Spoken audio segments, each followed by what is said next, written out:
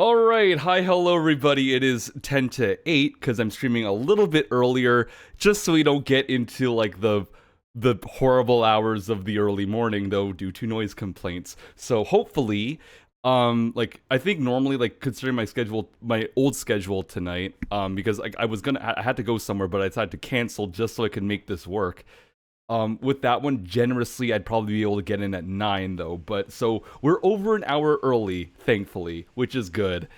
And And yeah, as long so as you keep telling yourself that, we won't go over time, will we? I really hope not. I hope we can get all 29 skins, 29 legendaries.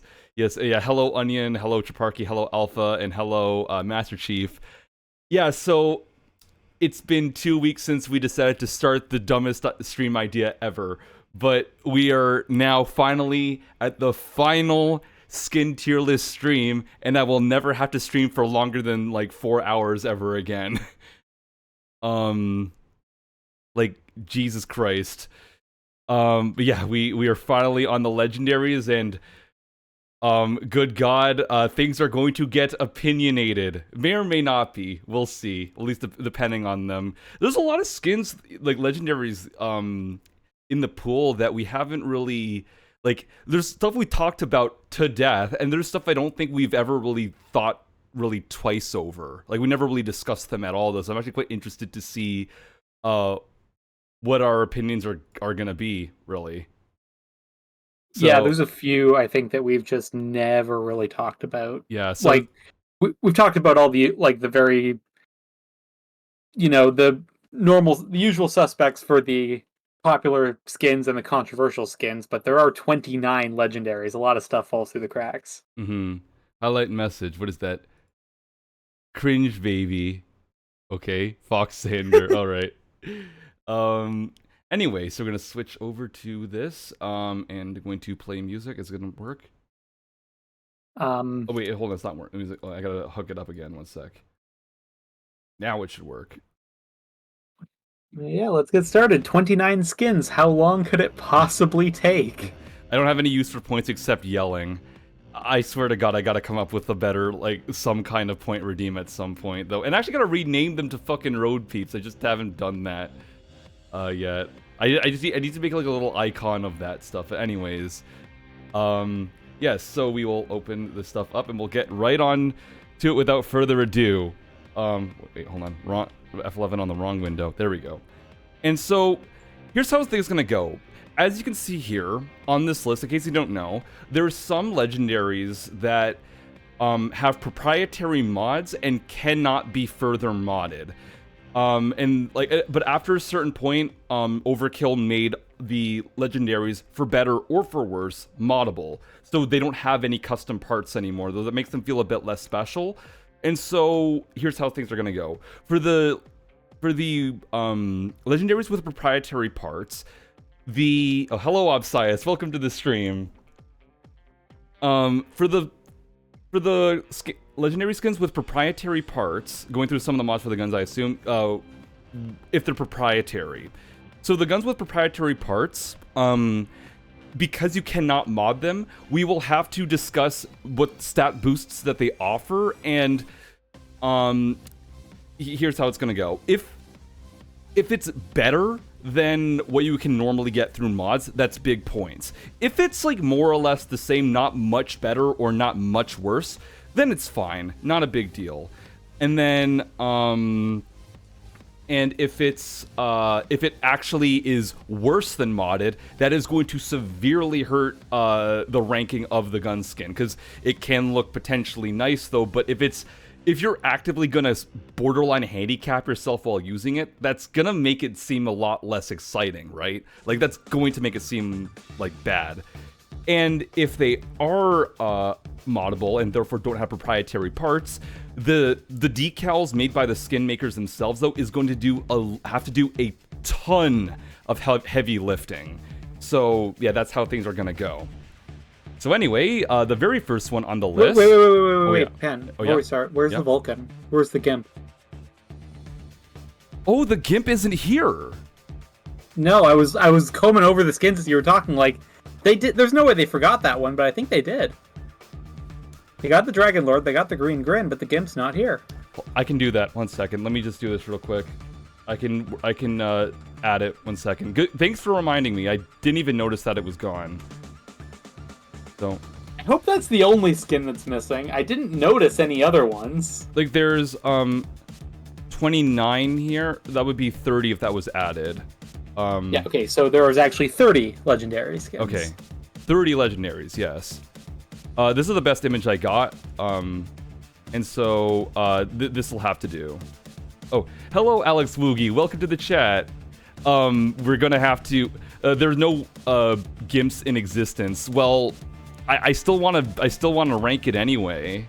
Might as well, because again, this mod lets me have it. So give me a sec. It is a legendary. Because and look, so. People are gonna fucking complain if the gimp isn't there. So I got to add the gimp in like afterwards. So let's see. 1 second. Okay. So we're gonna go back to the window here. So now, as you can see, just above my head here, I have now added the gimp. It has the banner behind it though, but this is like the best one I could get, really.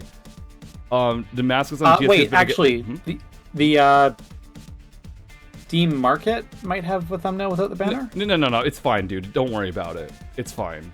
We don't need to worry about it. Like it's here. Anyways, Damascus on the GSPS better get top tier. That was last stream, Alex, and Damascus on the GSPS I believe got A tier. Yeah, it's right here. It got A tier. I'll accept it. Like, that's gonna be the worst though. People are pissed. Like, they're not pissed that we rated a skin they like low, but they're pissed they didn't rate it high enough. That's gonna be like so fucking annoying to deal with. Like, if I get a lot of comments like that, like, gee, like how wasn't like insert skin here literally the top of S? It's only the second of S. It's like, bro, chill. Anyone can make the tier list. The website's free. There's only 400. There's only 400-ish skins. Do it yourself. Yeah, yeah. Cause someone did make this though. Like someone else did it, and the thing is that like apparently no one has ever actually done this because you try to find the community rankings and there's no data for it because no one has ever done this. Your taste is tarsh. Hello, Solo Cube Pixie, you're just in time. We were just about to start. So, again, we're going to, I guess we'll just start with the GIMP because it's right down here. So, all right. I don't think I ever took a really good look at this one. I believe this is from the cop safe, right? It is. It's one of the 3 cop legendaries, and this is another one of those ones we never really talked about much. Yeah. All right. So. The GIMP. So yeah, from the cop safe, and apparently literally none of these, like, apparently nobody actually has a GIMP. So this is like probably the first time most people are seeing it, I suppose, because literally none of them ever dropped. And I guess if I'm gonna start with this one, well, starting with like the proprietary parts, obviously, if we just go take the skin off, you go from this normal 6-barreled assembly to a 3-barreled assembly, and you just get some extra spikes and whatnot around the barrels and this drum here. Everything else seems virtually the same, I think. Yeah, you've got the same sort of aesthetic. And not gonna lie, for quite possibly literally the rarest legendary ever, this isn't really doing a whole lot for me, honestly. The barrel, like the different barrels isn't enough of a cosmetic difference. Granted, there's not much you could do, maybe, but it doesn't seem super special to me. And we've basically got the same sort of flame patterns that we already saw on the torch, except that it's less visible from most angles. In fact, you probably won't even see it even if you're inspecting it. And so overall, I kind of find that the aesthetics here are really uninspired and just not terribly exciting. Don't really have too much more to say about it. I'm very, very lukewarm to slightly negative on this one.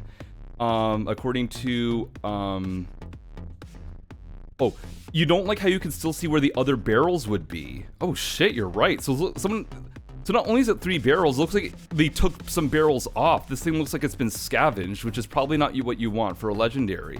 And it looks like an epic at best. Honestly, like, replace the... I mean, like, because this isn't the most exciting aesthetic change, you might be fucking right, honestly. Like, you could probably fool someone and say that this is only an epic or something. What do you think, Kyle? Minus the long barrels, yeah, there's not, or the sort of 3 barrel assembly, there's not really anything going on here. The spikes are super subtle. Yeah, the flame pattern is even more subtle than that somehow. When I first saw this in like a thumbnail before I had ever seen it close up, that sort of wire or cord or whatever it is around the barrels kind of made me feel like this was sort of almost like a cobbled together sort of gun. Like that it was sort of assembled from spare parts or something. Which is an aesthetic that I really like, but no, it doesn't really look like that at all. I don't really know what they were going for with this one. And how about doesn't the stats, look that Kyle? good. And how about the stats, Kyle? So I've got the unique stats and a bunch of notes on the stats that I made up on a Google Doc in front of me here. I spent most of yesterday evening working on this. The GIMP is +8 stability, -2 concealment, which is literally the same stat difference given by just attaching an LED combo, and I believe the GIMP has an LED combo on it, on the left side there, which means there's... Oh yeah, there is one, yeah. Which means the unique attachments literally provide no stat benefit whatsoever. Yeah, and you don't get the aerial assault. The aerial assault isn't too important, and the half that kit isn't very good. I mean, like, or rather, it's only good if you're running it in a dodge build, though. Which, I mean, I guess it locks you out of that, though. But like, or also you don't get the stump barrel. So you do miss out on a pretty big stability boost, but it's not the worst deal, honestly. And also, you just realized it's a bondage thing. The GIMP, I guess? I guess but with like the... That is with such like a subtle thing, though. Like, one rope does not mean BDSM. No, I can see what they were like with the rope and the spikes, kind of. I can see if they were going for that aesthetic, but they really didn't commit to it. No, not at all. Like, I honestly, we straight up missed it, because, like, this doesn't scream BDSM at all. And yeah, so overall, like, aesthetically, it's mediocre. In terms of the stat boost, it's just an LED combo, and you lock yourself out of being able to use this in a crit build, if you were so inclined. And even if you're running this in a loud build, while aesthetically the stump barrel probably isn't, like, very nice looking, you do get a nice stability boost, which is something you might want. So, yeah. Also, one thing I should also want to mention as well, though, when you're looking at the stats for these, do ignore the skill, because that's just what's on the build that I have, though. Just focus on mod, ignore skill. The red wire blends in too much with the rest of the red on the gun. Maybe if they changed colors, it could be better, but, like, eh. Yeah, like, overall, though, it's just, like, at the end of the day, it's just, like, a red flame gun, though. And that is, like, at Legendary, we expect so much more. And trust me, down the line, though, there's a lot of Legendaries that do actually, like, fully commit to, like, really embracing a unique aesthetic that no other skin has. There's, like, at least 2 other skins in the cop safe that kind of have this flame pattern. So, yeah. If it was like a hemp rope, it would be better. I don't even think you could even notice it, though, because it's so far down the barrel. I think the best way to integrate the rope aesthetic would just be to have more of it, like... I guess. Okay, I guess there's some ropes around, like... Was that always there, this rope? Hold on. Okay, it wasn't. There's some more around the grips here, but even then, like, they blend in. I didn't see them. Right? So...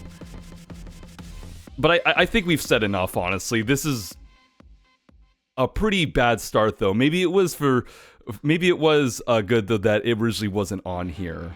I don't want to say it's F tier, because it's not like it's fuck ugly or anything like that, but it's extremely underwhelming. I'm probably going to put it, like, because I still hate the goat skins more, I'm putting it above Stampede. Yeah. Sounds fair? All Sounds right. fair. Still D. Now we're getting into one that seems to be quite popular, and we actually know someone who legitimately owns this one. Yes, Cat unfortunately isn't going to be able to make it to the stream until much later, but Yeah. But anyway, we have from the Sydney safe, Anarcho. I guess you could start with this one, Kyle. so this definitely succeeds more in going for a unified aesthetic. You've got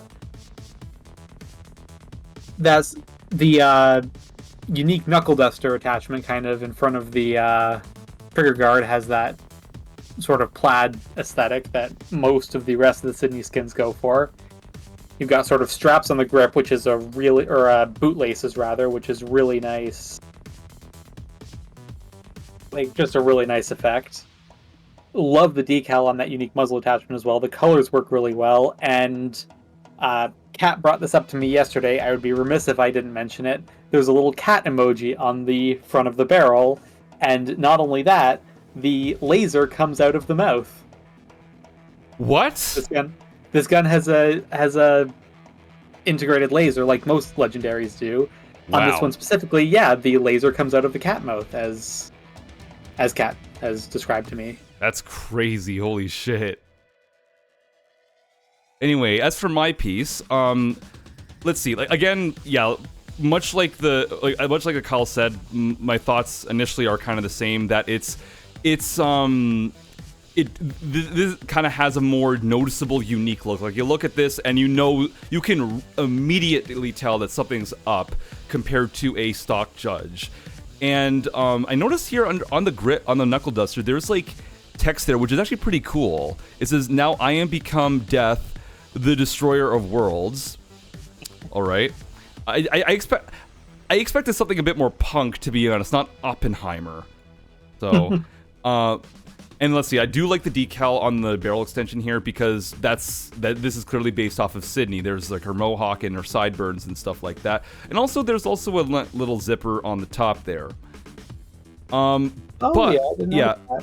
But the thing that hangs up, that does my main point of contention with the Anarcho aesthetically, is that the Sydney Scaife has had probably some of the best color schemes that we've seen. Like, it's a brilliant mix of like magenta and blue and black, though it makes it all work well together. And there's really like, it's hard to find any other skin outside of the Sydney Safe that can sort of evoke the same thing. I think the closest we got with the Party Crasher from last time, the Party Crasher looks depressed.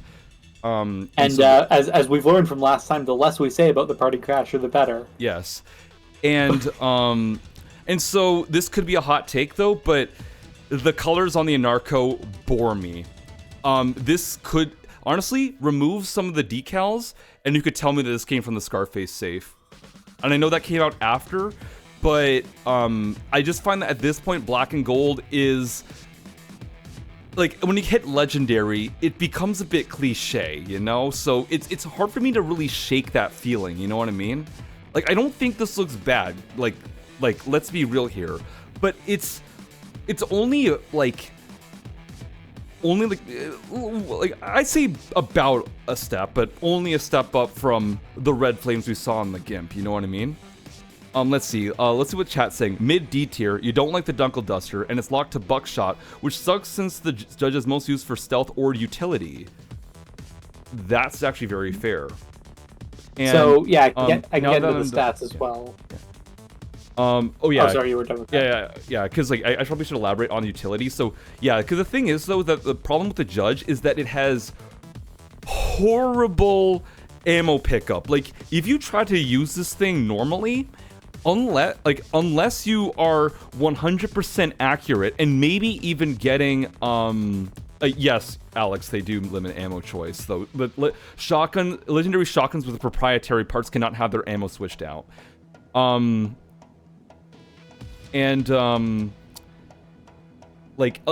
you hit, like, again, there's gonna be fucking someone who's gonna say, like, actually, the Judge is still overpowered, though, if you manage your ammo correctly, because people actually, on the Reddit, defended DMRs for a bit, when they only picked up one bullet per box. But that's Not besides. even one bullet per box usually. Yeah, but the guy still insisted that it was overpowered though, and he was like, you just have to aim properly. But like seriously, with a judge, unless you are 100% accurate and getting multi-kills with every trigger pull, you are never staying ammo positive with this gun. You are going to run out of ammo though, and so it's best used as, Ohio said, Onion of Ohio said, you use it for utility, so you would use it with like, I personally use the judge with like HE sometimes, but you can also load it with like Dragon's Breath or whatnot. I guess if you're feeling spicy, I think some people load them with slugs though. But I'm very anti shotgun slugs and Payday. And also stealth. You just a high concealment weapon, you slap a suppressor on it, and shotguns are really good in stealth because you can fling bodies with them, mostly in solo or if you're the host.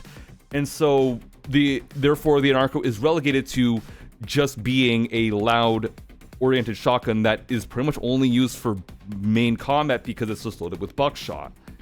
And therefore, and I don't think the ammo pickup improves with this thing at all, right? Like, I don't think it does. So the ammo pickup doesn't improve, but you do get 4 extra total ammo, which it should be said is the only way to increase the judge's total ammo is with this skin. Mm-hmm. Though, going back to the stats, the damage boost is just triple op buck, so that's nothing special. Minus 12 accuracy, like if you're wanting to go for multi-kills to keep that ammo economy up, minus 12 accuracy isn't really enough for that. No, 48 is way too accurate for a shotgun. You want to, in my experience, keep in mind you have plus 8 from skill, so it would be 40. But even still, 40 is still a touch high. You want like 32 or lower if you're going for multi kills. Right? Yeah. Mm-hmm. I was about to say 24, but yeah. Sorry. Look, I actually fell into my own trap there. I gotta actually like. Well, after this, I'll go to a build that doesn't have any skills. But yeah, and then also the stability doesn't really matter. Unless you're trying to mag dump into a bulldozer. It should be said that if you do want this stat spread, you can get it with triple op buck, shark tooth nozzle, LED combo, and the Cassian Elite scope, as well as a stability booster. But you get 6 less concealment. So the Anarco is better if you're trying to fit. If you do for some reason want a judge with buckshot to fit into a dodge build, the Anarco is probably the best you're going to get that doesn't come with a concealment penalty. Mm-hmm. So, I guess what a result is that at least I don't think you gave your conclusion on the aesthetics, Kyle. Oh, yeah, actually I did want to touch on that a little bit, because you're not wrong in that black and gold is a very cliche color scheme, especially for legendaries, but it did kind of become cliche after the fact. Like, to your point, we didn't have Scarface yet, we didn't have Duke's Glimmer or the Big Time Operator yet. This was kind of... This aesthetic hadn't really been touched on when Sydney first came out.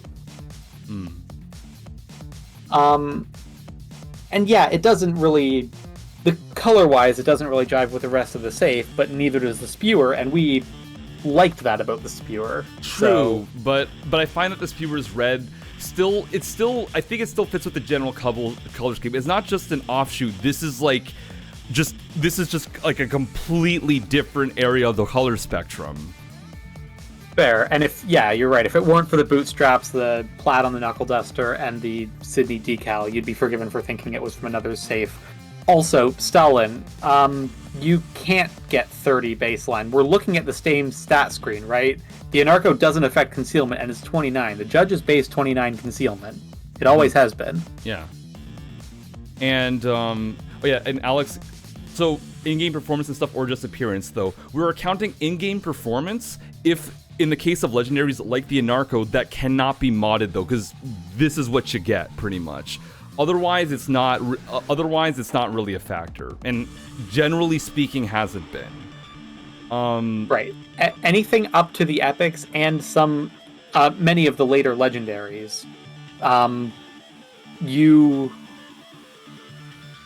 of the later legendaries you can mod them, but with these legendaries, the early legendaries in particular, they cannot be modded. Mm-hmm. So if you're going to be using the gun, like, we do take the weapon into account with some of these, like some skins for the Amcar have been rated lower because the Amcar is not a good gun, and if you want to use the skin, you're handicapping yourself. Well, if an unmoddable legendary also handicaps you, that's kind of the same factor. The mods play into the choice of weapon because with an unmoddable weapon, it might as well be a different gun. And yeah, Stalin, I see what you're saying. You can mod it to 30 and 31 with silencer skills, but I'm saying that at 29 concealment, you're probably not getting a stat spread this good, assuming you don't care about ammo type. Which, again, with the Judge, you're going for HE most of the time, sometimes slugs. But if you really do just want a concealable, high-damage secondary, you sacrifice 1, potentially 2 points of concealment to get, 24 stability, a pretty big hit to your accuracy, which, again, for Payday shotguns is a good thing, and a total ammo boost you can't get anywhere else. So if you don't want to run HE on the Judge, which again you should, this is HE's least used. What the only use of HE is zerking. I use it for shields or just general crowd control. Like HE Judge is such a common thing. There's an entire skin based on the concept of HE Judge. Plugs out for an HE for shield killing. I mean, I guess though, but then just use something. Use a 5.7. HE is outperformed literally every other ammo. Okay, whatever. This isn't necessarily about like shotgun ammo meta. This is about the skin. I guess it's still kind of related though, but we're getting way too off topic now. Okay, so as long as if you don't intend to run the Judge with any other ammo type, this is probably the best you're getting out of 29 concealment. And 29 concealment is still really good. It triggers overkill ace. Okay, fair enough, but I don't know. Like we are both so anti-AP slugs. Like we just don't really see the point of using them. Like I'd rather just run a normal shotgun. I get it a little more like for anti-shield utility if you must, but like we have the 5.7, we have grenade launchers, we have sniper rifles in both slots now. Yeah. Anyway, we're not going to devolve this discussion into talking about the meta. Balance and meta. We're talking about skins. Yeah. Anyways, let's see. So Alex says, I like the skin. I don't think being limited to bugshot at the end of the world B tier in my opinion. Deals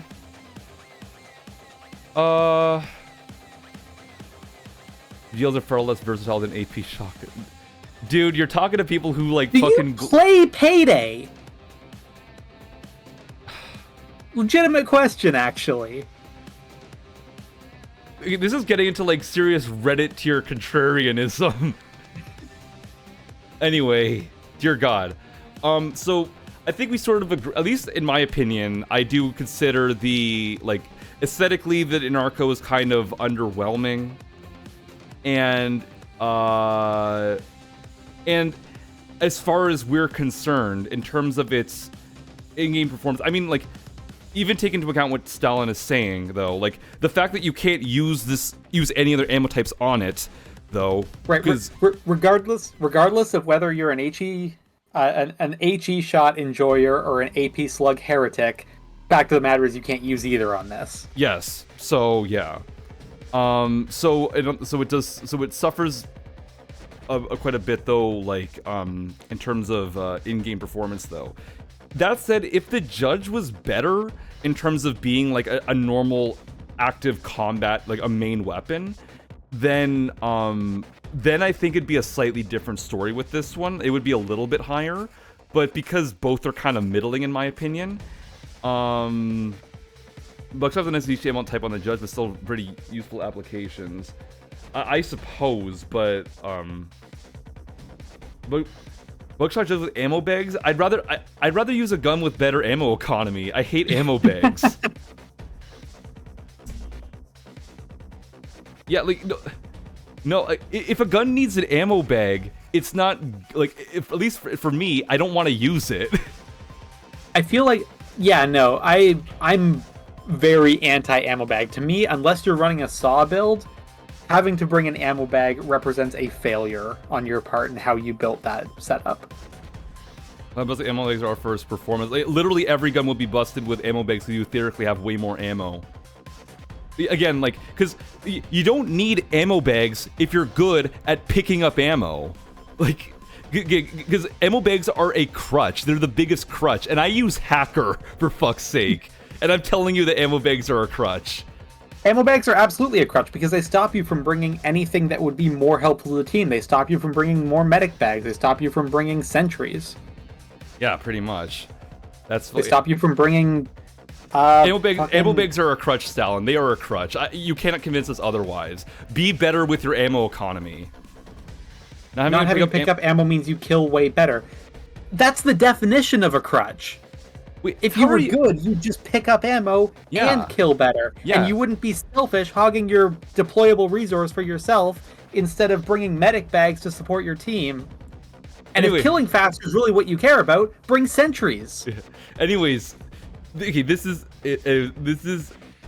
a Death Wish player opinion, probably. But anyways, though, none of this is going in the real. By the way, though, like none of this discussion is going into the real because for the love of God, I do not want to turn it into like a fucking Payday 2 meta discussion. Anyways, so we agreed on pretty middling aesthetic. So some nice touches. It's not bad. It's just like I'm just not big on the color scheme, and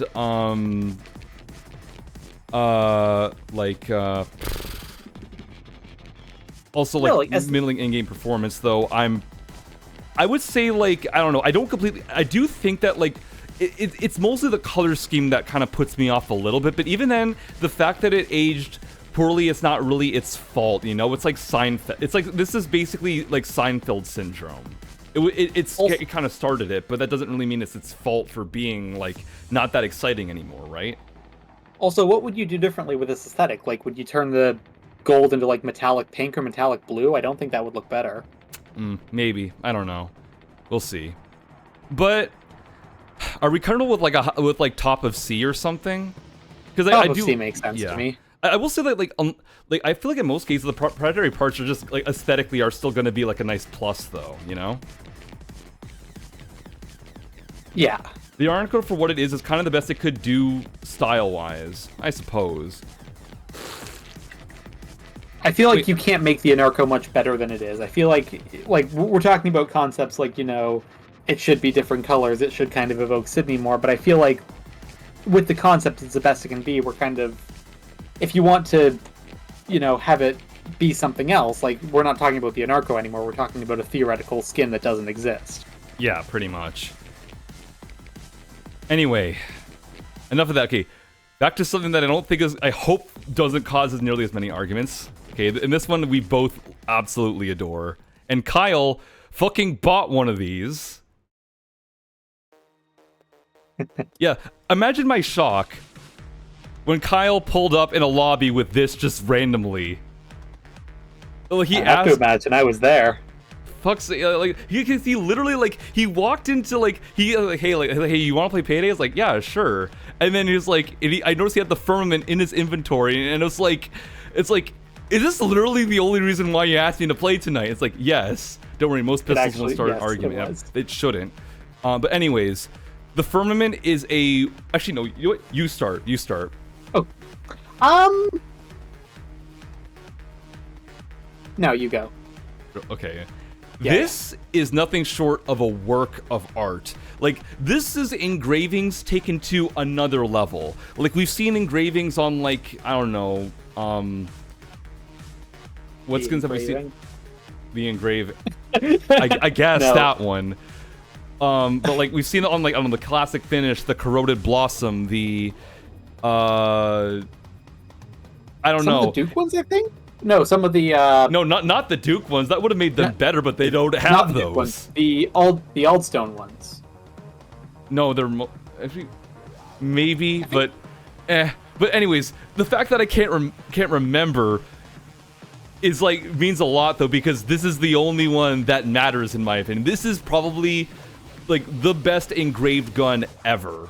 Because like it's just got you've got engraving out the wazoo, like all over the slide, back here on the top, though, and the way that and like the sort of it goes for a slight baked lighting look, and I think it makes it work though, because it helps it like really stand out, and like it feels like it's popping off the gun, even though it is a flat decal. So the illusion, in my opinion, works pretty well. Maybe not so much from this angle, but honestly, it looks so fucking nice, so that I don't really care about that. And now, let's see, and besides that, like, the color scheme is, like, you know, it's a pretty standard but very good looking color scheme. It's, you got the chrome, you got the, you know, blue, gold, and, like, this sort of, okay, I want to say that looks like a very dark redwood. Are my eyes deceiving me, or does that look red to you a little bit? It's got a reddish tint. It works really well. Yeah, really well. Especially on the gold. Yeah, and also, like, there's just all these, like, little extra touches, though. Like, the sights look really awesome. Like, I don't know, it just they look slightly different from normal tritium sights, though. Like, they've been ever so slightly tweaked, though, to just make them pop just a little more. And remember to cycle through attachments. We'll get to that. Don't you worry. Don't you worry. And also I mentioned, like, the accents are just really tasteful. Like, they painted over all the rivets and little extra stuff. The hammer, like every square inch of this skin is perfectly colored and planned out. This is a work of art. But on top of that, it does the thing, guys. It does the fucking thing. It's multiple skins in one. So normally it comes with the long slide, but because this is a moddable legendary, you can take it off. And so the default slide is just the day.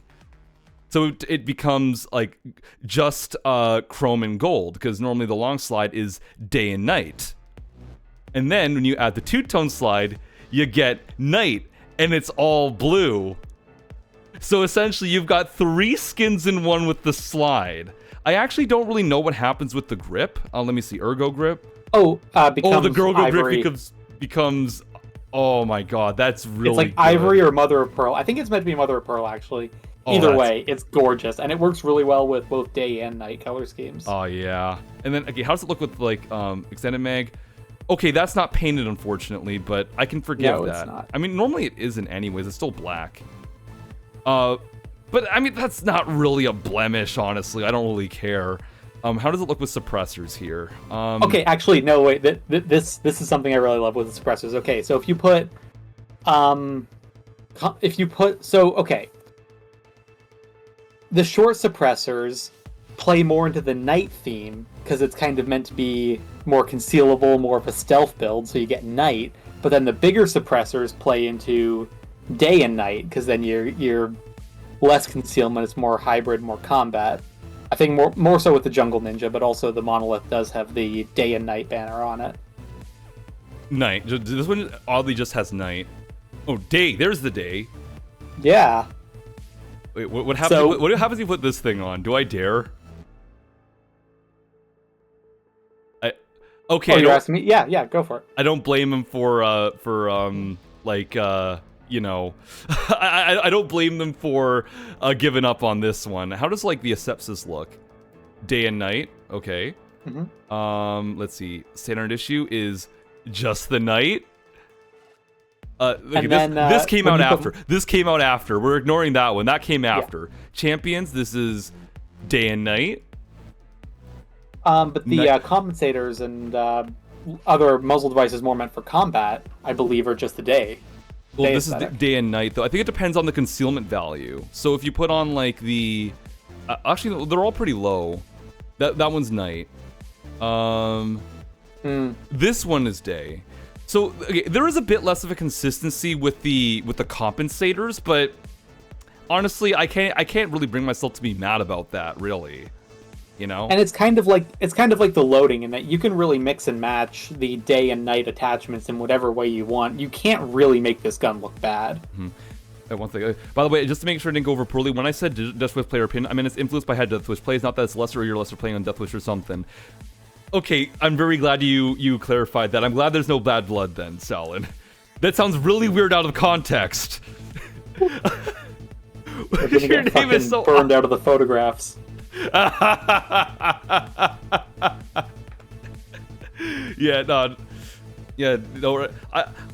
assume that wasn't the intent, though, but I'm glad you cleared it up, though, so there was no ambiguity. Ooh, Payday 2. Hello, Savior. Welcome to the stream. So yeah, so the only flaw I can say is that there's just a minor missed opportunity with certain compensators, and that's literally it. But even then, it doesn't look bad with any of them. No, not at all. any muzzle device that came out, really any attachment that came out. Okay, that came out after. That came out after. Don't look at that one. Jesus Christ. Yeah. Any mod that came out within this skin's lifespan looks amazing on it. Yeah, and honestly, like it's like the firmament again. Like I've said this already though, but this is 120% a work of art. Basically, every fucking square inch of this gun has been thought out near perfectly, or like again, the only blemish is just some of the compressors. It would have been a bit more consistent with the theme. Yeah, compensator. Yeah, the compensators would have been slightly better if they were all day themed.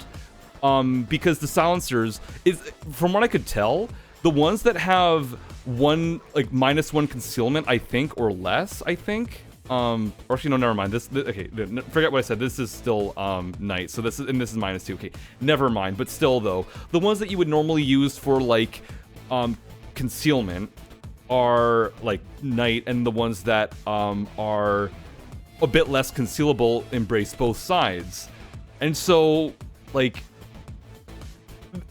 I am head over heels for the firmament. This is incredible. This is like such an amazing legendary. Like this is what every moddable legendary should aspire to be, in my opinion. Unless there's something else that comes later on the line that I've forgotten about. But yeah, this is the gold standard, I think, at least up to this point, for moddable legendaries. And I fucking love it so much, though. I am totally happy with putting it in S tier. I don't think you have any objection. Yeah. I barely got to talk. Oh, yeah, sorry about that. Yeah, sorry. I own it! Yeah, you own the skin, yeah, sorry. I'll just go back down here just so you can... I'll switch back here so it makes the edit more seamless. Okay, what are you gonna say? Fuck is there left to say? But, basically, yeah, the only things... Like, aside from the inconsistency with the muzzle devices, it looks amazing. Really, the only thing that really, all I can say against it has nothing to do with the design of the skin. It's really just the limitations of Payday skins in general. Because, like you mentioned, the engravings, they did the best they could with both the baked lighting and with, if you zoom way in on those engravings and kind of tilt up and down, where you would expect there to be texture is more reflective than the background. Whoa. Oh, I didn't even notice that. It's more noticeable, in my opinion, on the default slide. The day slide is where it's the most noticeable, but it's noticeable on anywhere where there's engravings.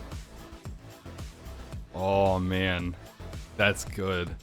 So they did their best, and they did a hell of a good job, but it is a 2D decal, and there's only so much you can do to disguise that fact. The other thing is that the YouTube.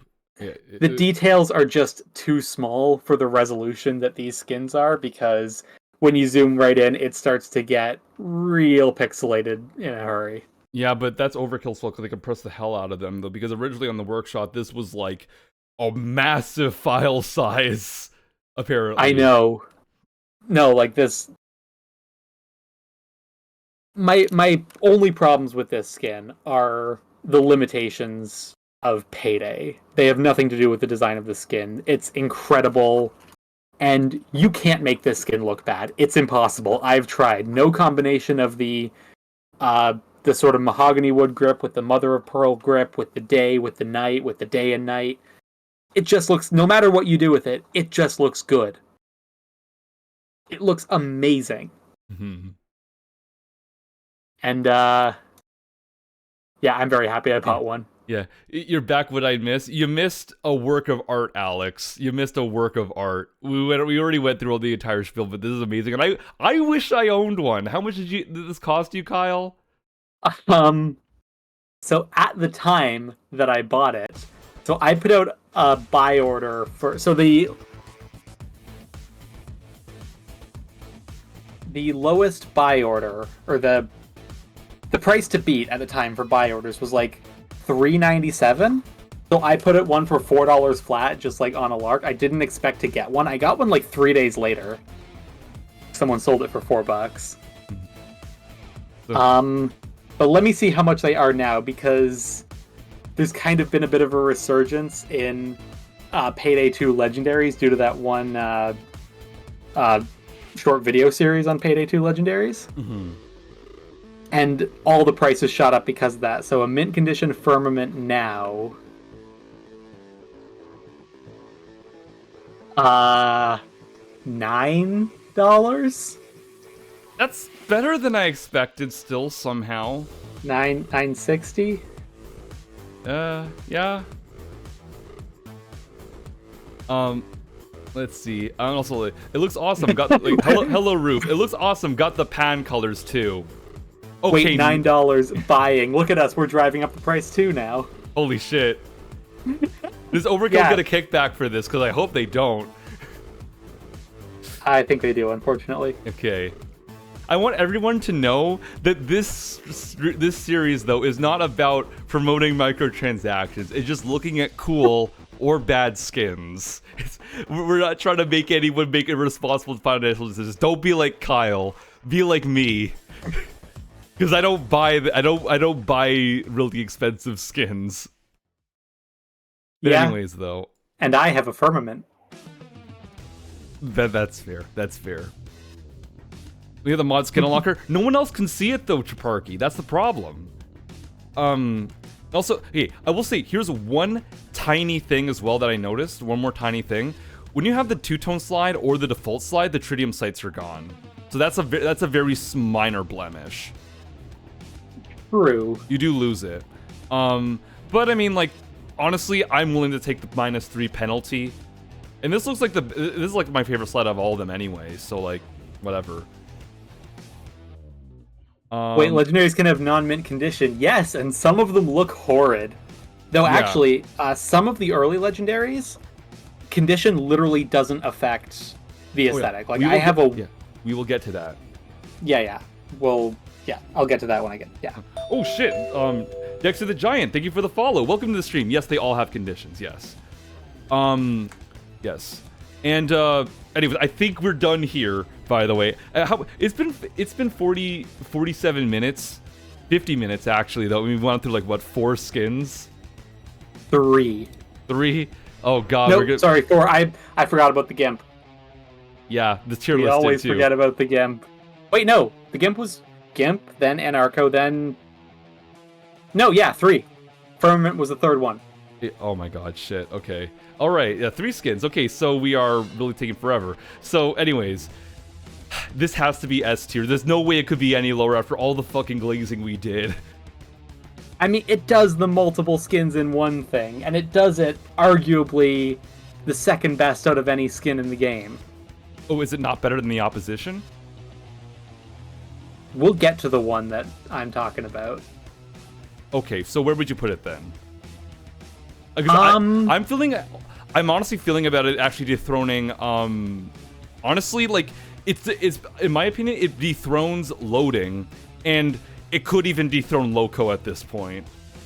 I think it's at least number 2, if not number 1. A, for the fact that it's multiple skins in one, and B, I think that whole kind of the same sort of innovativeness factor that we gave to Corrupted Saints, I think it applies here on really making those flat 2D engravings pop. All the work they put into that. Mm-hmm. Bringing the skins, I single-handedly inflated the price of AC. Anyway, so do you think here's a good spot then? Firmament is $9. Get it while it's hot. Anyway. Yeah, I think it can't possibly be lower than number 2 right now. Okay, but not number 1 yet? I don't know. I don't know if, like, got the part of me that owns one of these and spent my hard-earned Canadian pesos on it wants to put it at number 1. Yeah, but the same that you can't deny the fact the Loco face is like the funniest thing ever. Like it actually just is though, and the fact that the skin made us laugh is like huge points. There's no way Firmament jumped $9. Yeah, like after there's someone else on YouTube who does who's done a 3-part series on like deep dive into all the Payday 2 legendaries, and after that the price on all of them jumped up. So Stonks. We might have that same effect. I kind of hope we do. That was you? Oh, wait, what? Wait. No, hold on. Wait, Chatty doesn't know. Wait. If it's you, that if you're the guy, you're the guy. Oh shit! I actually haven't seen that series yet, but like, Oh. I should. I'm going to. Now, definitely Well then. now. Holy shit! Then we got like another. We found the other person who is as into skins as we are. The Bleat Streets. Okay, yeah. I gotta check your channel, man. Okay, Yeah. so yeah, we There's your shout out too. Anyways, goddamn. Okay, I gotta check you out, man. they're Anyways, good videos. I've seen all three of them. They're very good they've videos. also got other Payday videos as well. I'm curious to see them now. Hell, it could even inspire me to make some stuff as well. More esoteric tier lists, not like the basic ones though. Okay. I've been holding this for like the last several minutes. Where do we put it? Ahead of Loco or just below it? I don't know. They're both so good for so different reasons. Okay, you know what? The Loco is more affordable and accessible. The Loco's 3 cents. The Firmament is $9 and rising by the minute. So yeah, fair enough. The Loco is a common. I feel like we can't forget that. It's Okay. as good as it is and a common. Yes, okay. Firmament, second best so far. We'll see. So far. All right, so we're back to another unmoddable legendary. My That's God, Bodhi, right? Yes, that's Bodhi. This is the this one I don't think we talked about like at all, but we got No. the Big Kahuna.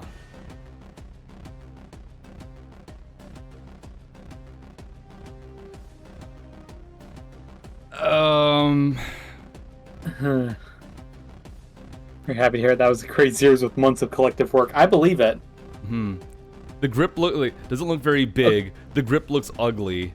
Okay, so first things first, why is this even a Reinfeld skin? Like, This could have been They a Loco chopped the- skin. yeah, they chopped the barrel way short, they cut the stock off. Like, this looks like a locomotive. Yeah, so that aside, I mean, Shout out Yeah, to the this Big doesn't Kahuna being the only way to get 10 bullets in the Mega on the Rheinfeld. Yeah, Kyle has that in his notes. I have notes. I made notes, and everyone's just dumping them. Big Kahuna looks inside, gets smaller. Okay, Small so Kahuna. my initial dumbfoundedness, I think, says a lot. The fact that I'm really not wowed by this. The pattern this bit. is Yeah, let's see. Yeah, what were you saying, Kyle? this is really basic.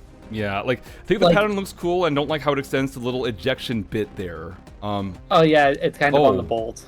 Ooh. Yeah. Like, I'm just not It's- asked about this. Like, the colors are really boring. The aesthetics, I almost kind of see what they're going for, but it's just not really hitting me right there, you know? Like, I get they're trying to go for a bit of a tribal look, you know what I mean? Like, the grip kind of looks like it could have been wood carved, though the grip sort of looks a bit wood carved. The shape design kind of does sort of get that tribal aesthetic, but it's so goddamn muted that, like, I am not excited about this at all. No, it doesn't jump out as much as a legendary should. No, Like- not really. It's really basic and kind of repetitive engravings on wood grip on a shotgun that has unique mods, but they're not that unique. Yeah, and also, speaking of uniqueness, this also I forgot to take off the damn. I switched to a different build though, but the mod stats are ass on this thing. So plus 3 damage, plus 40 stability, and plus 4 rounds in the mag. So as who was it? Okay, yeah, as Dexter said, it is the only way to get 10 rounds in the Rheinfeld after the shell rack nerf. Also, so I have in my notes that on the Rheinfeld, it's impossible to reach plus 40 stability without skills. I don't think that's correct. I went back and played around with the attachments a bit more. I think you can just make 40 if you completely spec into stability at the expense of everything else, and put a stat boost on. I think you just get there. And that leads to the next question. Why are you trying to max out stability on a pump action? Yeah, Like, this plus 40 why? stability is a lot of stability, but it's completely unnecessary. Yeah. There's no accuracy drop unless you get the stat boosted version. Yeah. And plus 3 damage. It's not even triple op buck. It's just the damage bonus from... Is the Shark Tooth Nozzle plus 2 or plus 3? 2.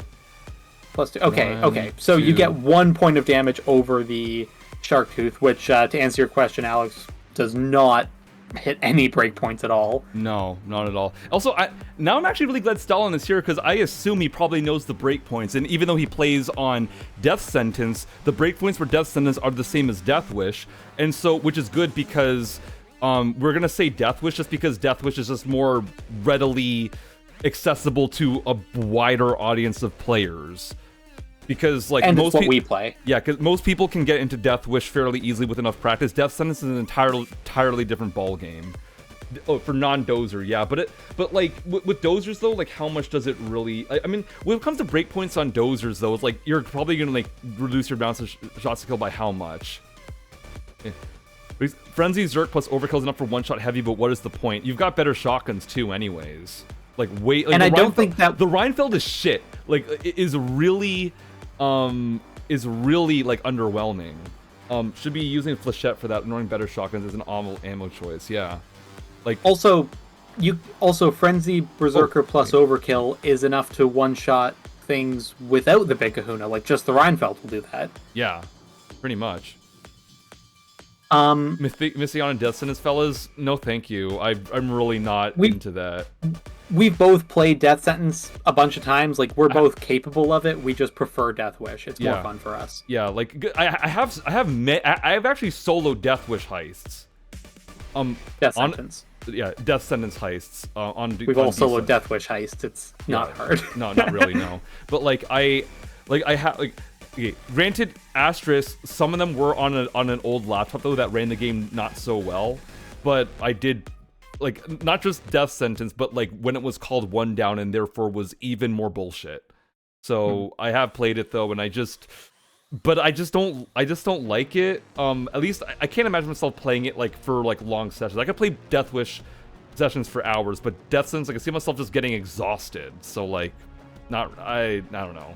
Like, Death Wish is the Goldilocks zone for me, and I don't really care to go higher. Same for me. There's some part of me, I just don't really like trying too hard or like having to try too hard when I play games. Like, this is how I relax. Yeah. I mean, with But, Death Wish to play casually. Death Wish with modifiers, I guess. Mm-hmm. The other thing, though, I didn't really think about this until now. Considering that it does chop off like half the barrel and eliminate the stock, why does this not give a concealment bonus? It's a much smaller gun. Wow, you're right. Holy shit. Yeah, there's no concealment boost at all. No. You see, it's big. That's why. It's big. And also, the Big Kahuna hits no unique breakpoints and lock you out of the ammo types that justify using the Rheinfeld. Whew. Anyway, yeah, that's rough. Anyways, in conclusion, this is not, in fact, a tasty burger. Go to hell. I'm putting this like, again, F is so goddamn disorganized at this point. Give it its own tier. It makes scoring kind of difficult. No, because every single tier has a point value though. If you add other tiers, it's gonna mess it up. Clarion with the wood finish got F tier, 0 to 10 tier list. Okay, listen. The Lafayette Hunter looks like shit. Actually, you know what? No, go watch the VOD or the edit when it comes out because we have words about the Lafayette Hunter. It's bad. It's a very bad skin. It's just a worse demon. There you go. It's like the Loco fits the Rheinfeld thematic by being a worse version of Loco in every way. Yeah. And the funny thing is, at this point, the Loco has kind of been power crept too by the Argos, in my opinion. I still prefer the Loco. Well, you just hate the real gun. I do also hate the real gun, but I also don't like the Argos. Aw, damn. Unreleased. Too many damn skins to even care. Honestly, just gonna chuck it in there. I mean, I don't even like the way it looks aesthetically, so I'm gonna put it like closer to the bottom. If it looked nice, then I would put it higher, but like at this rate, like I'm putting it like, I'll put it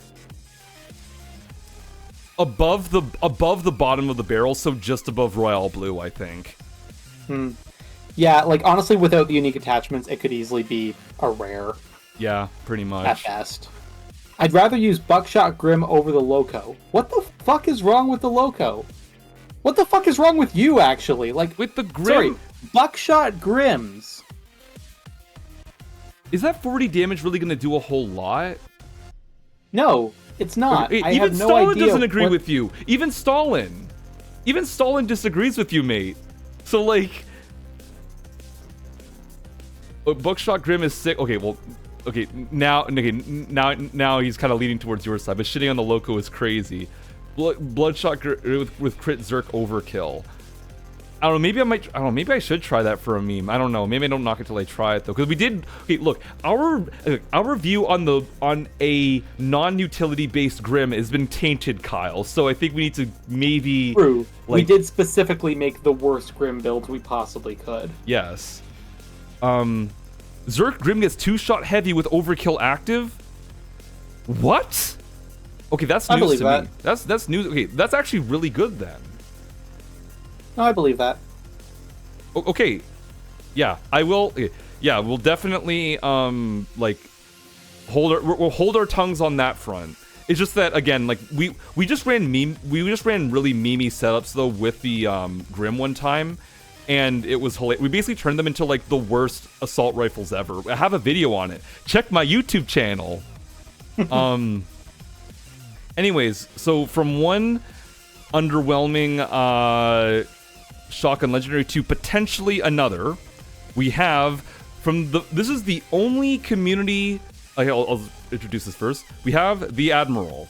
So this is the only community skin that is a community legendary that has a unique proprietary part and therefore cannot be modded. Unfortunately. Yeah. And here's my 2 cents on it. The Admiral would make a pretty nice epic or a really, really nice rare. As a legendary, it doesn't cut the mustard for me. It really doesn't. Hello, Goat. You not find it very admirable. Not particularly, no. Not really. At a lower tier, I would have, because I think that look, in a vacuum, aesthetically, I think this is rather nice. You got nice shades. It's my color. Look at me. Look at my colors. This is me right here. It's blue. It's light blue, and it's gold or like legendary. Like I mean, I am messing up my words here. It's gold. Like that's a really good color scheme, and I like it. And the waves on the foregrip are nice. Like I do rather like that pattern though. And the decals generally are really cool though. And even this barrel extension on its own is rather cool looking. But no, this is not legendary at all. Let's see. What does chat say about the performance? Talking impact aced. So one-shot heavy. Stalin, the damage boost on this is literally just the triple up buck. So the damage bonus is nothing special. Mm-hmm. You got anything else to say, Kyle? The original version of this skin on the workshop did not have a unique mod, so that's something that Overkill did themselves. Yeah. They chose this of all skins to slap a whatever the fuck that is in the barrel on the front. I don't even like the unique mod on this one. It looks like crap. I mean, fair enough. I'm not gonna object to that. I don't think it looks bad, but I mean, I'm not gonna leap to defend this part. I mostly just like the rest of the gun itself. But yeah, that aside, it's just kind of blue wavy pattern with one kind of cool decal on the stock. It's a rare. Yeah. Stat wise, got it here. Yeah, plus 15 damage, which is triple up buck. Minus 4 accuracy, which is not enough for the Raven. Mm-hmm. plus 24 stability, which does not matter because it's a pump action. And then you do get plus 4 ammo, which again is the only way to increase your total ammo count on this weapon. And plus 4 in the mag, which is the only way to do that without equipping the long barrel, which is plus 8 accuracy and minus 2 concealment. So it does have that going for it, but you'd still be better off using a modded Raven. Yeah, because you can't, because the concealment, because normally the Raven's raison d'etre is the fact that you can boost the concealment on this thing, and this thing is locked to 22, which could work, but you'd have to, like, is it really worth it to try to cram this into a dodge build? I don't think it is.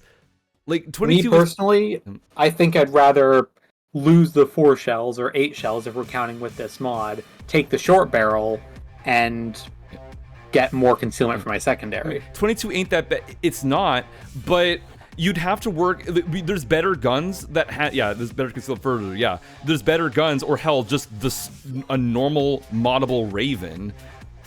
Is just better though. It's not really, like, whatever bonuses that the Admiral has though are minimal at best and not worth tanking your concealment compared to something that's better concealed.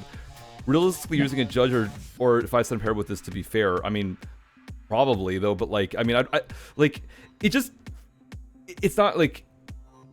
It's not really the point though. You can make a better Raven at home with the mods available to us. Yeah, pretty much. And Stalin, again, it doesn't matter if it hits, like you're saying, you're checking if it hits the breakpoint. It doesn't matter if it hits the breakpoint because you can reach these same damage numbers with just triple up buck. The skin does nothing unique for the damage value. Yeah. The only damage values, so maybe outside of the barrel extension, Kyle, because maybe but I don't know if the 2 damage actually matters or anything like that. Does it? What do you mean? Because this is only 15. That's triple up buck. There's no plus 2 from a shark tooth nozzle. True. You can make a modded Raven go higher. Slightly higher. The extra damage could miss the breakpoint. If you miss one shot heavy, you get fucked. Fair enough, though. But I think, like, with this damage class of shotguns, though, I find that heavies, though, I think they do miss the one-shot thresholds a lot of the time. Unless we have a really specific setup or something. Gonna go leave to procrastinate somewhere else, but I wanted to ask, have you done the Mansion Mauler yet? Not yet. We're going in reverse alphabetical order because that's how the tier list is structured. Yeah, we will get to that. You can get one shot. Yeah, so it doesn't do anything different though. Yeah, like that, when we're looking at these stats, we're not really looking at, like, are they optimal so much as, does this give you a reason to use it over a regular modded version of the same gun. Mm-hmm. For the Admiral in particular, none of the stats are anything unique except for the increases to mag and total ammo, which aren't particularly noteworthy either. The pattern textures are just flat. It's flat, looks like. I mean, it has a bit of 3D sort of effect in a way, though, but it's kind of subtle, I think. It's too subtle. Yeah. Yeah, no, one shot heavy is not. His one shot heavy is not awful. I guess though, but again, my hang-up is the fact that, like, it's not really worth trying to cram this into a dodge. But like, 22 isn't bad, but you can do better. Like, you'd have to, like, really stretch to do that. Yeah, S tier skin in your opinion, C tier. I wouldn't even say S tier alone. Again, we're yeah, I guess for the new people here, though, again, our criteria is primarily based off, like, aesthetics is obviously the big thing, but the rarity is also a huge factor. If a skin does not look like it fits its rarity, for better or for worse, like if you have a common that can look like an uncommon or even a rare, huge points. If it's a higher tier but looks like a common, then it goes way down. C tier, god damn it. Honestly, yeah, no, feels... like this would be an A tier uncommon.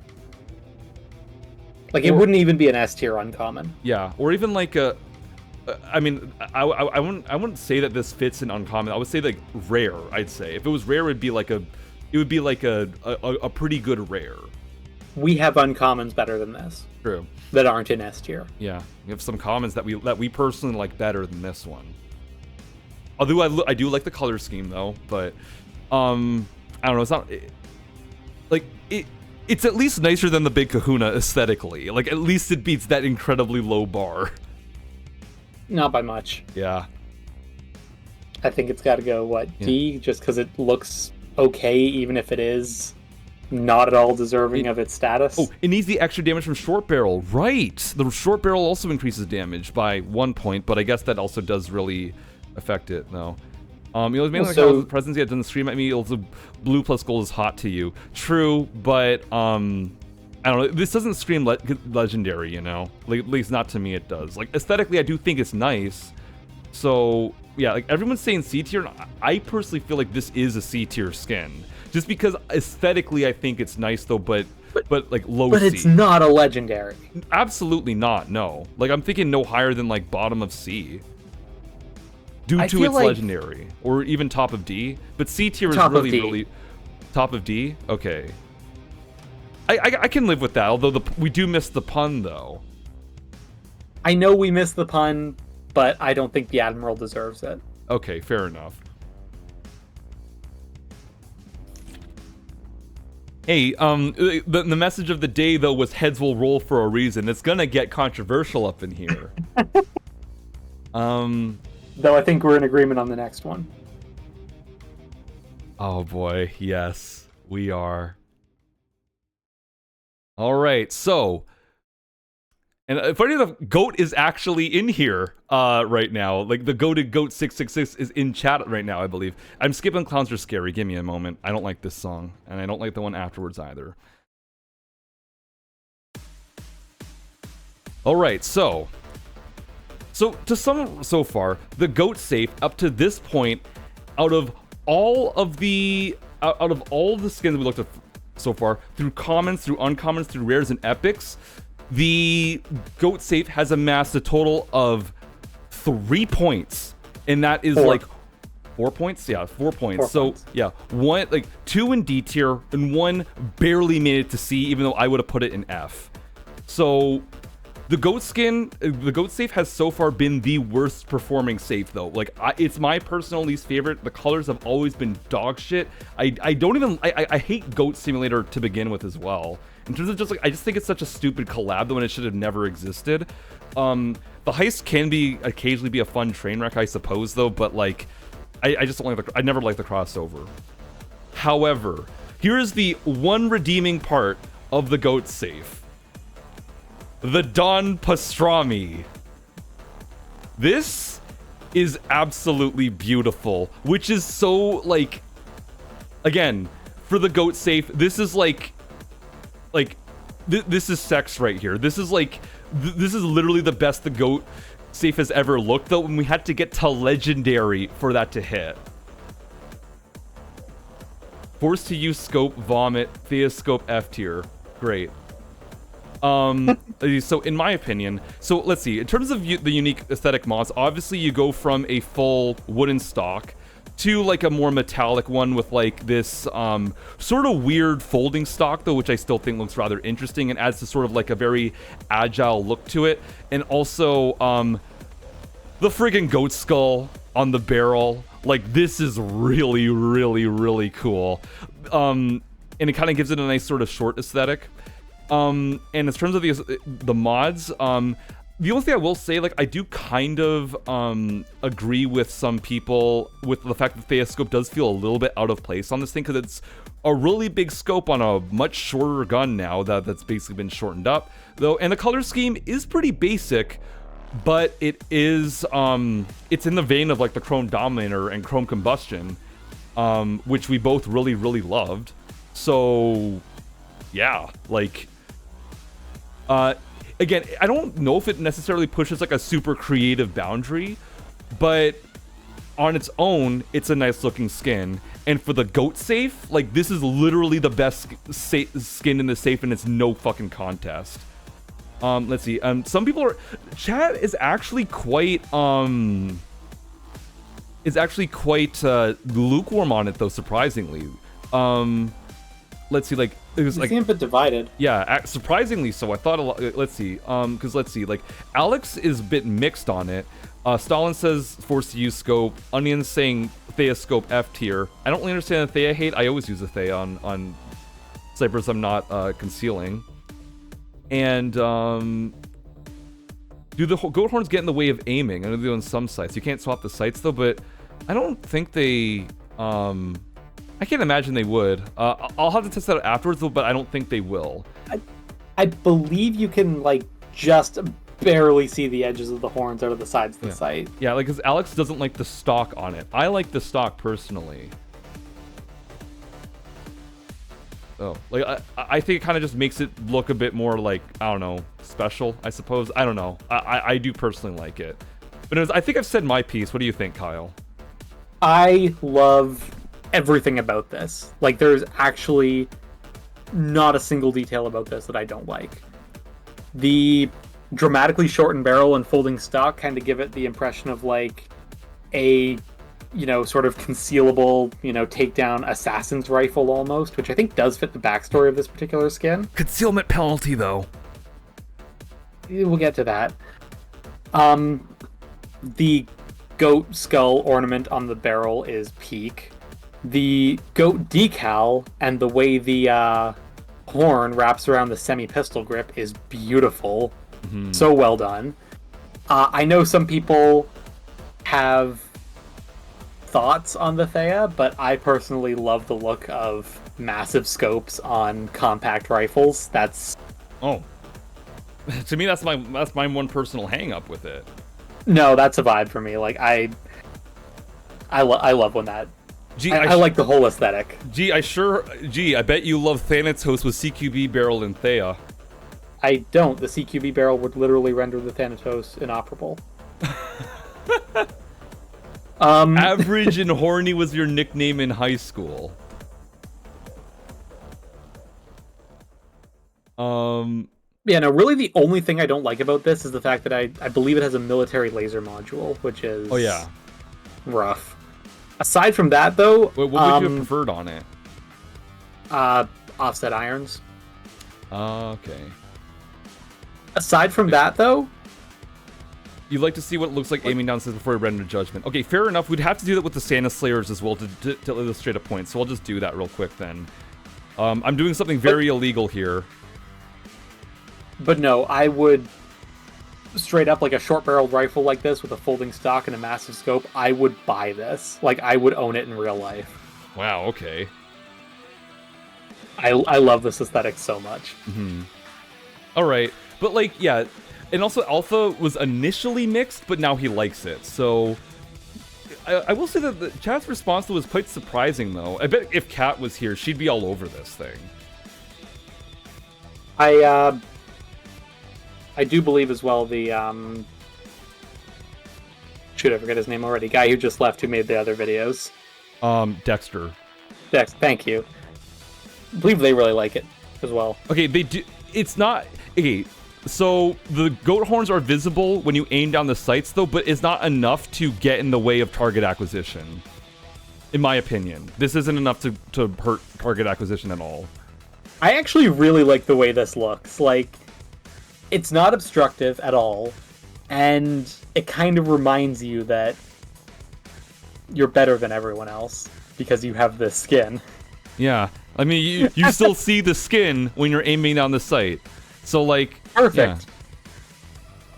Yeah. Mm-hmm. It's not really obstructing you at all. No, not really. And the view model looks good. Hmm. You can see all the detail when you're reloading. That like this... I love this skin. I love this skin so much. I really hate that I didn't buy one of these while they were still available. Yeah. Wait, reload it again.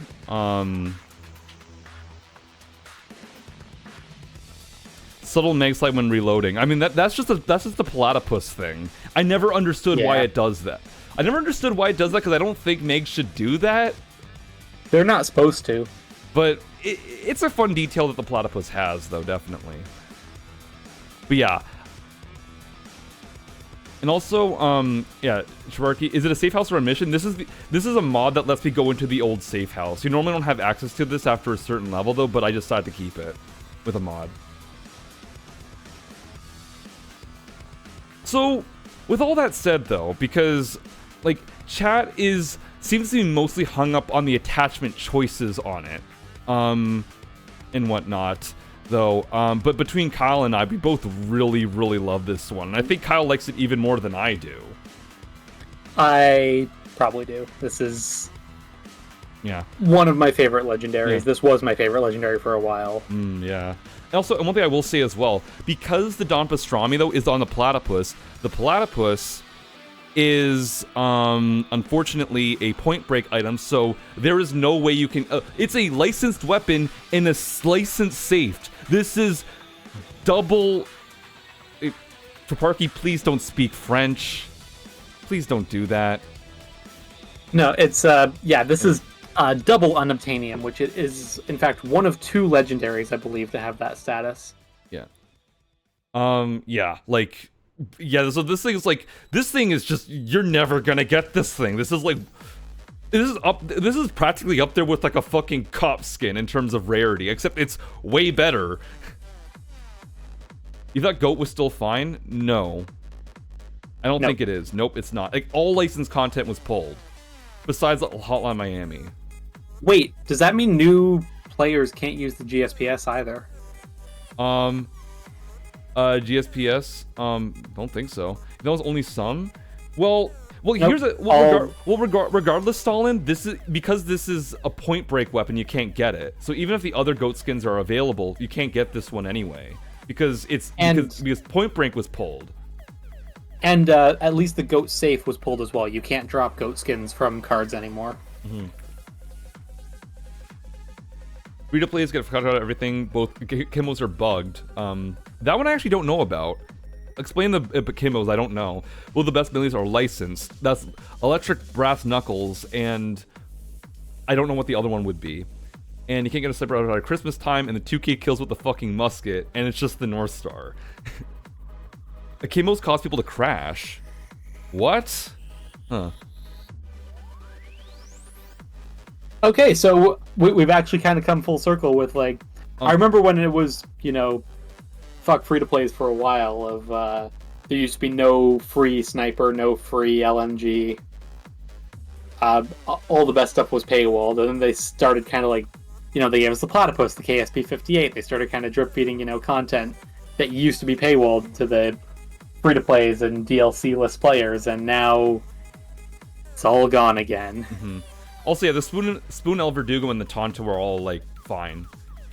They just don't have the Electric Brass Knuckles. That's the one thing that they're missing, sadly. Which is a pretty big omission, considering the Buzzer is pretty much the best melee in the game. Mm-hmm. Wait, funniest part, you still have a free-to-play sniper, but behind a sniper kill requirement. Oh my god! Holy shit! The only one for the real way to do that is use Flintlock Freddy. So 1 a year. Grind out the North Star twice a year for the North Star. I mean, like, Breeze. Yeah. Never change it. Please do. Or get snowball kills, but that's still seasonal. Yeah, the North Star is pretty fun, yeah, though. But like, I mean, that's only skimming the surface of sniper rifles, though, because like, I mean, because I for one really like the ones because my favorite ones happen to be the ones that are 250. Backstab is so loud. Holy shit! 1 second, God. Oh my god. I love this song, but it's so loud. Holy shit. Your favorite sniper cost are the 500s. Aesthetically, I really like the 250s. Because Rattlesnake Gang and Pronghorn Gang. I know that, yeah. like, the 500s... Let's not forget Repeater Gang! Yeah, Repeaters, yeah. The 500s are more consistent. Like, they one-shot, headshot basically everything, but they don't quite have the same drip, in my opinion. No, the 250s have the most drip by 500s... Oh, Thanatos B... I guess probably the...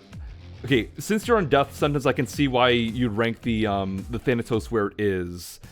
And then the Amarok at the bottom... interesting. I like the Amarok, though, but I had to use a very, like... I use a really weird build with the Amarok. It's like, it's a total meme build, but I think it's fun. You're not a big fan of the 255s, feel-wise. Yeah, I can sort of understand that because they one-shot some enemies, but not all of them, though. So there's a bit of inconsistency with it. I can see that. But anyways, again, we're going off topic though. But yeah, Don Pastrami though. We've been here for an hour and a half, and we've done 6 skins. I'm glad I started earlier though, but I should have started even earlier. Like, dear God. Anyway, the Don Pastrami finally lives up to the goat safe name and the fact that it is in fact one of the goats. Kyle, I'll let you decide where it goes because you are way more even more enthusiastic about the Don Pastrami than I am. Because personally, I like the Firmament more. I also like the Firmament more. Mm-hmm. Just for the fact that I own one. All right. I don't have a Don Pastrami, and I kind of have to. I kind of have to separate the Don Pastrami from like ever being something that I could have. It was definitely a lot more appealing when, you know, it was like on the Steam market for $20, which I was never gonna buy it for $20, but like, I'm sad I didn't. Yeah. I don't know. I feel like S is appropriate because that would make it better than every other goat skin combined. Still someone's account who has it. Oh, by the way, before you continue on, Kyle, I question to add. I'm brute forcing Cat's. Oh no, Cat's Anarcho. Never mind. Yeah, Cat does like Don Pastrami a lot though. Good. Correct. Yeah. I don't know. I'm good with either high A or low S, depending where you want to put it. I think because chat is a little bit mixed on it though, because the chat still has a little bit of sway. I think I'm gonna put it at least above Hot Miami, or if S tier or S tier is insane. It can accept A tier. I think just above Hot Miami. Yeah, because look, if we put it below Hot Miami at any point, though, people are gonna fucking lose their minds if I do that for Don Pastrami. Also, if we put it anywhere other than if we put it in A tier, anywhere other than top of A, then implicitly that means the Star Spawn is better than the Don Pastrami, which I don't believe that it is. No, it's not. Absolutely not. So it has to be an S. Yeah. Also, I guess we'll just also continue on the discussion on while we talk about the next skin, because we're gonna have a lot to say about the next one. I don't necessarily disagree with you, Alex, though. But why do you like the 160 snipers the best? I'm curious. Because I've heard some people say that it's like the worst weapon class in the game, which I certainly don't think it is. I like the one. That tier stat wise. But I guess what makes them the best then? Because they don't really one-shot most things. I guess DPS, I suppose. 160 are especially one of the best guns. Interesting. Because again, I remember I once saw a tier list on Reddit though that actually ranked them as like the worst. So that's kind of on Reddit. That's your problem. Fair enough. Because I mean, yeah, Reddit says a lot of stupid shit. But anyways, that tier list maker was on crack. I just run Reddit. I don't know what you expected. Fair enough. Anyway, y'all know it's coming. So, you thought the loading was cool. Let's introduce you to moddable, by the way, the Lucky Gambler. So, Kyle, I think you want to start with it because you are the gambling man between the two of us. Oh, I fucking love this one so much. This was the last legendary that we got, and we ended on such a high note. Like, the roulette wheel as a saw blade is so fucking inspired. It's genius. And it's moddable, so if you swap out the blades, let's see. So by default, it has the durable by default you blade. get the roulette wheel. So yeah, so default blade is, oh my god, that's bright. But it's a slot machine. And on like the self-referential decals too. Yeah. And you even got like everything from like money rewards to the playing card to like a skill point XP, and then you get the bankruptcy. The cloaker head is so fucking peak. It's a Payday reference. It's slot machines. It manages to incorporate another spinning gambling element into a spinning gambling themed weapon. And then the sharp blade again. Actually, full disclosure, I don't remember what these are, so it's like I'm seeing them for the first time. Then the sharp blade turns into another slot machine, a more generic one, but it's still another slot machine nonetheless. This is a more traditional slot machine. It's got more of the, casino-esque elements you'd come to expect, like the Lucky 7, the bar, all that. So you can kind of pick your style of slot machine or the roulette wheel. It always keeps to that spinning casino aesthetic, which is so clever, it's so inspired, and it's done so well. All three wheels look amazing. And as for the receiver, so by default you have the fast motor, and so let's see, the number says 500. And then on the other side it says just the Lucky Gambler, and it's red. Much like the loading, actually, but like, extra. Also, I wanted to say as well, Dead Man's Hand is playing right now. Yes! Like, yes! Perfect. You couldn't time this better. It was destined to be.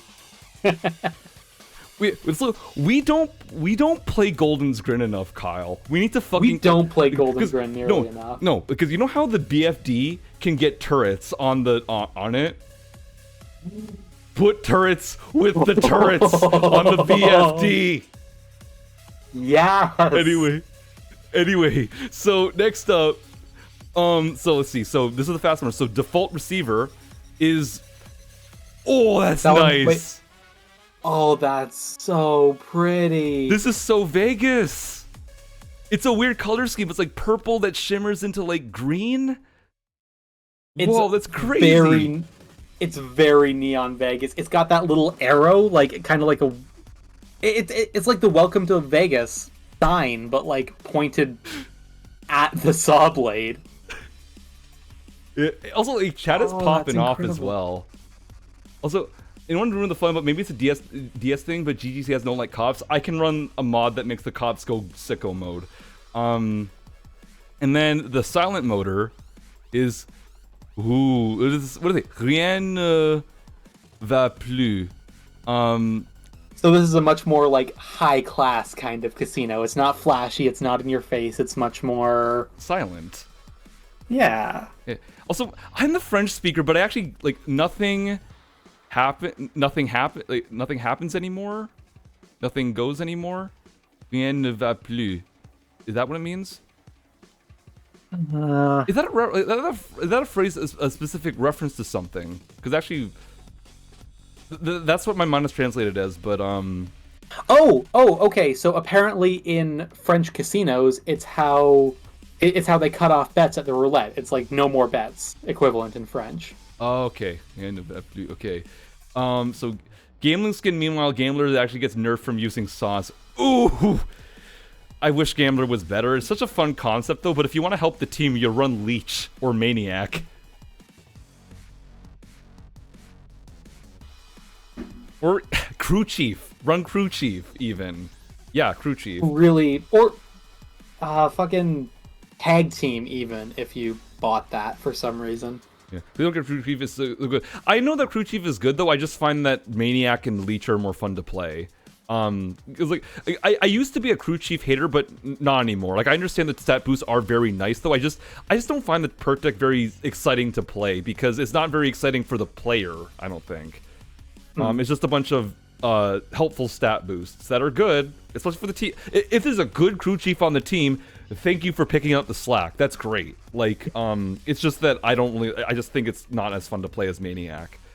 But yeah, what more is there to say? This, honestly, I can think of more to say.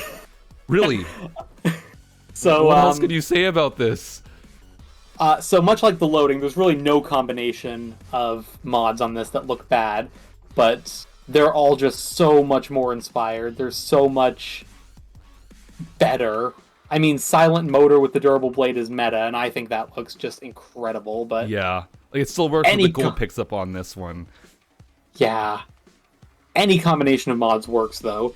And if you can't decide what your favorite is, that's okay, because this is the only legendary skin that can be equipped in both slots simultaneously. So you can run 2 casino looks if you want.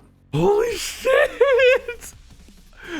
Remember the one time, Kyle, that I think you were with us though. I think we were playing a Boiling Point and someone came in running the double saw build and did fine. Yeah. The funniest shit ever. Intense hatred for green bulldozers. Oh boy. No, this in terms of killing them or just getting shot by their Reinfeld and dying instantly. Have any tried water? I mean, I have though. I think watermelon's insanely overrated though. I don't like it that much. But no, this is my favorite skin in the game. This is, in my opinion, the best skin in the game, the best legendary in the game. I think that they sent out weapon skins on the highest possible note. This is peak. Wait, fruit tier list when? Are you sure you want more of this? Why are they talking about fruit? Because I think it's because Triparchy saw the watermelon on the slot machine and just that was on his mind. So this is probably one of the deepest against dozers. I am aware of that. It's just that like, what if the green bulldozer pulls the trigger? Is the thing. But yeah, throw in an S already. You want? No. This is the gold standard for like. The gold standard for moddable legendaries, and it doesn't get better than this.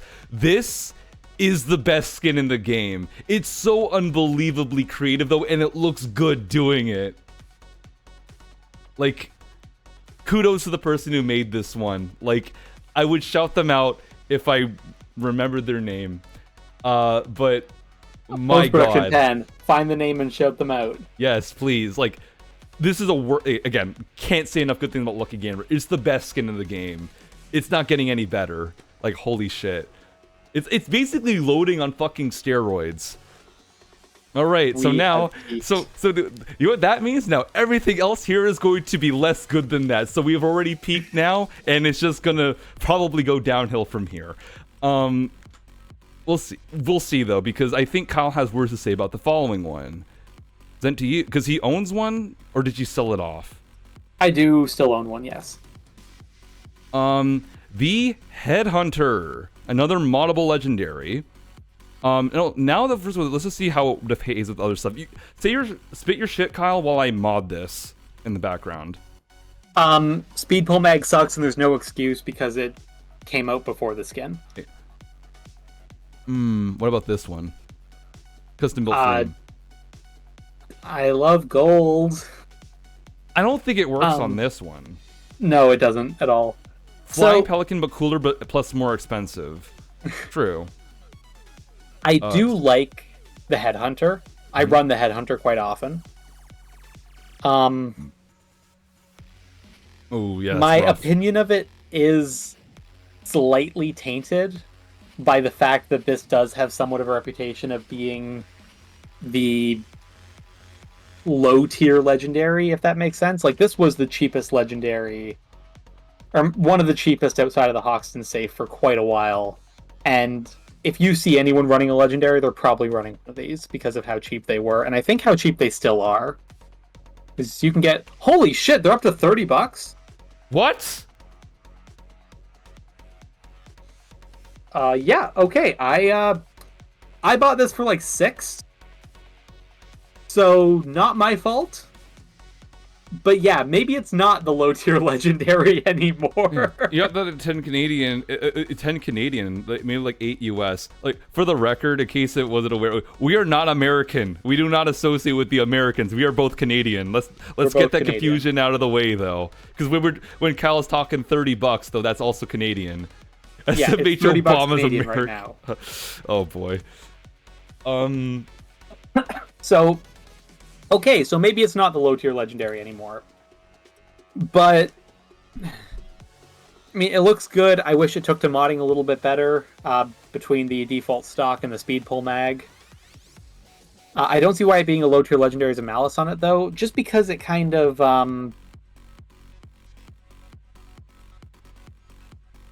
I guess going back to the whole throwback thing of like the cultural influence of it, like it aesthetically it's fine, the gun it's on is fine. It's just that the reputation of the skin, the appearance of the skin, and like the collective consciousness is kind of tarnished by the fact that it's the budget legendary. It's seen as less special for that reason. And yeah, part of me is a bit sore about that because I do own one. I do really like it. Looking at it objectively, though, there's not a lot special going on here. Like, it's got a white carbon fiber pattern that's nice, but kind of just color inverted wick. The gold striping on the upper receiver and the grip is not much. It's got a little difficulty skull on the grip and a little X right below the barrel. And that's about it. There's really not a lot of detail here. There's not a lot of extravagance compared... coming to this right after the Lucky Gambler is definitely dragging me back down to earth. What are stats on it, by the way? It doesn't really matter because you can mod this one, Alex. So therefore, completely moddable. Yeah, it's completely moddable, so it doesn't really matter. And so my piece on it, I wasn't super hot on this. Also, sorry, just going back. I feel like you should only be ranking skins on aesthetics and performance. We have gone over a criteria in the past. I don't think we've done it on this stream yet. But basically, aesthetics are our main concern. The gun that it's on is a factor as far as like performance, but if it's moddable, it's just the gun that it's on. We're not taking the mods that come with the skin into account. But the perception of the skin does matter too. The reason the throwback is at the bottom, like absolute bottom of F tier, is not just because the throwback is a bad skin, because there are worse skins than the throwback. It's because the throwback, being in Community Safe 1, like had negative impact on the community. It caused one skin creator to stop making skins and I think leave the community altogether. Probably. Got a lot of hate. The creator of that skin had to endure a lot of hate for making a skin that they had no control over whether or not it got accepted. And also not to mention, it was a Payday the Heist reference, even though Payday the Heist had other guns that would have made for better skins, like the Crosskill and the M308. The Amcar 4, there's not a damn thing interesting about it though, so I don't know why you would homage it outside of it being the starting weapon. But like, you wear a skin for aesthetics though, and aesthetically, it doesn't really even look that much different from the stock Amcar in Payday 2. So like, I don't understand it. But all of that aside, the aesthetics of it aside, the reason why it's the bottom and the reason why it's going to stay at the bottom is because the skin, the perception of the skin, and the consequences of the skin outside of the aesthetics have had a negative impact on the community, which is something no other skins really had. Yeah, and also with the performance as well, though, it's very important on unmoddable legendaries, because that's just, it might as well be considered to be like a separate gun. And if the legendary, let's say you were lucky enough to get a legendary, and you get a legendary that sucks, that's gonna really hurt your perception of it, though, because you lucked into a legendary, but it's not particularly that great to use. So like, it doesn't have as much, it doesn't feel as good to use anymore, right? So that's the reason why it has some sway. I feel like that also applies to what I was talking about with this feeling like a very low tier legendary, and people, you see a lot of these when people like they have a legendary, especially people who think they're better than they are, and they have a legendary. Have one of these, and this is a self call out as well, by the way. I feel like I can kind of dampen your excitement on being lucky enough to get a legendary if it's something that doesn't have the best perception. Asking if it gains if it gains stats from the skin, I don't believe it does. No, it doesn't. Any moddable legendary is just cosmetic. They don't gain stats unless it's from an included stat boost. Anyways, I think that's... Oh yeah, I gotta say my piece on it. So, initially, like, looking at this one, this is suffering from the same problem as... almost like it's like the same problem as almost like the Anarcho, except that it doesn't have the Seinfeld effect on its time, and in fact this was well after the Scarface save. So you've got a pretty generic color scheme. In fact, this was compared to the Flying Pelican. And two, this is also giving the generic sci-fi look that we saw on the Outlaw, we saw on like the Hyena, the Hyperions. It's two cliches in Legendary. And I don't think that it doesn't aesthetically look bad, but this feels really, really generic to me at this point, though. So therefore, I'm not impressed. And on top of that, while like you said, Kyle, the speed pull mag is like doesn't work though, even though this skin came after the Spec Ops pack, right? It did. And then, but on top of that, as I was modding it, you take the stock off. Oh shit! Oh, for fuck's sake! Why is the edit skin button still there? It doesn't do anything. Anyways, so you take the stock off. It's not golden anymore. It's just straight up, like just black. And in terms of the barrel extensions, I tried several. I don't know if you noticed that as you were talking, but I tried a lot of them. Only the tank compensator, which is like such an outdated compensator at this point, is the only one that's gold. You try to use a competitor's, it's black. Try to use a tactical, it's black. Try to use a stubby, it's black. Use the slotted barrel extension. Try that. Okay, at least this has a bit of gold on it though, but this is not a good barrel extension. It's what I run just for aesthetic purposes. Fair enough. Funnel of Fun, if you're so inclined, it's black. Let's see, suppressors, medium. Medium is strangely gold. Low profile isn't, is black. Bigger the better is black. I believe Warble suppressor is two-tone? Yeah, but again, it's not a good suppressor, this one. But I run some it gold because on of it. aesthetics. Yeah, there's some gold on it though. Gold in the inner part, but like that's so hard to see. That barely. I mean, I guess though, but that's still kind of hard to see though. You know. I don't know, but the black suppressor doesn't offend me as much as this. Like, yeah, that's like, the black suppressor looks nicer, I guess though. But this is bad. I don't like this though. There's no reason why this couldn't have been gold like the tank compensator. So it doesn't take super well to modability. So to me, this is really mediocre at this point. No offense to Rex, I actually know who made this one. He's currently a raid dev. If you're watching this, because I dropped this in the raid server, I am very sorry that I'm not too hot on this one. We might have different opinions on the other legendary you made, but I'm not that asked about the Headhunter. I will say I don't fully understand where you're coming from with the futuristic thing. There's some really generic futuristic looking skins coming up. This one doesn't really fit the same sort of vibe to me. It almost comes across as like the panel lines and trim. It's the panel lines and trimming that get to me, that remind me of that aesthetic. It looks more Wick to me than it does futuristic. Like between the white sort of Kevlar carbon fiber pattern and the sort of metallic horizontal lines, it kind of looks like it's almost going for tactical as opposed to futuristic, especially with the skull and the grip. Not gonna lie, I deadass thought that those were the fucking hexagons again, from a distance. To me, it looks more like a fiber weave, like I know it is one though, but it does kind of. It's not a hexagonal pattern. It is carbon fiber if you look close enough though. But to me, you have to look real close to even see it. I didn't even register this as carbon fiber. It's definitely more evident in the view model when you're actually using it. Fair enough.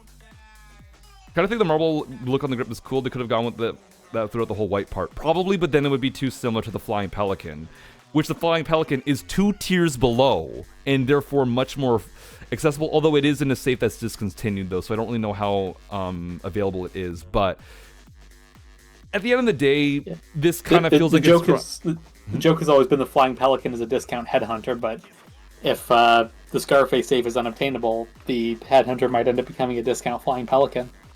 Essentially.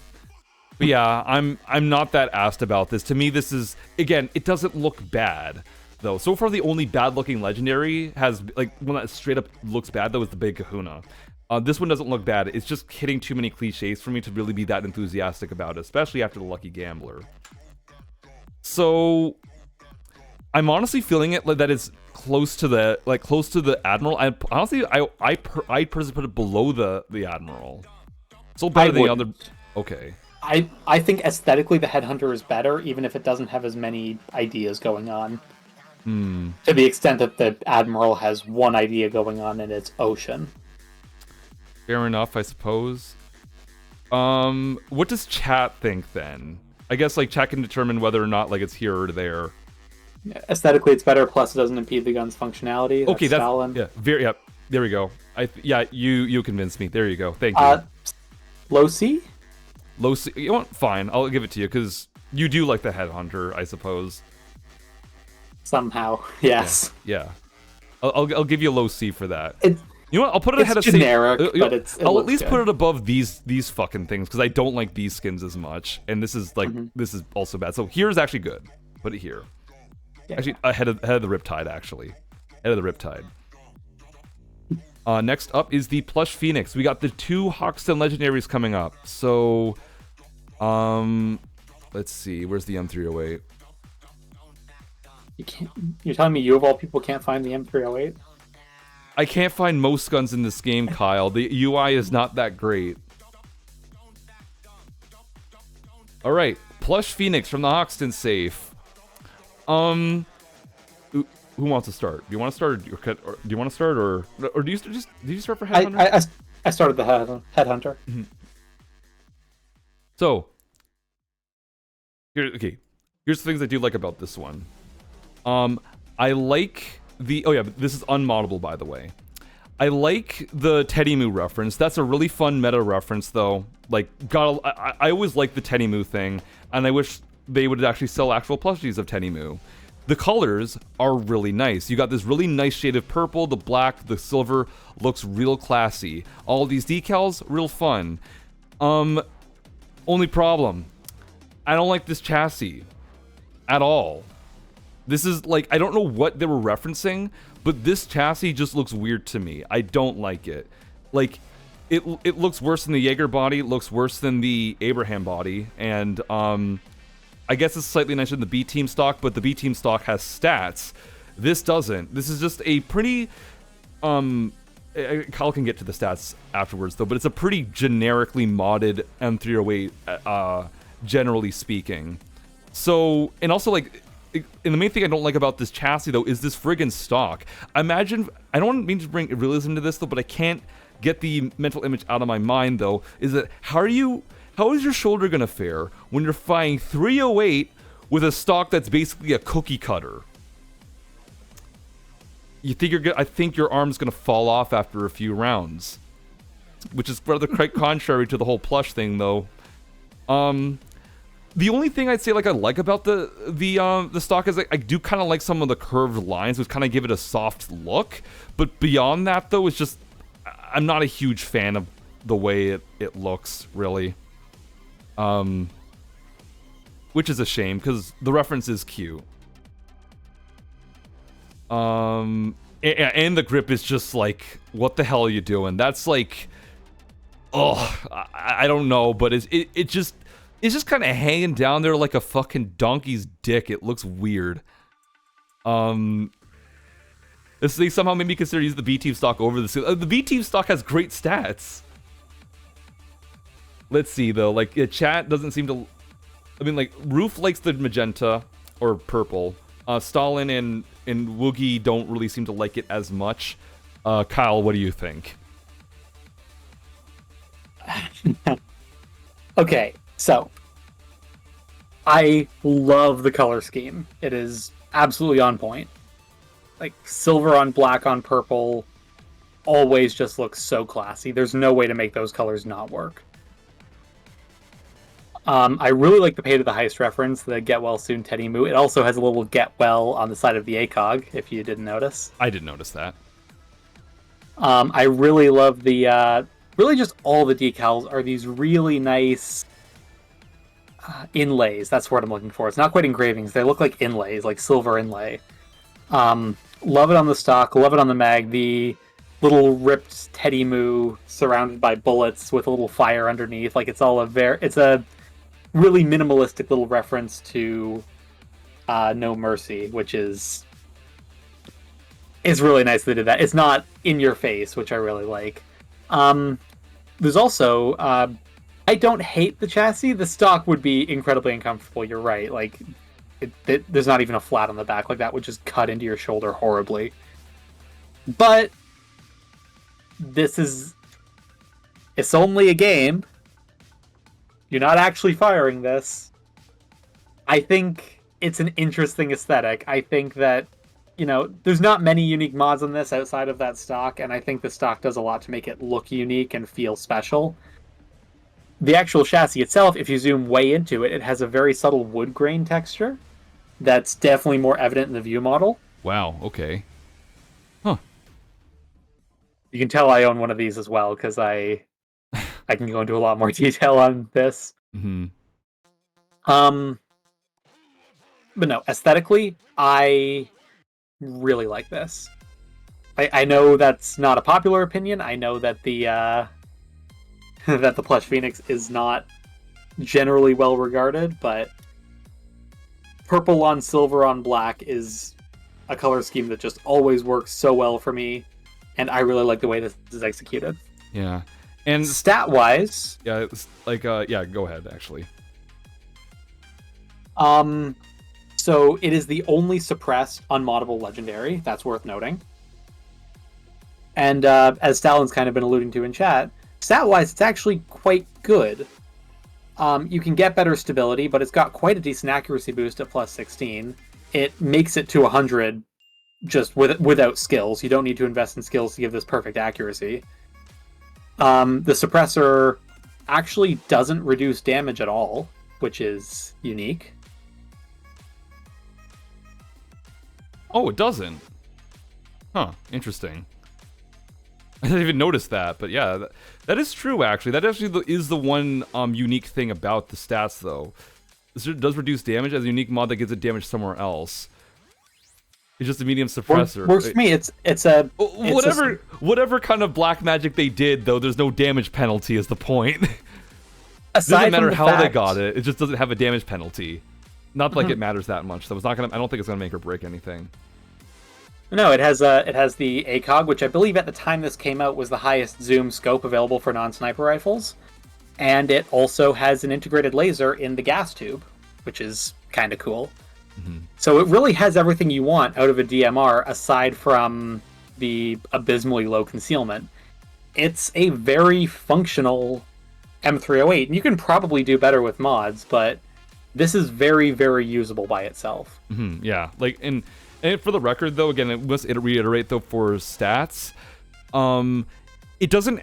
We're mainly only concerned if that, like, we're only gonna ding points if it's worse. If it's just kind of close, like not too far off, it's not really gonna be a problem. Like, this is a pretty typically modded M308 for the most part, aside from the choice of scythe. Aside of the choice of scythe, whether or not you like the ACOV though is, is up to you, really.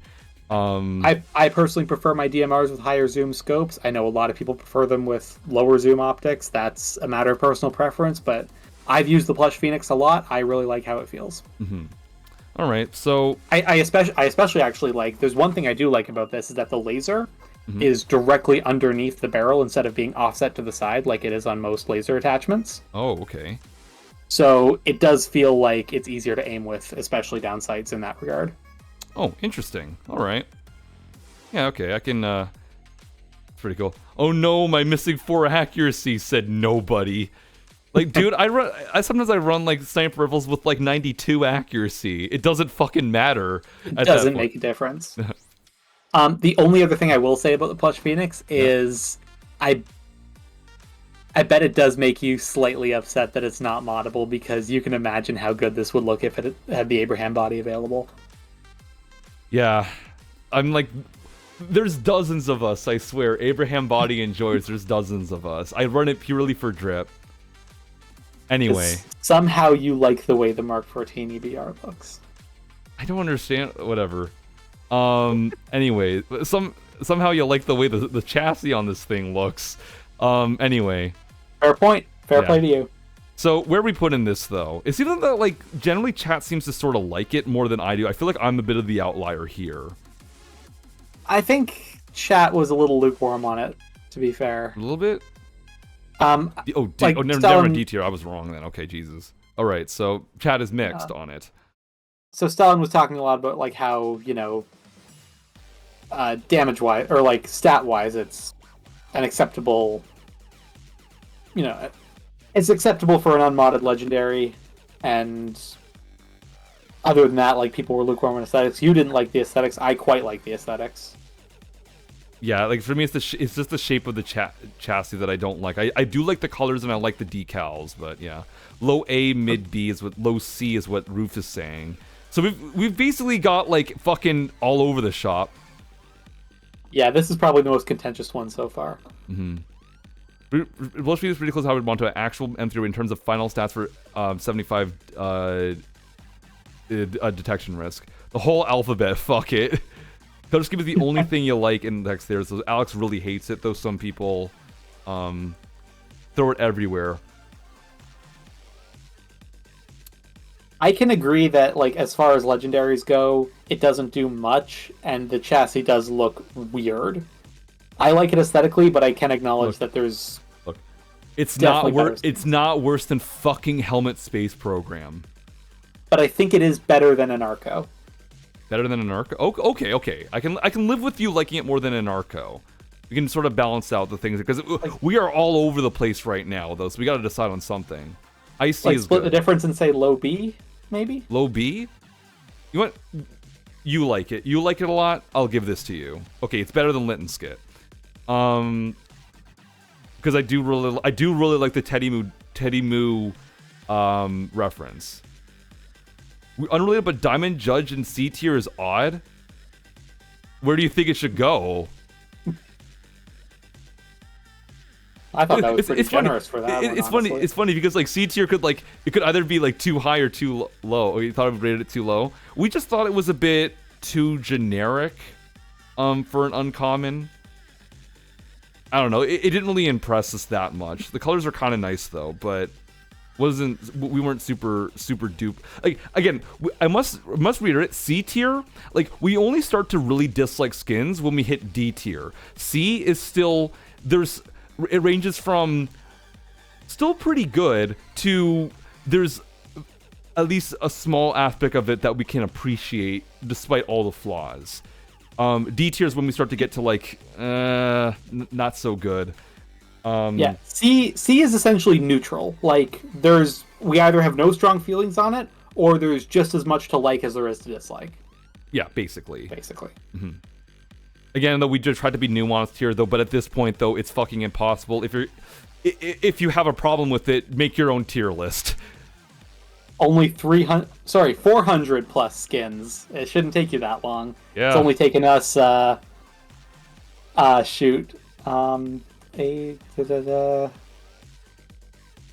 hours in counting. Yeah. Also, one thing, I need to actually switch to a skill-less build, for God's sake. Like, Jesus. Okay, there we go. Now we don't have to worry about that anymore. There's less skins to worry about now if stats are a problem. Good. If you used to make your own tier list, I just correct others' tier lists. Fair enough. But the Kahuna was cursed to be on the... Or does it have to be worse than it? Demons, everything the Kahuna wanted to be. Yeah, basically.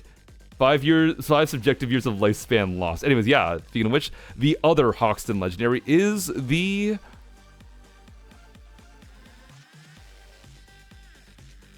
Demon. I'll say it again. So, the Demon. So, yeah, Kyle, you go. Okay, so... Aesthetically, this sucks. It is basically untextured gray. The barrel is very plain gold. The unique mods are a grip that you can barely tell is unique. If you told me that was just a new mod pack mod, I would believe you. The pump has a strap, and the barrel is weirdly longer, has a weird extension on it. The unique mods barely have anything going on. The colors are uninspired. There's barely any decals. Flash break, though. It says flash break, though. It says flash break. Who knows what that means? So yeah, this is incredibly underwhelming aesthetically. It could... You could remove the unique mods. You'd barely notice. And then this is an uncommon at best. And none of that matters, because you're going to use it anyway, because the stats go hard as fuck. So, once again, we have +4 in the mag, which after the Shell Rack nerf is the only way to get 10 rounds in the Loco. You've got minus 12 accuracy, which brings you down to 36, which is actually quite respectable for a shotgun. I'd want it a little bit lower myself, but 36 is very, very usable. 32 stability, it's whatever, it's pump action, and plus 32 damage, which that might not sound like much. It's a lot. It does a lot to bring the Loco to some new breakpoints. Like it. So for me, like what, from a Death Wish perspective, using this, you can run this with no skills, and it will one-shot light swat, just like that. 128 damage, one shot's light swat to the head, without any skill investment. And then Stalin chimed in. Hmm? Stalin chimed in with an interesting fact there. So Alex asked him, what does 128 with Overkill do? And he replied with, one-shot heavy with Underdog and Impact aced. So yeah, with Underdog and Impact aced, that's all the investment you need to one-shot any basic enemy, light or heavy, on Death Wish or Death Sentence. Mm-hmm. So you really do not need much skill investment with the Demon to turn the Loco into a very, very usable secondary on the highest difficulties. And if you do run it with Overkill, the fact that you can one-shot basically any enemy makes it much easier to use than it would be otherwise, because you can't get that plus 32 points of damage anywhere else. The Demon's the only way to get that on the Loco. And I think, hold on, I gotta find it in Discord. But yeah, if you don't want to go into Shotgun Impact, which you don't have to, because plus 32 damage is a lot of damage, you can still proc Overkill on a light target. You can still get that damage boost from Overkill, and you can then spec into Close By aced, Shotgun CQB aced, and make it up to Overkill with full reload speed, and like only 20 points of investment, I'm pretty sure. I can't find exactly where I said it, but only 20 points of investment. Yeah. Sorry, Triple Lot plus Loud Extension gets 0.3 higher. Triple Lot is plus 15, and I don't know what you mean by Loud Extension. I'm assuming you mean like a shark tooth nozzle. That's only plus 3. 2. Plus 2. What are you talking about? How are you getting plus 32 on the Loco? Hold on a second. Let me just whip on a normal locomotive real quick and put that together. Yeah, please do. Your Loco right now. Well, let's see. Put on Triple Up Buck. Make sure when you're looking at your Loco right now, you're not using any shotgun skills. Yeah, you have Impact Ace. You can't get there with just weapon mods. No, yeah, no. With and it goes even higher with Impact Ace as well. Yeah, it's not even close. Yeah. It is not even close to what you can get with mods, and you hit so many breakpoints with the Loco between Impact, Frenzy, Berserker, or completely uninvested that you just do not get with the regular Loco. Yeah, that means you don't even need Impact Ace for one-shot heavy with Underdog plus Overkill. Exactly. Like, if you're getting the Underdog boost, you one-shot heavies. Or no, sorry, with the Underdog boost, you one-shot light still, but then yeah, with Overkill, you one-shot heavies as well. And yeah, so you can use just Underdog. You can now spec into Ace Shotgun CQB and Ace Close By. You don't need to touch Shotgun Impact. You can make it to Overkill Basic with a 20 skill point investment, which is not much to ask, and you basically don't lose any effectiveness. Yeah, and you know, I assuming like if we're going to consider a death sentence perspective though, because we do have a death sentence player here, if you want to min-max to fuck, that's a big boon. If you're on Death Wish, maybe not as much, but like if you're really trying to like squeeze every single skill point out and optimize the fuck out of your build, there you go. There's your extra damage. That's really it with the Demon. Like, aesthetically, yeah, there's nothing here, but this is the most optimal way to run the Loco, and it's not even close. This is the only way to make the Loco viable on the highest difficulty. Impact Ace plus Overkill skips the need for Underdog one-shot heavy. But you do need to spec into Underdog, though, so Underdog is always going to be you need to spec into there. Underdog to get to Shotgun Impact anyway. Yeah.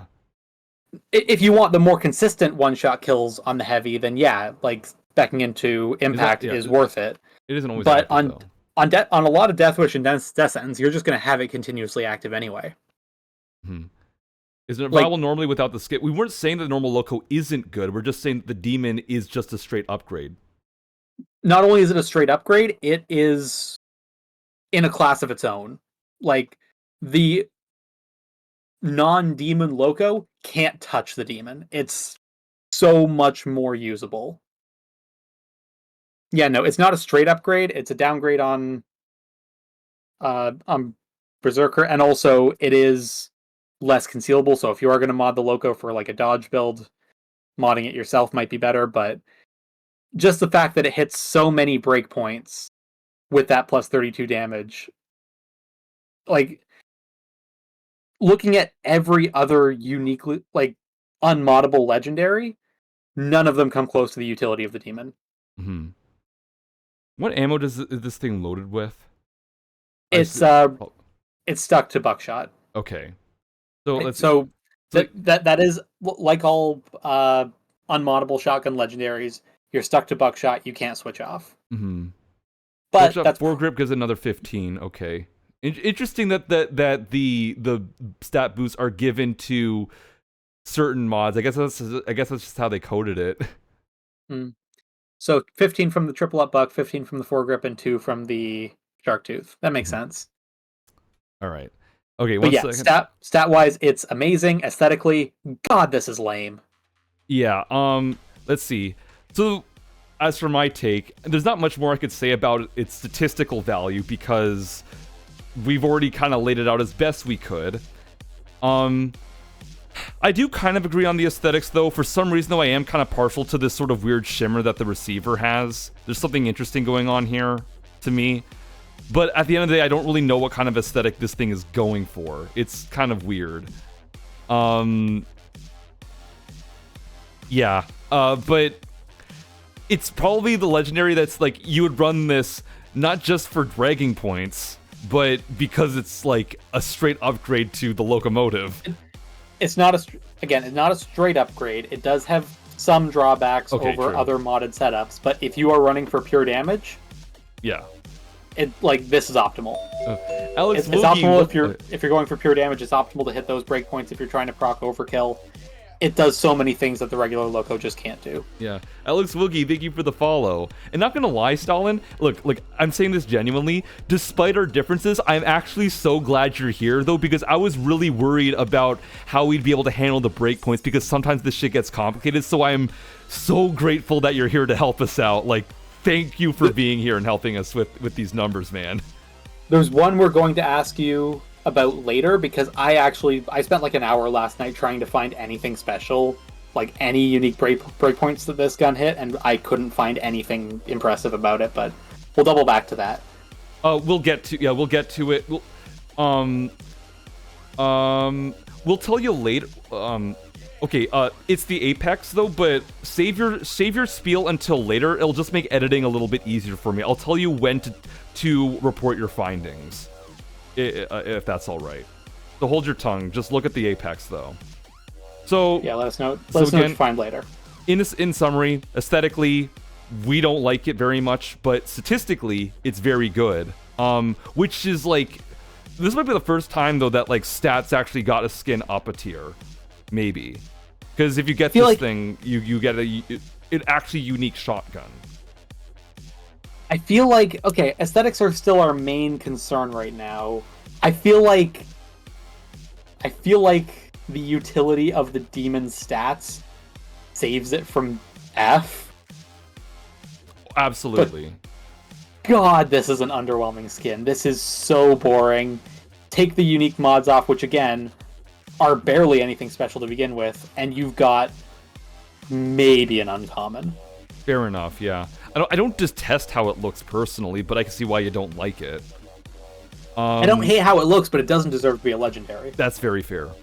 So The only thing that gives it legendary status is its unique stats, not its aesthetic. Mm-hmm. So where are we putting this then? I would say D.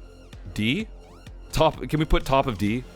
We can do top of D, yeah. Yeah, because it's actually fairly impressive. Because Stalin says the demon genuinely changes how you use the loco somewhat. It absolutely does. No other skin can like ever say that. No, not really. Okay, very soft D. If only you had more drip. Basically, like aesthetics are still in concern, and whether or not it deserves its spot. And the aesthetics are bland, and it doesn't really deserve legendary. But damn, those stats go hard. Yeah, and also we got words for this next one. Oh no.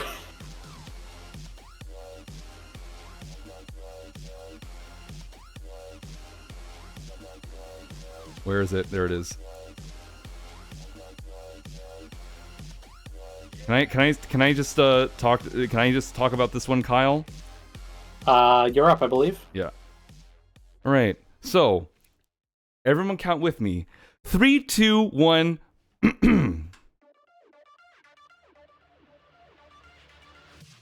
I will put it at least here, but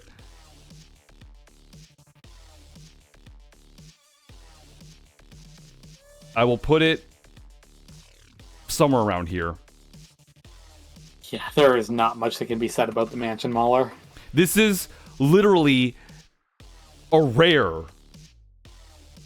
And a bad rare, because the Boston Manu's Revenge look better. No, this is an uncommon. This is an uncommon. I think the worst part about it is that it's just every other Scarface skin. Like, there's nothing special about this. Yeah. Except, I did mention before, there are 2 skins that are double unobtainium because both the weapon and the skin can't be obtained anymore by new players. One is the Don Pastrami, because both goat skins no longer drop from cards, and the Platypus was from Point Break, which is no longer available. This is the other one. This piece of shit is double unobtainium because you can't get Scarface skins anymore, and you can't get the Scarface character pack. No. So this is just as hard to use, like hard to acquire in the modern day as Don Pastrami. And I know we've said before that this is, hypothetically, we're assuming the golden age of Payday 2 skins where everything's obtainable and except for the no weapons. Except for the cop stake, those could never drop. Yeah, we're assuming that everything could drop from cards and nothing was locked behind licensed content, but it bears mentioning that this skin, which you wouldn't even want to use anyway, is basically impossible to use.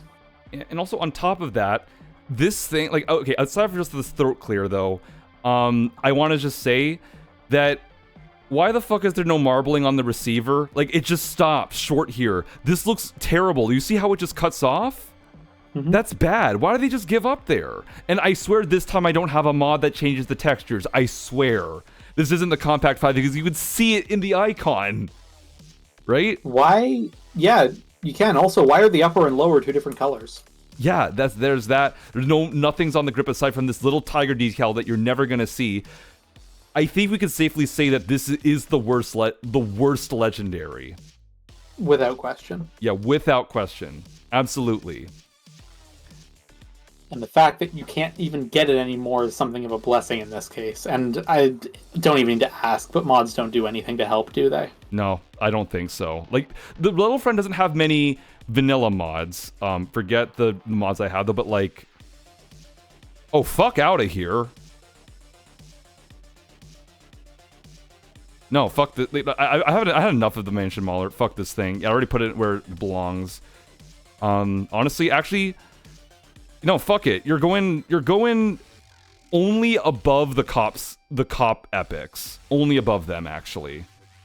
Damn. It's the worst thing ever. Anyway, so at least we get to an interesting one. I haven't taken a good look at this one yet, but this is an unmoddable legendary. We have the Hungry Wolf. All right, Kyle, you're starting here. All right, so Okay, positives first. The shopping list on the ammo box is incredibly cute.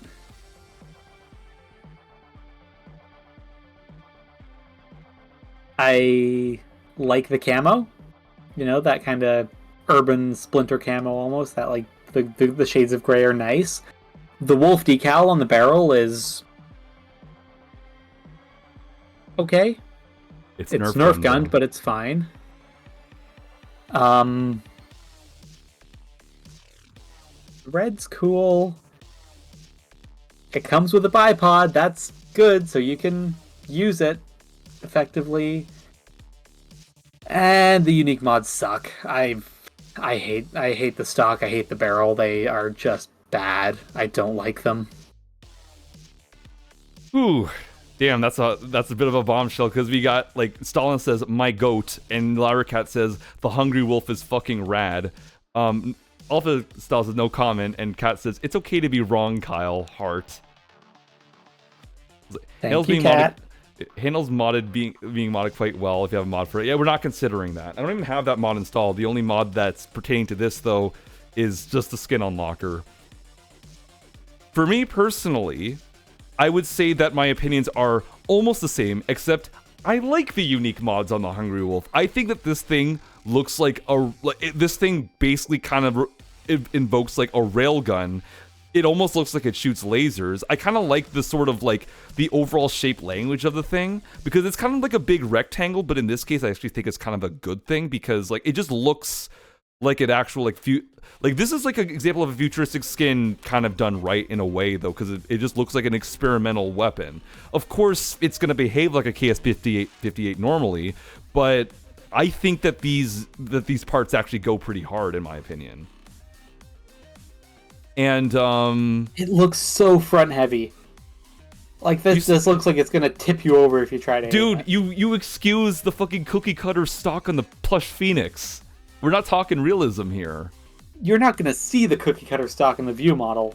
How far out in front of you does this stick when you're actually holding it in game? Let's compare it without it. About as long as an actual KSP58, to be fair. Why does it look so much longer? It fits the Wolf 5 of Technician. And yeah, it looks like a railgun too. Like, I like the whole railgun thing. This thing looks like it's dangerous. It's way girthier. Well, yeah, but Kyle was talking about length, not the girth. You can clip that if you want. Ooh, we are a bit of a crossroads here. But this time you're the odd one out, though, in terms of, like, everyone likes it except for you. So yeah, I can see that. What did that say on the stock there? I can't read it, because trying to tip it any other way, though, just blocks it. Maybe you can see it if you apply the skin and then preview instead of mod? Okay, 1 second.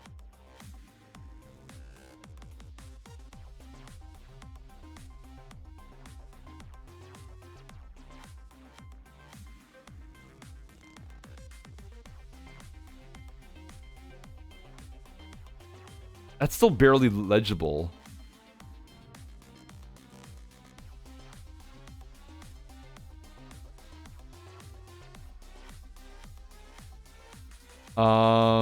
People usually use the short barrel. Wait, why?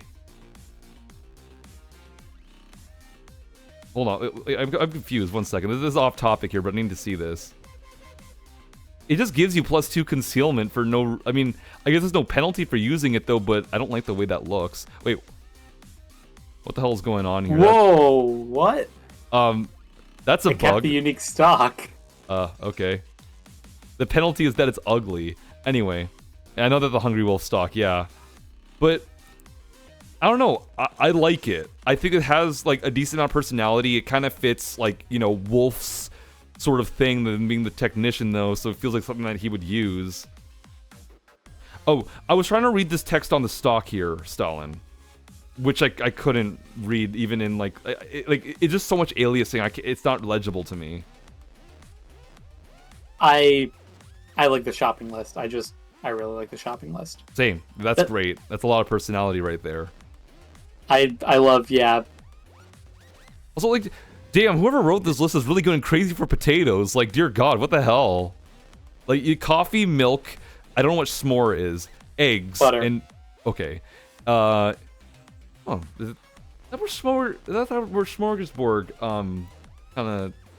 I guess that is the root word. Yes. Yeah. Damn, the guy really likes likes potatoes. Then. I always I really do like this one. I like this one. Before I was looking at it, I always kind of interpreted it as like he was consistently misspelling potatoes, but no, he just he spelled it the same way every time. It's Wolf's shopping list. Honestly, like, I like this one. It's not my favorite legendary personally, but I get down with the vibe that they're putting down. And the shopping list is amazing. So, also stat-wise, how are we looking stat-wise? Stat-wise, I mean, let me pull up my notes here. Okay, yeah, so attach the bigger, better suppressor, accuracy boost, LED combo, and plastic stock, and you've got it. That's the boosts. Okay. And the only other note I have here is why -2 concealment when only 1 base concealment? Oh, yeah. I mean, that's not really gonna matter at this point. It's not. Especially because you can't mod it, so like. Because it's it used gaudy. to have more concealment. Oh, I see. Oh, okay. They nerfed the Why? Nerfed it from 2 to 1. Wow, yeah, don't spend it all in one place. Written on the stock of the Hungry Wolf is Rachna till Tio, reading count to 10. Okay. And Kyle's going to criticize my pronunciation in 3, 2, 1. Swedish isn't a real language. It was after the LMG, but people was like, these are too OP. Oh, let's just nerf the concealment on something that's already really shit concealment anyway. Nerf the concealment of the KSP-58 from 2 to 1? That fixed it? Thanks, Jules. I hope the nepotism is really showing there, you incompetent fuck. Anyway, I don't like the Hungry Wolf very much, but I seem to be in the minority here. You like it, chat likes it, so you get to decide where it goes, I think, on this one. I'm feeling either top of B or bottom of A. Honestly, no. People love it. People really love it in chat, though. So I'm happy with putting it bottom of A. I think this is a good legendary. All right.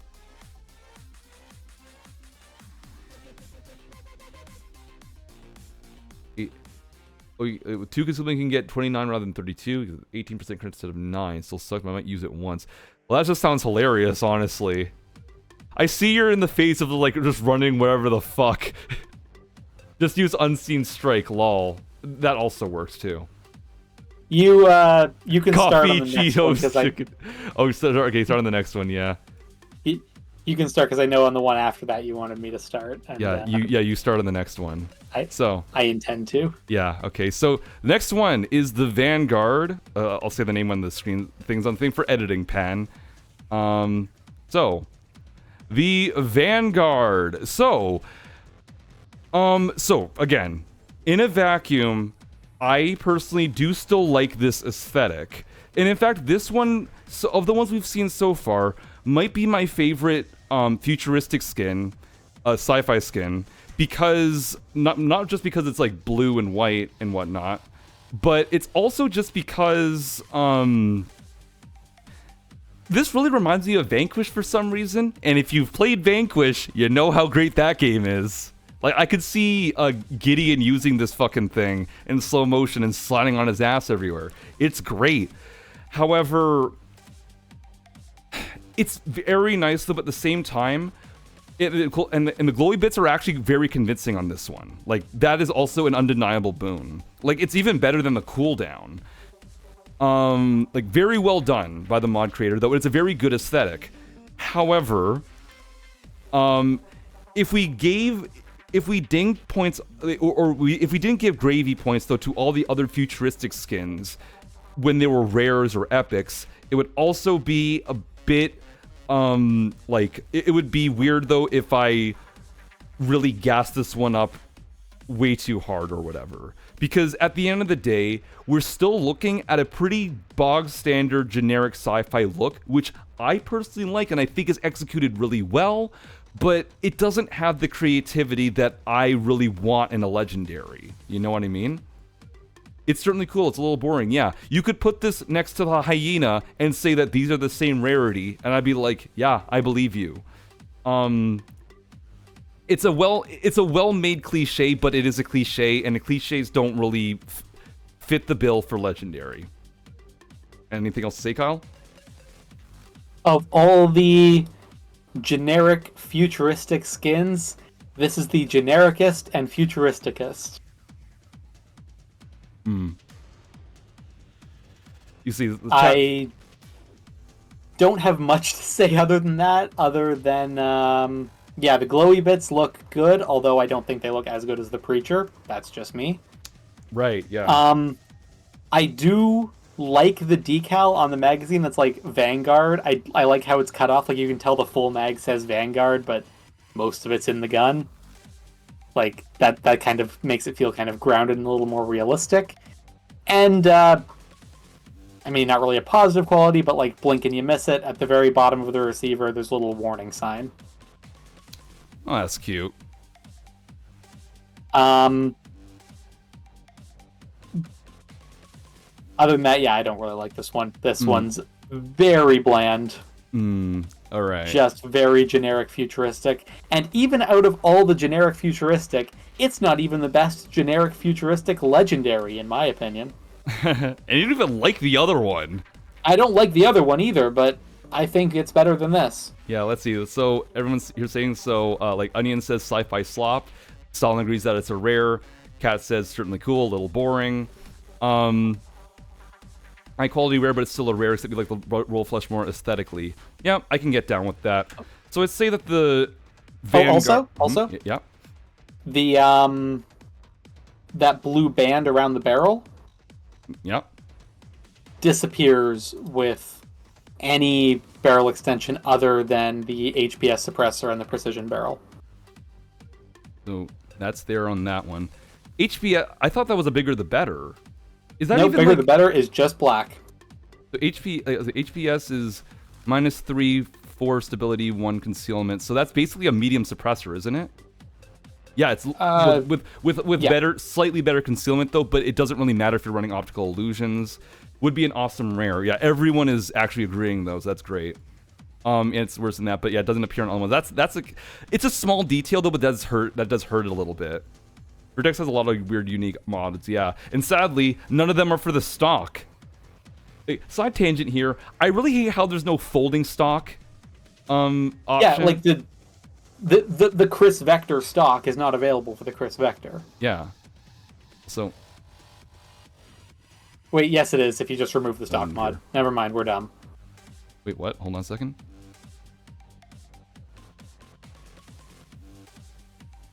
Wait, where is the fucking to just equip a different stock and then unequip it. All right, well, there we go. But I mean, this looks pretty good though. But that's beside the point though. But yeah, but I think with everyone saying that this looks like a rare because it looks like the hyena. Because if this was a rare, this would snuggle very nicely next to like the hyena and like the actually more like closer to the prototype. I prefer the colors, but. Because it's a legendary though, and it's still giving the exact same vibes of the hyena, which we also weren't super impressed with, even though that this I think is a slightly better sci-fi aesthetic gun. I'd have to I don't want to put it in D. I feel like D is too low because I do think it's done really well. I would put this honestly ahead of the Headhunter. I feel like it kind of is similar to the Headhunter in that way of like it's not really special enough to justify being a legendary, but it still looks good for what it is. Mm-hmm. Shoot, what collection was that even from? I don't remember at this point. It's one of the community safes. Community 6. Actually, the collection immediately after Headhunter. That's... Oh, your favorite weapon mod in this game is Suppressor for the Cobra or Stock for the Strike. Yeah, there's no name for it, just Suppressor.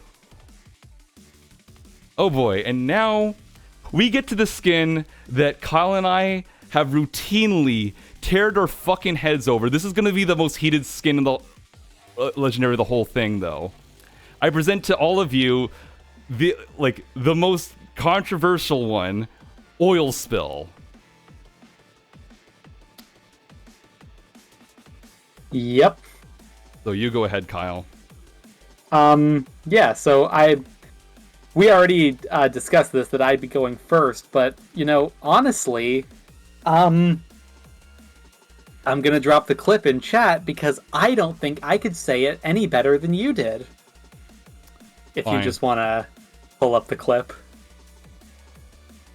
Is it gonna play? Hold on. Is it? I need to actually.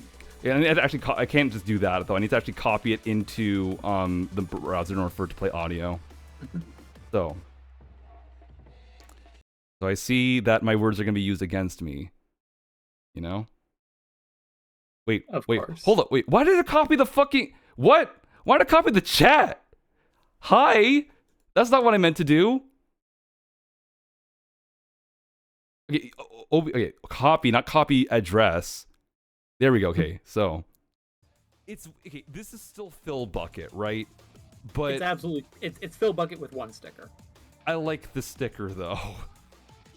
So we definitely Phil Bucket with one sticker doesn't qualify a rare. We agree on that. Not right? really. No, I wouldn't say that this is like a good skin. I think it's charming though. It's not good, but Someone in chat, please clip the part where he agreed with me saying that Phil Bucket with one sticker does not constitute a rare. We will come back to that.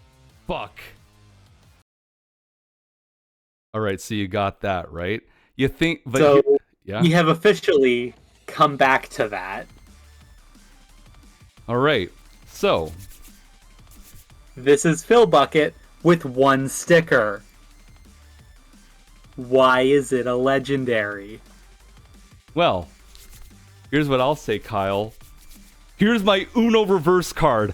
I still agree with you. I don't think this is legendary.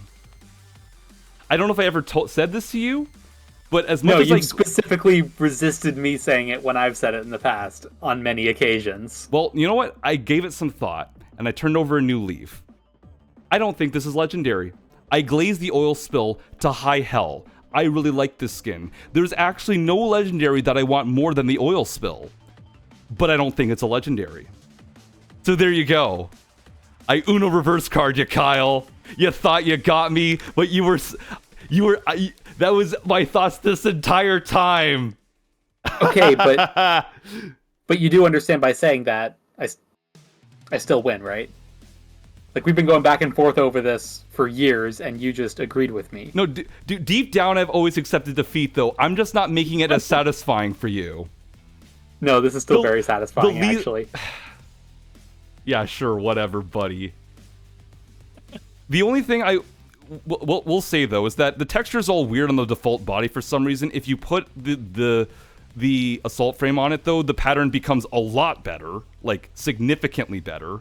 Because look at this. See, this one is stretched out, compressed to fuck. This is a lot more dense and a lot better, and you lose the ugly sticker, which I'm actually do like. So I think Kyle's already said his piece on it though, but I still do maintain that I love the swirls on it, and Stalin actually surprisingly agrees with me. The swirls are great, and I love the shimmer on it. I love how it changes under the lights. It goes from purple to blue to teal to green, and I think that is gorgeous to me. And you fill a bucket with no stickers, yeah. But let's see, and chat seems to generally agree though, aside from Stalin, who does also like oil spill. And I do think that the effect here looks good. I think that the oil spill texture has always looked good. I just don't think it's enough. It doesn't do...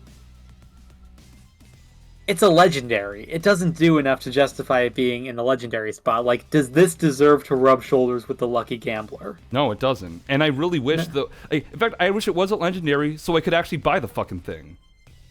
Because this would make an excellent infamy reward. If this was a weapon color, I would grind so hard to get it. I would straight up do that if this was an infamy color. And It would be a good infamy color. and in fact, there's a mod that actually deskins this and lets you use it as a weapon color, which I honestly might install. Maybe, I don't know. 9-cent skin? It's not 9 cents, dude. It's like $9. No, it's even more than that now because of the video. It's up to 16 actually. Yeah. But by the way, Kyle, I just want to say for the record as well, in the highlight reel, I am going to cut the part where you say this is still very satisfying. I'm going to cut that part out for the record. I'm going to make you look good. I'll always know. Deep down, so will you. No. Yeah, I feel dignified. I feel dignified in like not like surrendering in the way you wanted me to, or at least expected. I don't know, but yeah. Again, I do think it looks good, but yeah, it looks good. You at least say it looks good. You at least say it looks good. I've always said it looks good. I have just always said that it doesn't deserve to be a legendary. It needs to do a lot more to get that status. To earn that status. I thought you always hated it aesthetically. I thought you said it was ugly. Huh. I've warmed up to it, especially with the custom assault frame. The custom assault frame helps it a lot. Yeah, it very much cleans up the texture and gets rid of those ugly stickers. Mm-hmm. Yeah, but this is not legendary, unfortunately. But I don't know. Like, I still have a huge soft spot for the colors. Like, I fully admit that this is not legendary tier, but it is very aesthetically pleasing. Can we settle for like, because I think if we're considering it as a legendary, it's not a legendary. Can we settle for like mid D because the colors go hard as fuck? Sure. Yeah, okay, good. I can at least settle with that. I feel like it gets the same sort of like innovativeness points of like some other skins that have done interesting things within the limitations of Payday 2 skins. Like, obviously, Oil Spill pushes reflections to their absolute limit. Mm-hmm. You know, I want to put it above Chico. And look, I remember the name this time. I won't put it above Overskill because you like it for some reason as a compromise. Unless you're okay with me putting it above Overskill. Nope, it being below Overskill is enough of a win for me. There you go. Anyways, we got the other legendary. We got, oh boy, Alamo Dallas. I guess I start. Yeah. This sucks. Not only does it suck aesthetically, in my opinion, it's basically unmodded. Look at the stat bonuses on this thing. Like, Kyle, whip up the notes. What is this the equivalent to? The only note that I put down for Alamo Dallas is... Alamo Dallas. The only note that I put down for Alamo Dallas was literally just a worse competitor's compensator. Yeah.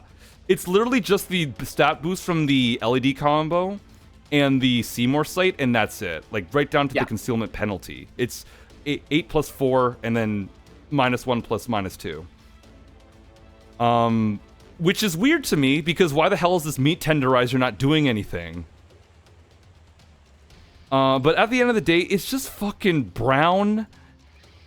Like, this is shit, honestly. I really hate this one. It's not nice. Like, they could have done more with the rest of the body, honestly. But you can't even put the custom assault frame on it. You can't even get it to 100 stab. Like, what the hell is the point of this thing? At best, like 92, yeah. And you need skills. And it's like, if the Pro Touch didn't exist, this would be the worst Cobus skin. Diarrhea looking thing. Yeah, this is just... This is actually just shit brown. It might actually be the shittest brown we've seen.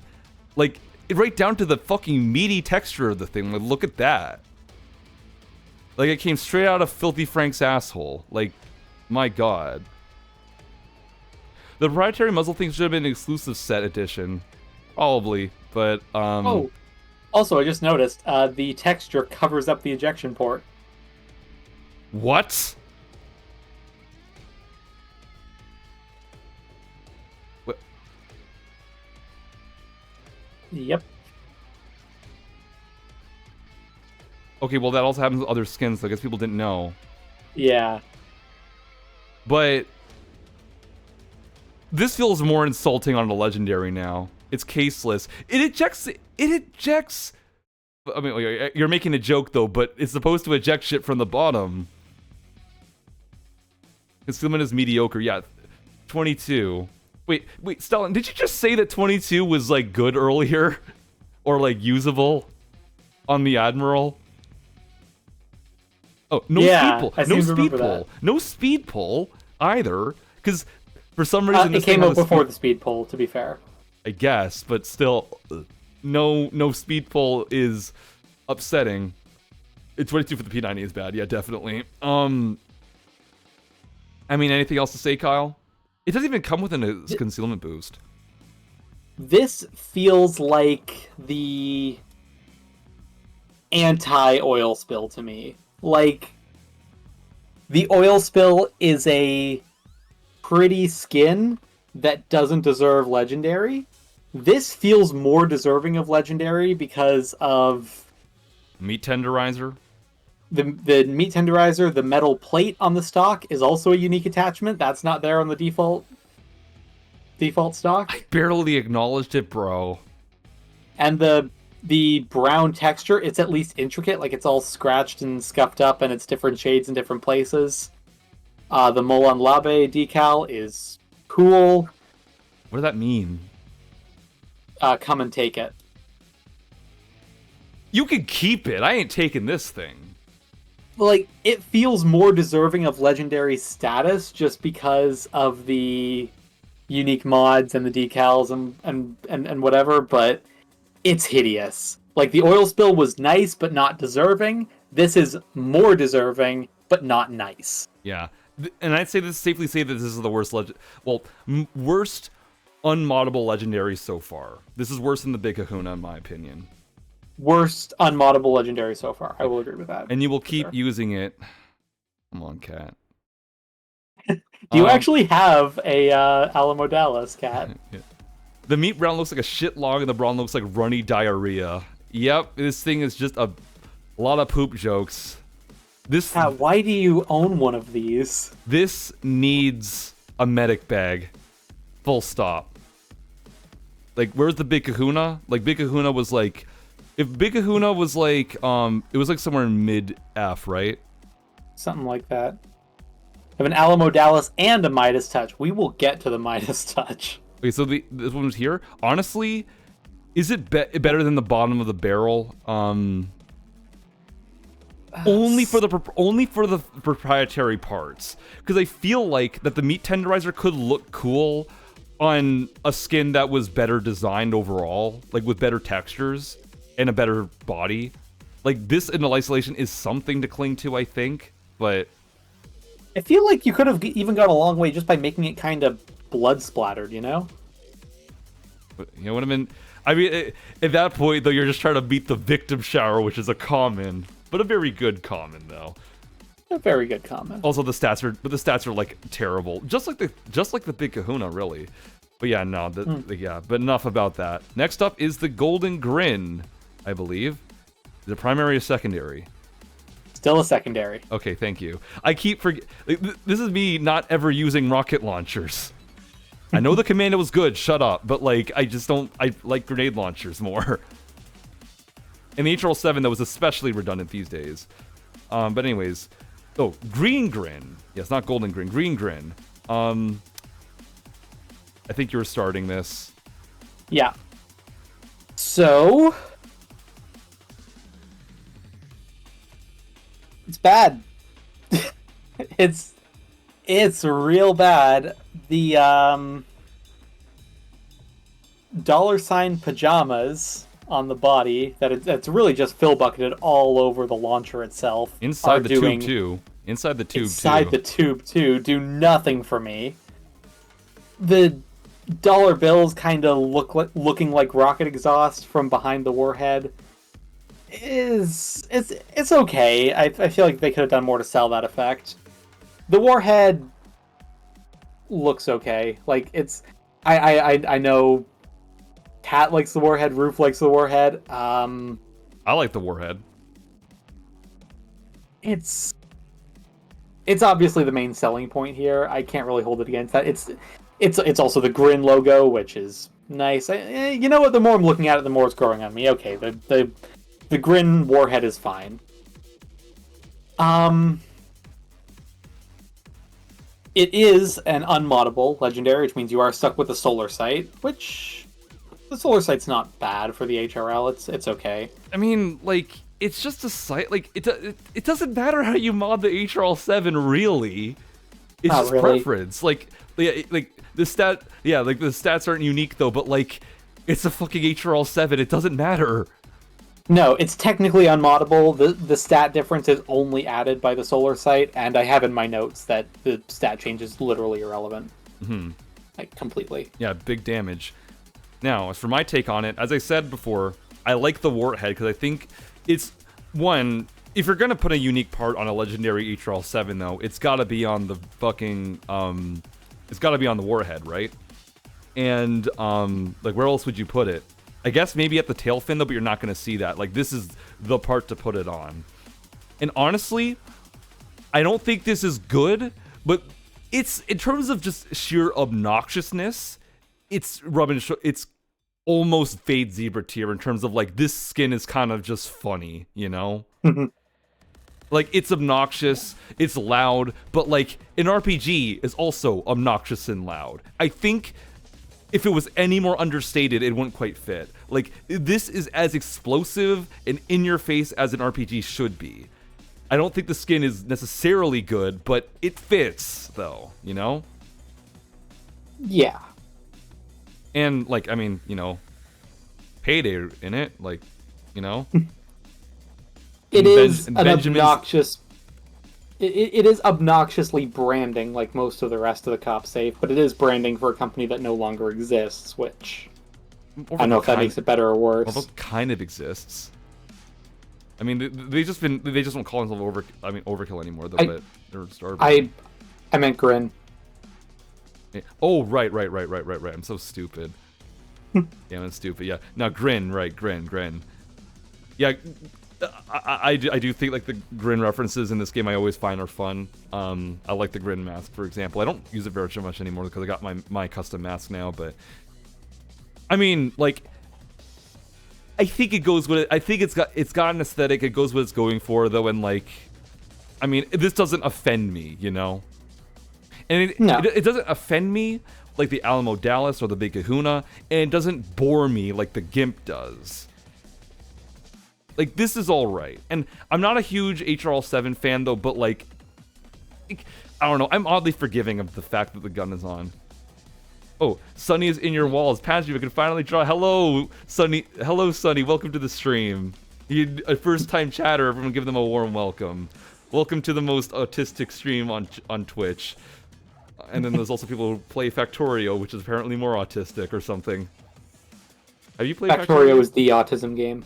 Oh man, I have friends who really glaze that game and say that I would like playing it, so like, I don't know. Honestly, that's halfway to a diagnosis, buddy. Anyway. But, I'm feeling C on this one, honestly. Like a high C. I think it's charming. It is. Is it better than the Anarcho? Okay, it's not. It's not better than the Anarcho. No, it's not. Okay, it's not. I don't think it's better than Hyena. No. Is it better than Barbed Wire? That's Barbed Wire, right? Or is that, yeah, it's Barbed Wire. I wasn't that asked about the I'm more asked about this than I am the Barbed Wire. Fair enough. Yeah. Okay, this one. I hope this one isn't controversial though, because I really like this one. If you put it above the Anarcho, I will come to your house and punch you. Yeah, for the record, I did try making him put Anarcho higher. Top of C is the best I could compromise for. Yeah. This is not my fault. Okay.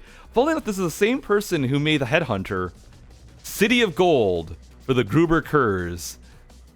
This is fucking so pretty. I love this one. Who's starting with this one here? I believe that's you. Awesome, okay. This hits. I fucking love this skin. These colors are amazing. Again, no bias. It's basically the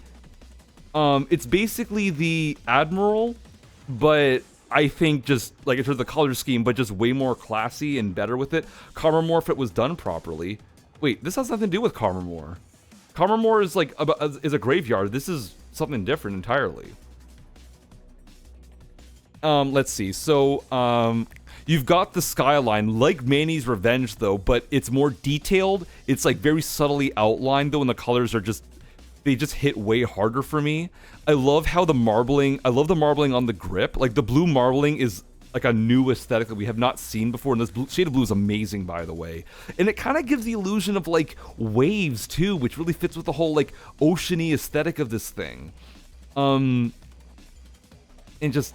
It's just so goddamn pretty. Like again, it doesn't necessarily push any new boundaries though, but this is basically reminding me of a skin that I liked already, liked a lot, but like it blows the Manny's Revenge out of the water because the color scheme is amazing though. And as I said previously as well, like the Gruber Curse is a gun that exudes class, and they said that the Chrome Sparrow epitomizes it. This is just the textbook definition of elegance and class. Like it I don't know what if there's a stronger word for like epitomize. Can you like it epitomizes squared essentially. It's so ungodly beautiful. Like I cannot get over how much I love this. And I look without the same thing really. And whatnot. Like I absolutely love this skin. Like again. I don't have a deep analysis of it though, but I just really fucking love it. And other suppressors still look really good on it. And compensators too. Yeah, looks the rest of the yacht in negative space. Well, I see the yacht now. It's right there. Oh, it's so good. I fucking love this skin. It's amazing. Anyway, Kyle, what do you think? The blue marble texture on the grip and on the suppressors makes me think of the bottom of a pool. Is that good or bad? No, I don't say that as a bad thing. It kind of adds the whole luxurious vibe. Oh, like, yeah. It does feel very luxurious. Like, that's really the only word that I can use to describe it. It's all sorts of deep blue and gold. Yeah. I think the whole thing's a little bit of a Yacht Heist reference, because it's got... I think the yacht's directly from Yacht Heist. I think you can kind of see that skyline in Yacht Heist, though I would have to check myself to make sure. If it's literally the same skyline, I will shit my pants. That's such I do think it looks better without the long slide, I'll say that, because you don't have the text getting in the way on the left side. Fair enough, though. Well, the long slide is kind of like that. Hello, Nobu! Haven't seen you in a while. Thanks for coming to the stream. We're doing really good, though. We're ranking legendary skins in Payday 2. We came across a really good one. You like to imagine one of the Black Cat brothers owns this. Oh, now we're getting to story territory. I don't remember if this one has a story, because with some of them, the skin it does reveal. It does sort of. Oh, it belonged to Gold. It says Robert Aldo Doro. It's just his last name is Gold. Aldo the Gold. That's I mean, we're not ranking on lore. That feels like a lot less lore than it deserves, though. Oh yeah. Wait. Oh. More of gold. But yeah, and also like I must also say like as well like I don't know if I've mentioned this in past streams though, but I know the Gruber Kurz isn't like the best gun in the game, but I unironically use this in Loud. Like I fucking love the Gruber. It is so satisfying to use, especially if you use it with the old animations. Like it just feels amazing. It's not the best gun ever though, but I can use it well. And yeah, Gruber has a 34 concealment niche. Yeah, but I mean, I don't necessarily use it in that role. I use it like just as a Loud pistol though. So I'm not trying to min-max concealment because I just use a GL40 in the primary and then just like 30 concealment on the Gruber though, and that's more than enough. I usually prefer the Shimano Compact when I'm running, when I'm trying to go for 34 concealment secondary, but I would definitely use the Gruber if I had a City of Gold. Yeah. Yeah, it has a real niche was worth mentioning. A niche that it shares with the other, with like the Bernetti and the Shimano Compact, though. But like it does it with so much more drip. Yeah, God. Anyways, I am almost exhausted talking about how much I love this skin. It's so good. Like the only flaw I can think of is that like maybe this tactical pistol light could have had more texturing on it, though. But you know what? I prefer my Grubers without a gadget because you have the laser grip. I was gonna say the only things that I can really say against it are the sights and gadgets don't look great, but it looks better without them. Yeah, like overall, like I don't run a Gruber with a gadget or a sight though because I don't care about stats. I use it for drip. And no barrel extension either. Nothing. I mean, if you're running the City of Gold though, you have to use either the Jungle Ninja Suppressor or the IPSEC compensator. You need that boat drip. Fair enough. But I don't know, I just prefer it without it though. And that still looks really good. Amazing. Yeah, it's just like, man, can I put it in an S? I really want to put this in S tier. It's I feel not like creative. no. Oh, hold on. I feel like this deserves it because honestly, to me, it's like it's almost better Firmament. Like I don't think it's actually better than the Firmament because I think the Firmament gets a lot more points for being the multiple skins in one, and for how much effort they put into those engravings. Mm-hmm. But just as a sheer aesthetic, I prefer City of Gold over Firmament. Wow, really? That's crazy. So, do you want to? Because I was almost thinking of putting it next to the Royal Flush.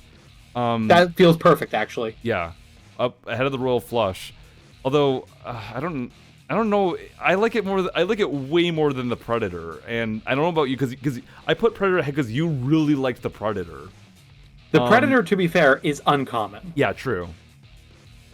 You know what? Fine. Here. But it feels nice as a pair. Dude, if you ran both of these together on Golden Green Casino, you are dripped the fuck out. You are just dressed to the fucking... You're dressed to the fucking 9 billion. Crazy. Amazing skin. Thank you, Rex, though. It makes up for the Headhunter. Anyways. Flush plus Lucky Gambler, though. That also is good. Or Lucky Gambler and City of Gold, because you can run it either primary or secondary.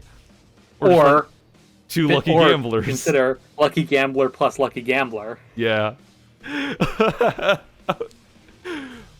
Buddy, God. Anyways, next up. I would actually do that if I had a Lucky Gambler. I would be running dual saws. You couldn't fucking stop me. I would encourage it, bro. That would be, I would love to heist with... I don't need to have it. I just need to be with someone who does it.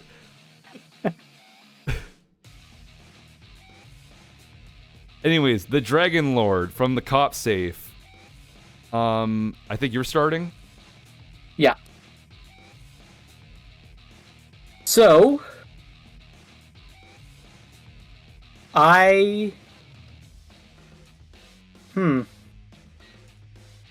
That blue foregrip is really throwing me. Yep. Aside from that, though, I like the dragon head nozzle. That's always great on any kind of flame-throwing weapon. Mm-hmm. Like, if you're not having your flamethrower shoot fire out of a dragon head, what are you even doing? Yeah. The dragon decal on the body is a bit busy, but, I mean, it kind of earns it by being, you know, it's a legendary. It gets to be over the top, and it's not so busy that you lose sight of what it is. Like, it is very obviously a dragon.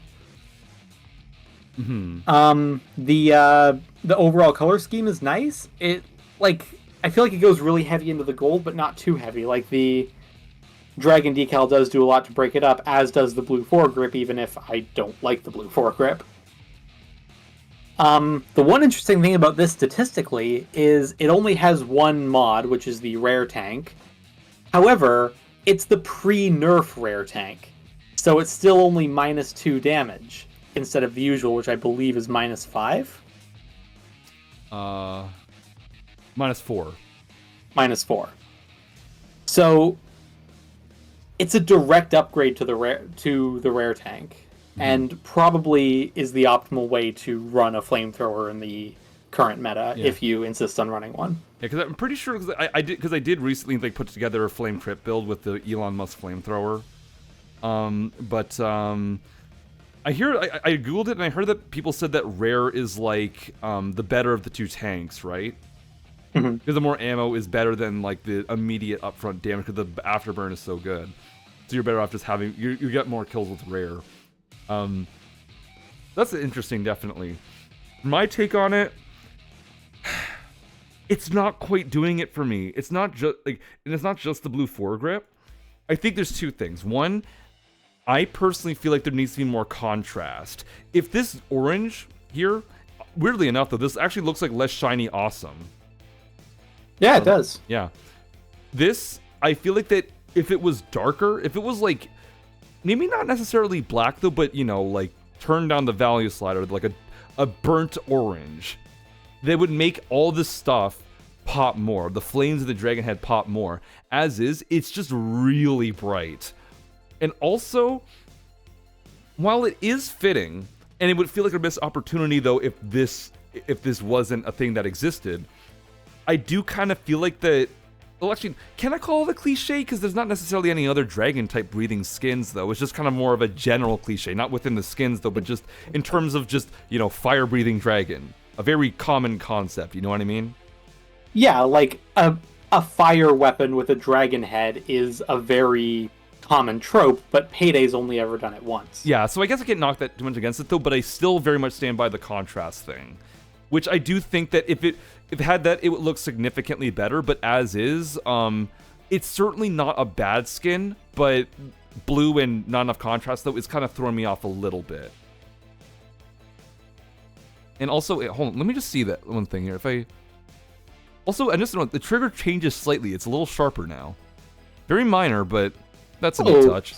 So that is that is technically a unique mod, I suppose. Well, outside of this thing, obviously. Yeah, and also someone pointed out like the gray on the stock. You're not really gonna see that unless you're reloading though, and I feel like that the like this is like party in the front, business in the back, really though, and there's so much party here though that I can just kind of ignore this. So, you know, yeah, I mean, I guess there's not much more else to say about it though. Like it's not bad, but I have my sort of hang-ups with it though. Where would you put this? There really isn't much to say about it. Like thematically, it's very simple, even if the skin itself is very busy. I'm feeling like mid-C or something like that. Yeah, that seems fair. Yeah.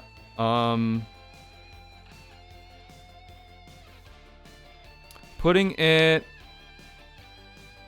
Honestly, actually, looking at the competition here, I'd actually probably just put it, like, behind barbed wire. That makes sense. Yeah. Alright, here's the other, futuristic skin. So, I'm starting with this one.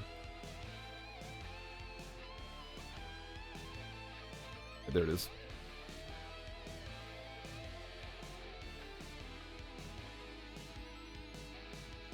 Alright.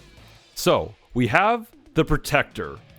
So as we know, going through the skins of the Eagle Heavy, this has some stiff-ass competition. The Eagle Heavy, the Protector, is fighting against two excellent commons and an amazing rare. It's fighting against the Scarred, it's fighting against the Royal Flush, and it's fighting against Flight. Like, it's like the competition is fairly quite stiff. And unfortunately, all Protector has to bring to the party is generic sci-fi again. That said, I do think that this is better than the Vanguard because it's got more of a sheen to it. Like this, like it looks more like convincing like metal though, and these decals, these vent holes, are actually very convincing. Like the parallaxing on it is very impressive. If you look at that, clearly a lot of effort went into making sure that these things look 3D. In fact, and let's see, I like the armed thing right there. Like, that's a nice touch on the fire selector. That's a really great detail. I like the fake arms manufacturer, Vertex Arms. I like the just text on the other side there. I like the little, like, slight little decal things on the scope there. I like how the vents light up here and whatnot. This is by far probably, because I know I probably said the Vanguard was probably the best one. I think this is probably the best one now. And in my opinion, it is really good though. Does it hit legendary? Because it's for me, now that I'm talking about it more, it's very difficult. I feel like it's very hard because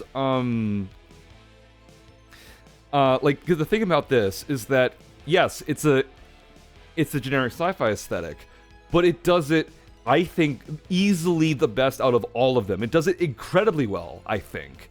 However, but again, we're fighting against the Scarred, which is a common though that has an amazing sticker though that feels like that it's really punching way above its station with that sticker.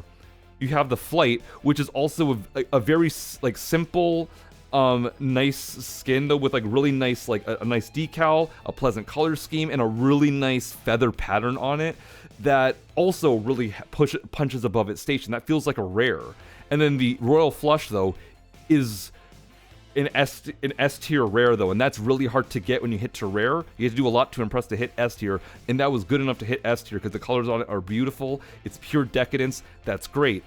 I've been yapping so much though I nearly forgot what my point was, but when I'm saying the competition is really stiff though, it really actually puts me in a really difficult spot because I almost feel like when I look at it more, I almost feel like that it almost hits legendary for me, but it's not as amazing as the Royal Flush. No, like it's nice, but again, because like I feel like a broken record. I'm sorry though, but it feels like that. May I introduce a factor that may just tip it over the edge for you? Go ahead. Equip the long barrel.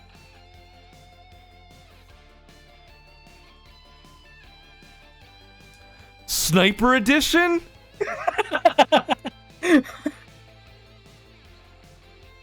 Ghost Warrior.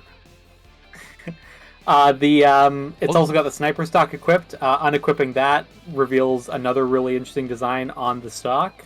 Protector. Oh man, that's good. And some of the sights look a lot better than the default one that it comes with. I would personally recommend the holographic sight. For the record, I couldn't tell what this said though because it's so blurry. I didn't realize that's a sniper edition. Let's see, hollow sight. Clear on the barrel. Vertex barrel. That's very nice. Like the faded triangles are really good. Also, kudos for using triangles and not hexagons. That looks really good. What else? What other sights? Trigonom. That's very nice.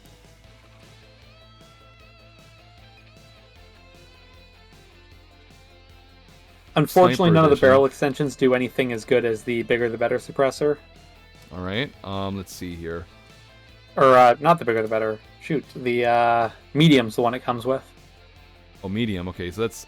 I mean, I guess what you could have done though is like maybe pick up this metal color, but it does. But it would look out of place on the barrel then, I suppose. Let's see. Bigger the better. The low profile suppressor kind of takes a note from the sights as well.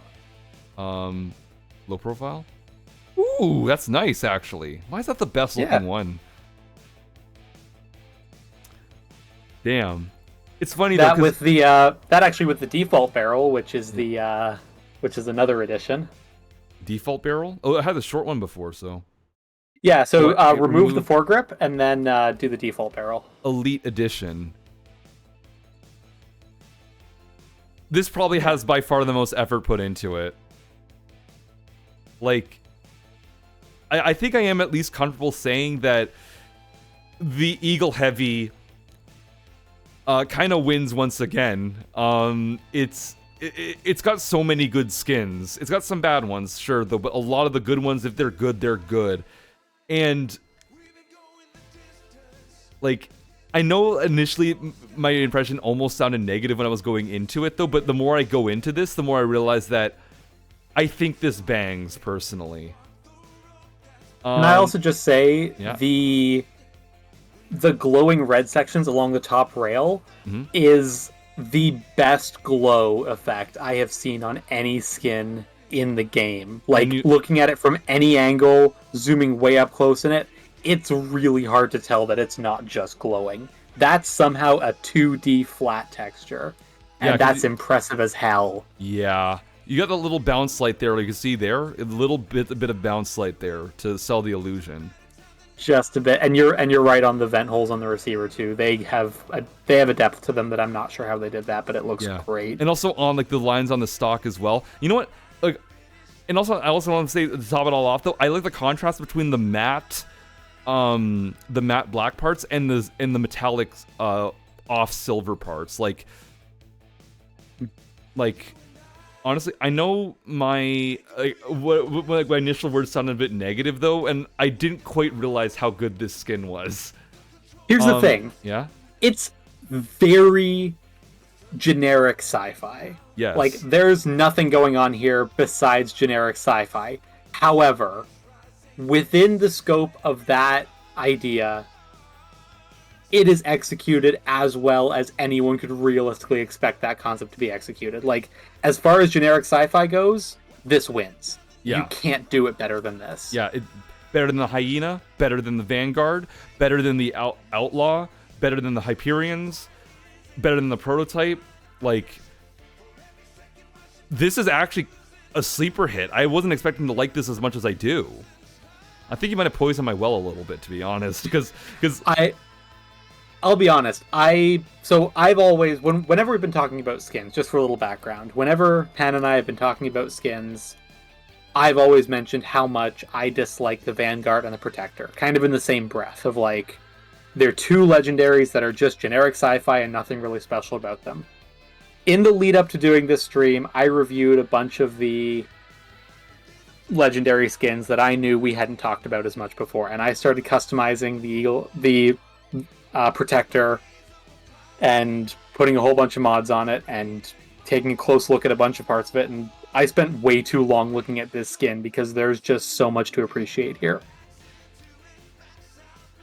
And I didn't expect to like it as much as I did. I've always kind of talked about it in the same breath as the Vanguard, and I see now that that was a mistake. This skin is above and beyond the Vanguard in so many ways. Yeah. So is the arc that I had just now basically what you experienced? Kind of had a bit of a quiet sort of that myself a few days ago, yeah. Honestly, also, I don't know if it was intentional, but the fire selector... so, yeah, it does say armed, which is such a nice touch, and very... Oh, it ties the sci-fi together so well, but it also kind of looks like a power symbol. Just a little bit. I don't know if it was intentional with the shape of those semicircles around the selector, but... It does a little bit, yeah. Just a bit. I don't know if it was intentional, but it does kind of suggest it, doesn't it? Really? Oh my god. Oh man, like... Dude, I think I'm kind of in love with this thing now. Yeah, I definitely, like, I've always talked so bad about it. I never took the time to try to appreciate it, and as soon as I really approached it with an open mind, I just found there's so much to love about this skin. That thing in A. I'm honestly feeling, like, S.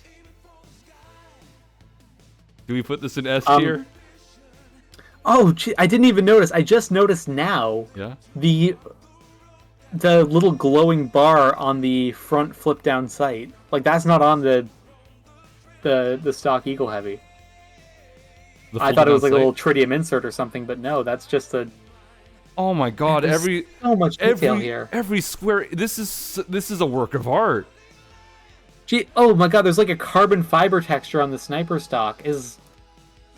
Like, what? Just slightly. No just barely. way! You gotta zoom way in to see it, but it's there. Oh my god, this is a gift that keeps on fucking giving.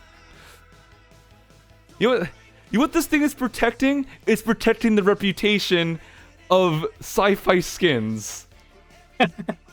This is like the peakest of the peak of sci-fi skins. Like, it's so much better than the like stuff like the hyena and the Vanguard and oh my god, like This sets the bar for every skin that goes for that sci-fi aesthetic. Like, yeah. this pulls all the stops, and it looks so good for it. This has to be S. Like, I am head over heels for this thing now.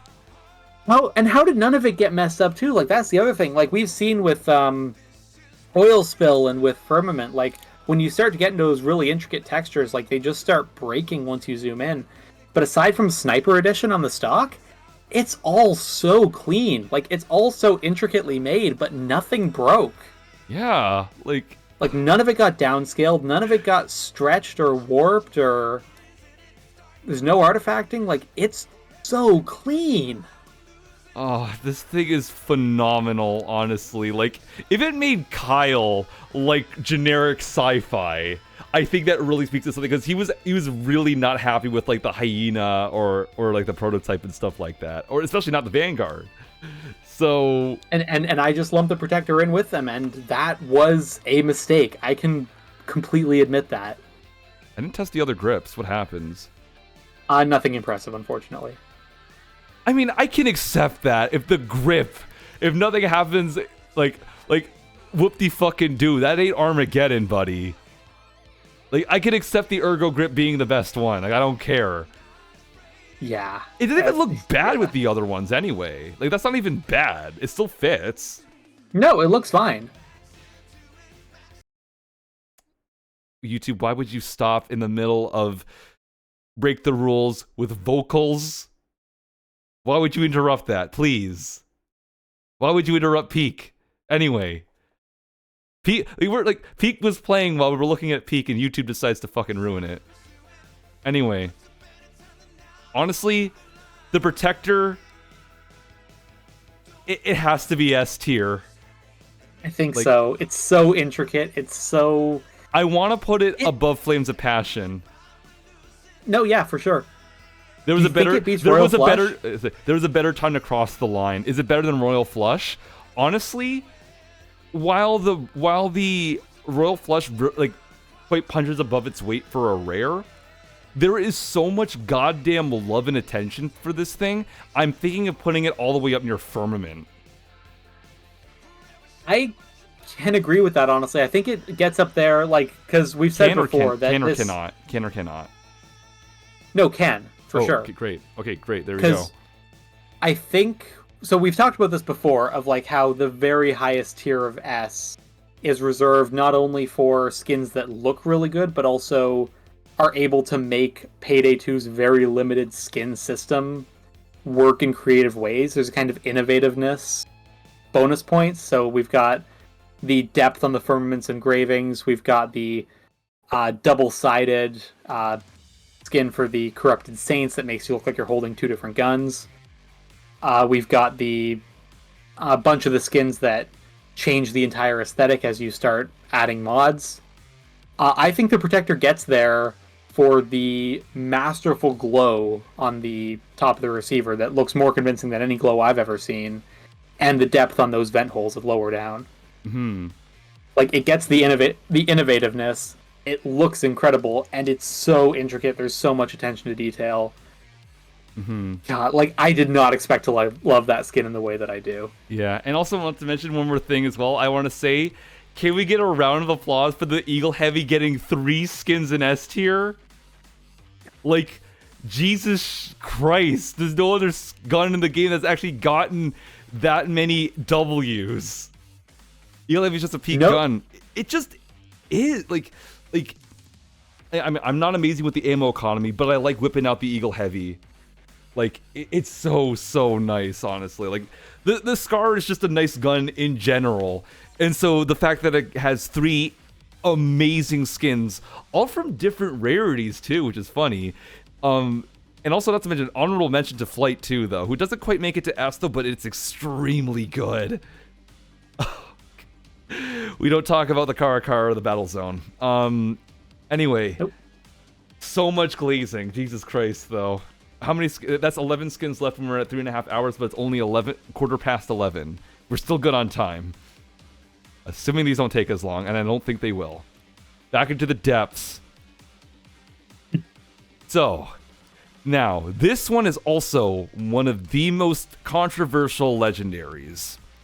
Also, by the way, how many viewers do I have right now? 14. What?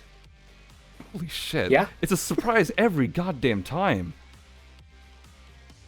I'm so proud of myself. And you. There are at least 14 people out there as autistic as us. Yeah, you had more a little bit ago. Maxed at 17. Jesus Christ.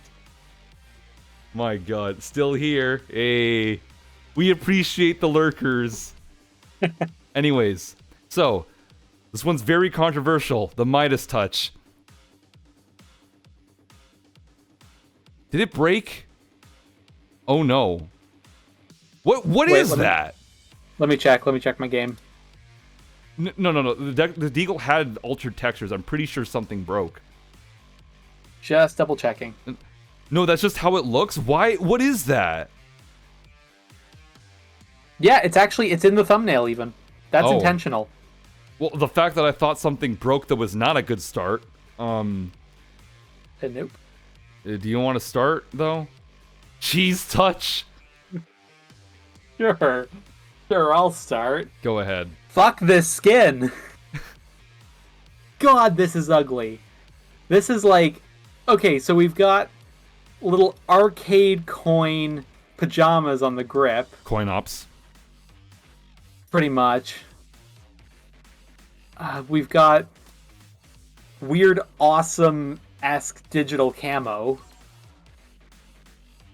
The black barrel with the weird golden circle decal that made both of us genuinely think for a sec that this gun was broken. And a massive fucking barrel weight compensator something hanging off the end that looks worse than the overkill compensator that the gun gets without the skin. How are the stats? The stats are nothing special, really. You got +2 damage, +8 accuracy, +8 stability, and +6 mag capacity, which is the same as the extended mag, and -12 concealment for all of that. So good luck running this thing in a dodge build if you had any intention of that. Yeah. And before someone's... Theoretically, you could, but like, is it really worth trying to ace low blow to get this into your dodge build? Like... And none of the stats are anything you can't just get from mods. Yeah. As for my opinion, I think the skin is funny. You're saying ace low blow like that's abnormal. I'm warming to the idea, but normally I don't ace it. I normally just prefer to run guns that are innately just lower concealment. But I'm warming to it, though. And what I meant it was abnormal, though, is running ace low blow for this specifically. Not in general, using the Midas touch. Like, use literally anything else though of this damage category, like a normal Deagle.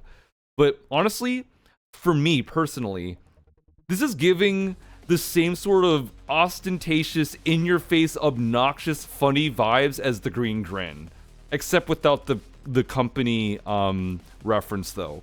But personally, I think it does it while looking less ugly than the Green Grin. Oh my god! Sorry. Sorry, I just saw in chat, Kat said something about this barrel extension, it removes the irons.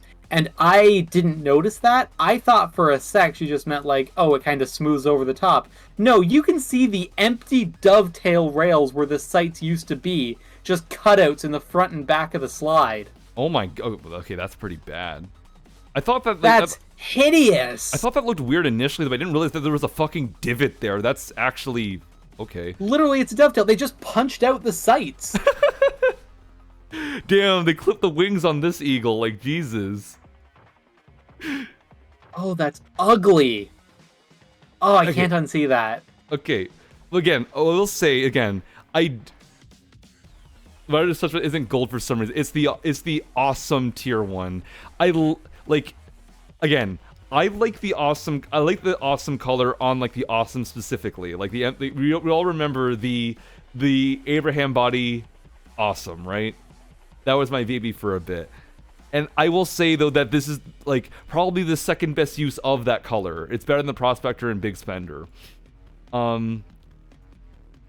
Hold that thing by the barrel and use it as a gold pickaxe, minus this cheese touch.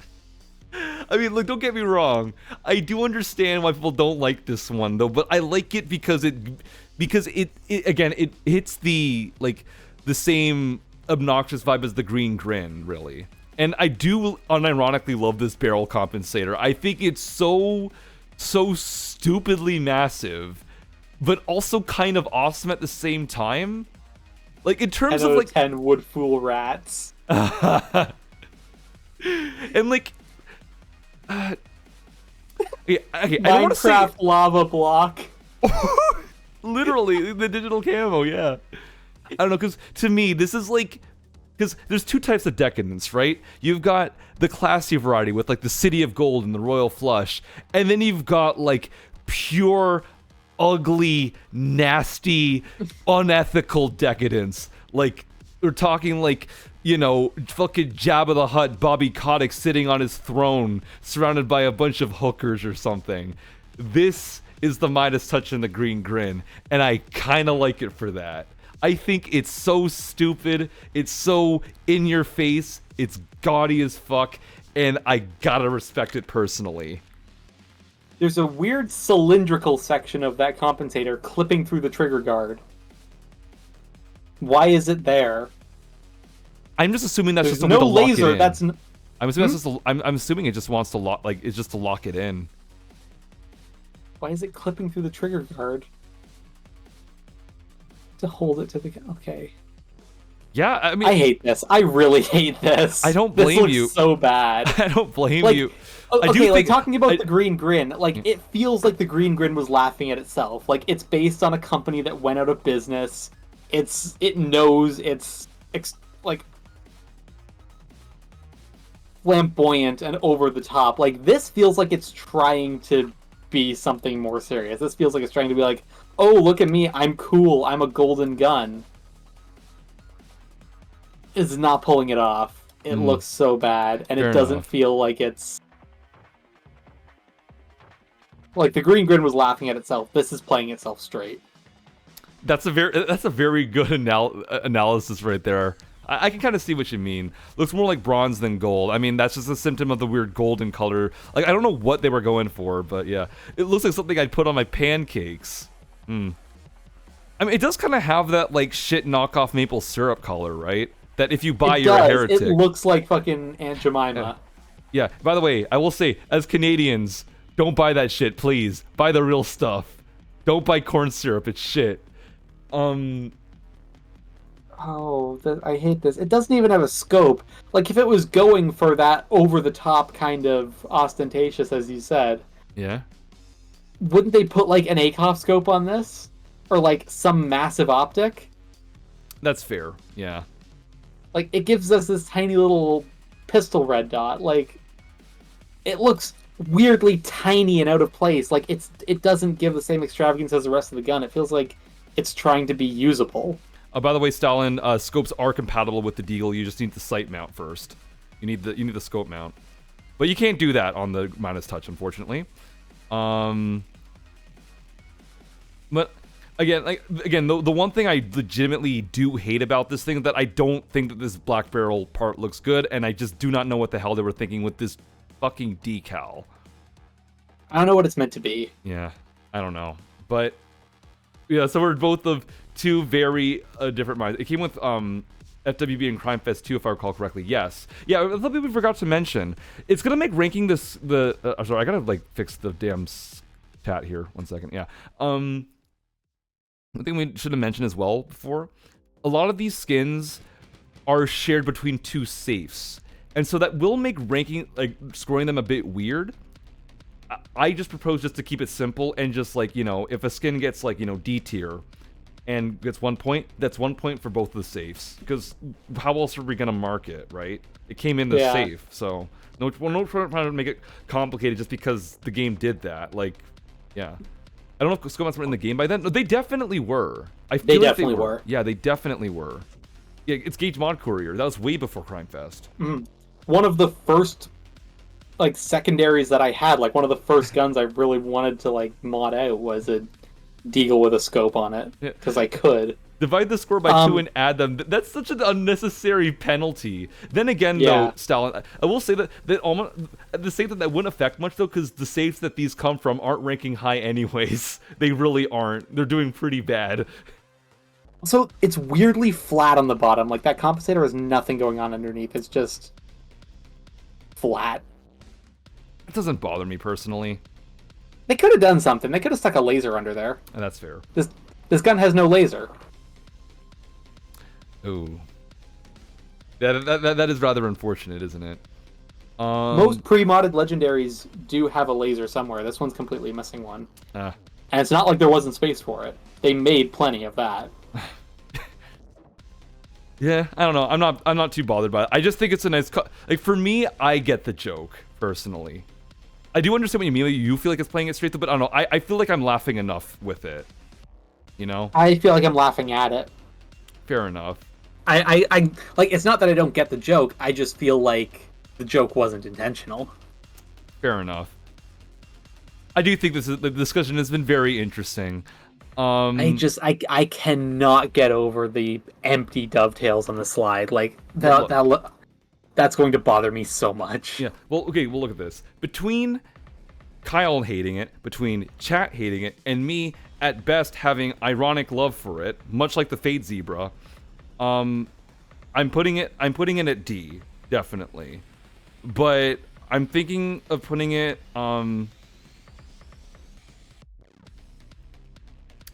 I'm putting it one above the GIMP because it doesn't bore me like the GIMP does. The GIMP is boring. That's fair.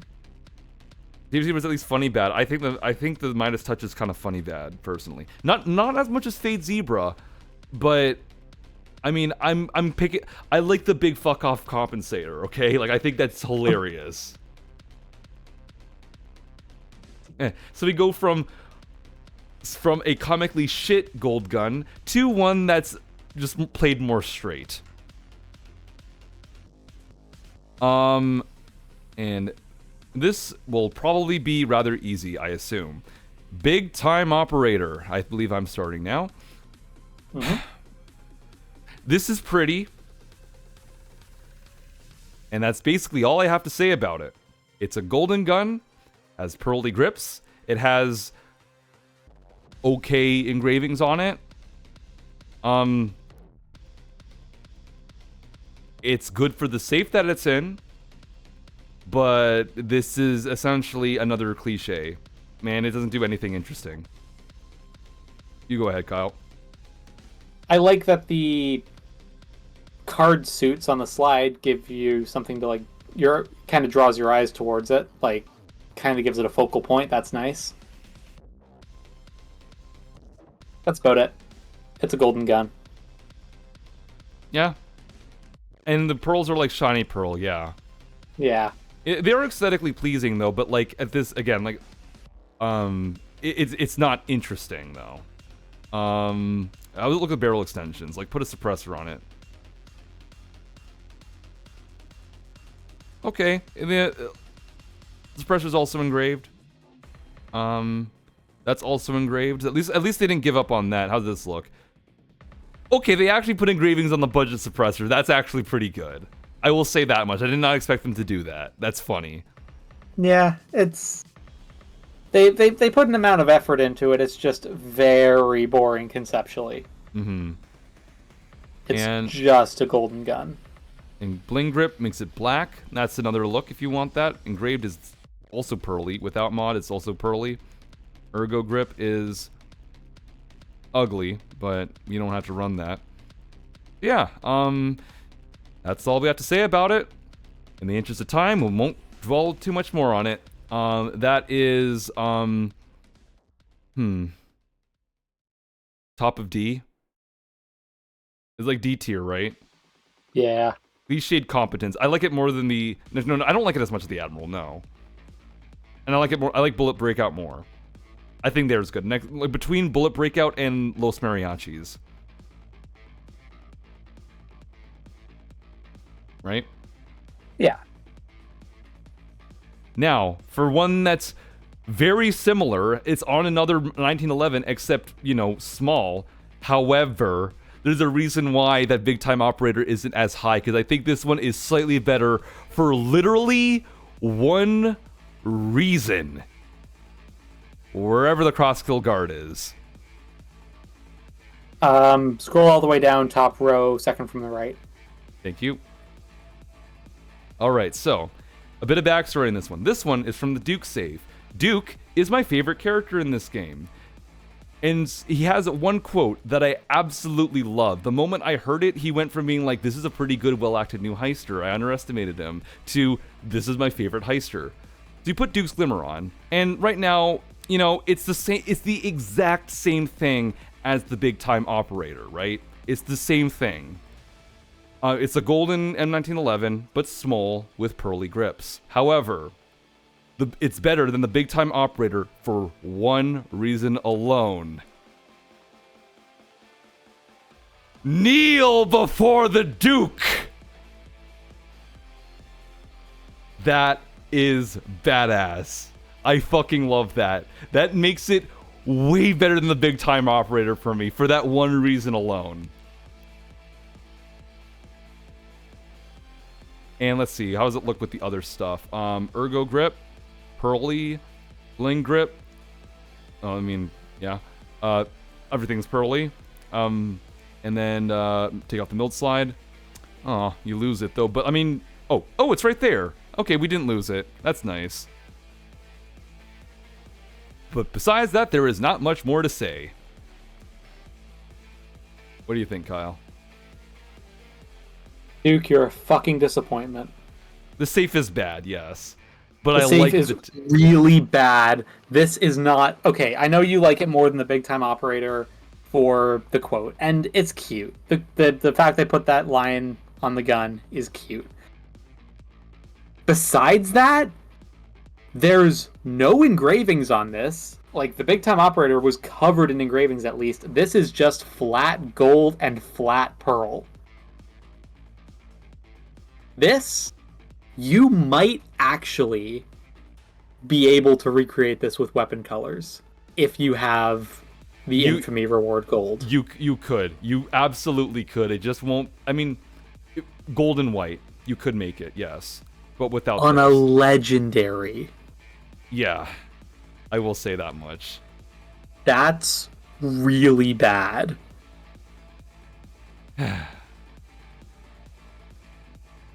That is very true, yes.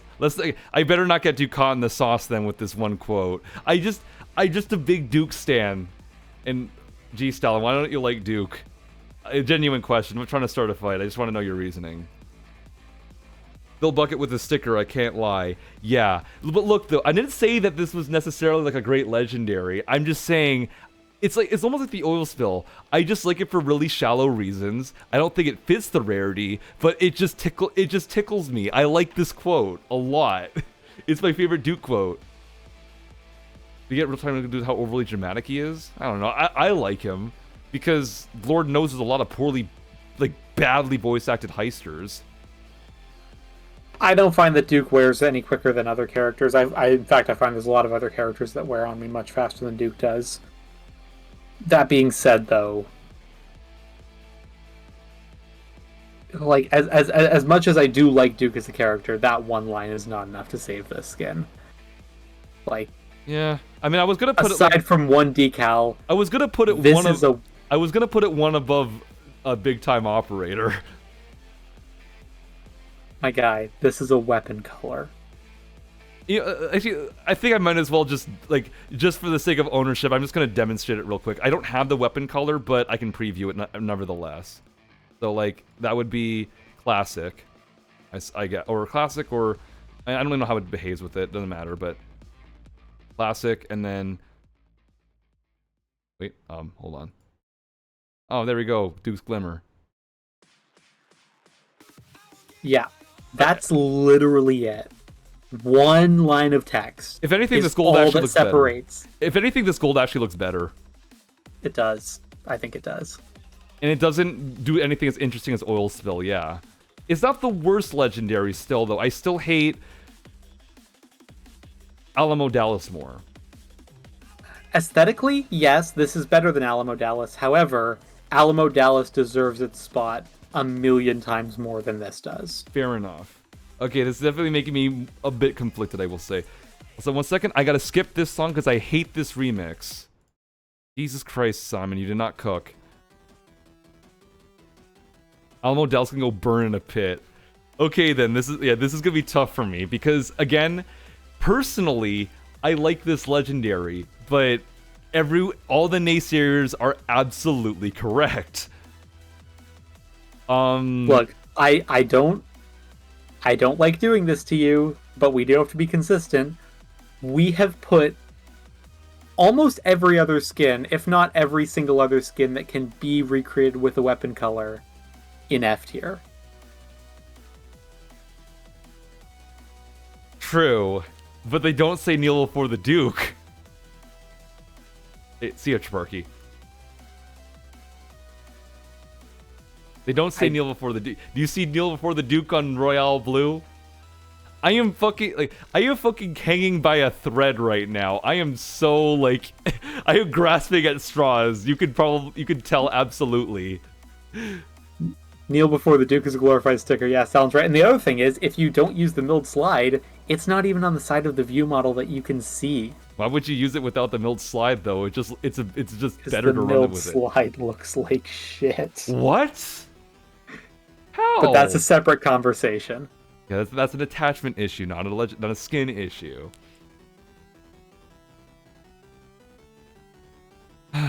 You literally just demonstrated how Yeah. it can be recreated with weapon colors. I know. If it wasn't for your attachment to the character, you wouldn't have thought twice about this. Yeah. Okay. You know what? I'm gonna be swayed way too much, but tell me where to put it. Next to what skin?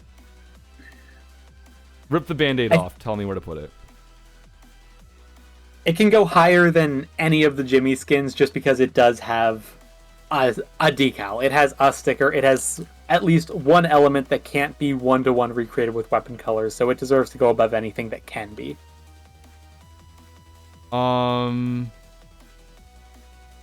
Like where? That's still not specific enough. Okay, can we put it above Toltec? Yes. Yes. Well, actually, the Insomnia is still up there. No, above Splitter. Oh, no, yeah. Above. Okay, above Chikara. Yeah, above Chikara sounds good. Or do you want to go down to Toltec? You can even throw it above Copperhead. Like, that's also a weapon color. Thank you. I can live with that. What qualifies to be better than Grey Hunter? Just be more visually interesting. Well, actually, and also, not to mention, though, the Grey Hunter is an epic that really does not deserve to be an epic, which is why it's still sitting below, like, Dragoon and stuff like that. Again, we tried to be nuanced. It was nuanced at one point, though, but at this point, don't think too hard about it, please. Like, it's... You want to sort this shit? Be our guest. We tried, but it's hard. This really deserved to be a legendary. This is barely an uncommon. I mean, there's no uncommons that look like this. Is there? Well, gold? I get... What? What, gold? Just gold. Just gold. Well, but I guess... No, I guess so. Seminole with the orthogon attachments. And we really like that. But that was like unexpected for a common though, which is why it was there. Yes. Right? And not to mention though, the shade of gold on that one is like, the thing I actually failed to mention though, the Scarface skins, when they have gold sometimes, the gold is a very interesting type of gold, and the Seminole kind of has like an interesting type of gold though. It's not like the Dupe's Glimmer though, and it's definitely different from the weapon color type of gold. Yeah. This is just paler than the weapon color.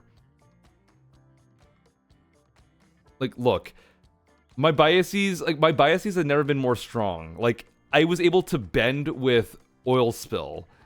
I I'm really struggling with this. Like, I get it. I get what the naysayers are saying, though, but Duke is my favorite character, and I love that quote. But if he wasn't your favorite character, or if... Because you don't hate Duke, do you? I don't hate Duke. I quite like Duke. I quite like the kneel before the Duke quote. It is the second best domination quote by far. Wait, what's the best one? Arms outstretched. Okay, yeah. Technically, those lines play at different parts, though, but that's part of the same process, whatever. Yeah.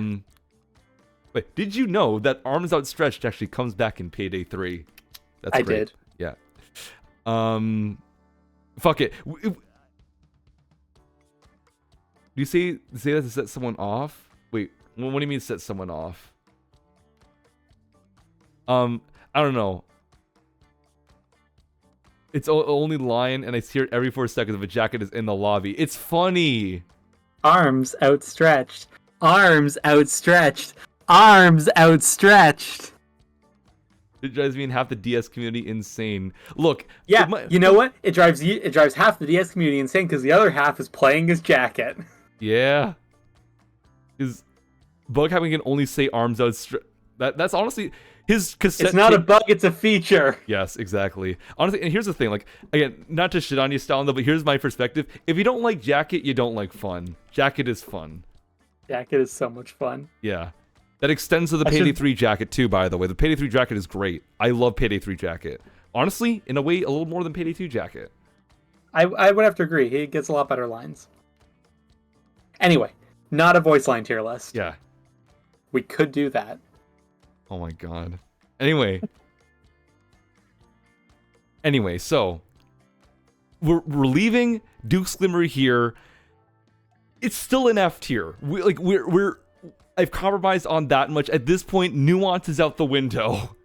At least your tier list when? That'd be quite short, though, and it would be very different between Kyle and I. Like, it'd be hard to do it, like, together. You know what I mean? Because I think their disagreements are huge. You know? Well, I feel like they're meant to be. Like, they are more meant to be a reflection of the personality of someone who plays them as opposed to just aesthetically pleasing by themselves. It would cause like a war in chat. I like to think that most of my Heister opinions are quite standard, but there's at least one that's like controversial, just because she exists, and that's Sydney. Bonnie is I'll kill anyone who plays all the. Bonnie is great, though. I just kind of don't play as her, and no one really plays as her because. Let's face it, though. Some people just kind of don't really want to play as a plus-sized woman. I think we can all agree, though, Joy F tier. Yes, please. Yes, please. If you think Joy is anywhere above S, you're wrong. In Payday 3, she's like at least a C, though. Anyway, enough of that. We digress, though, because we still have more skins to go. We're still doing okay on time, though, but we gotta get going soon before things get really bad. She's your number 2? Bonnie, not Joy. Oh, thank God. Fuck. Stalin said that before I said Joy was F. Okay. Oh, thank God. I had a fucking heart attack. Jesus Christ. Okay. Whew. Now, Bonnie is good because, like, she has, like, some of the best written lines. But anyways, not about that. Anyways. Now, this one I think Kyle and I have disagreed on before. You could give me a heart attack with your number 3, though. Oh, God. What is it? Anyways. El Toro Furioso. So I think I start now, yeah? Yes. So first thing I gotta say, I love the name because El Toro Furioso is Spanish for raging bull, and the Bronco is based on a Taurus raging bull. So that's cool. Hold that thought, Kyle. Gila? Yep. I was waiting for you to see it. No, I saw it though. I was just waiting for you to pause. She's funny. She has like the worst voice acting. I have mods that mute her. I mute Gila.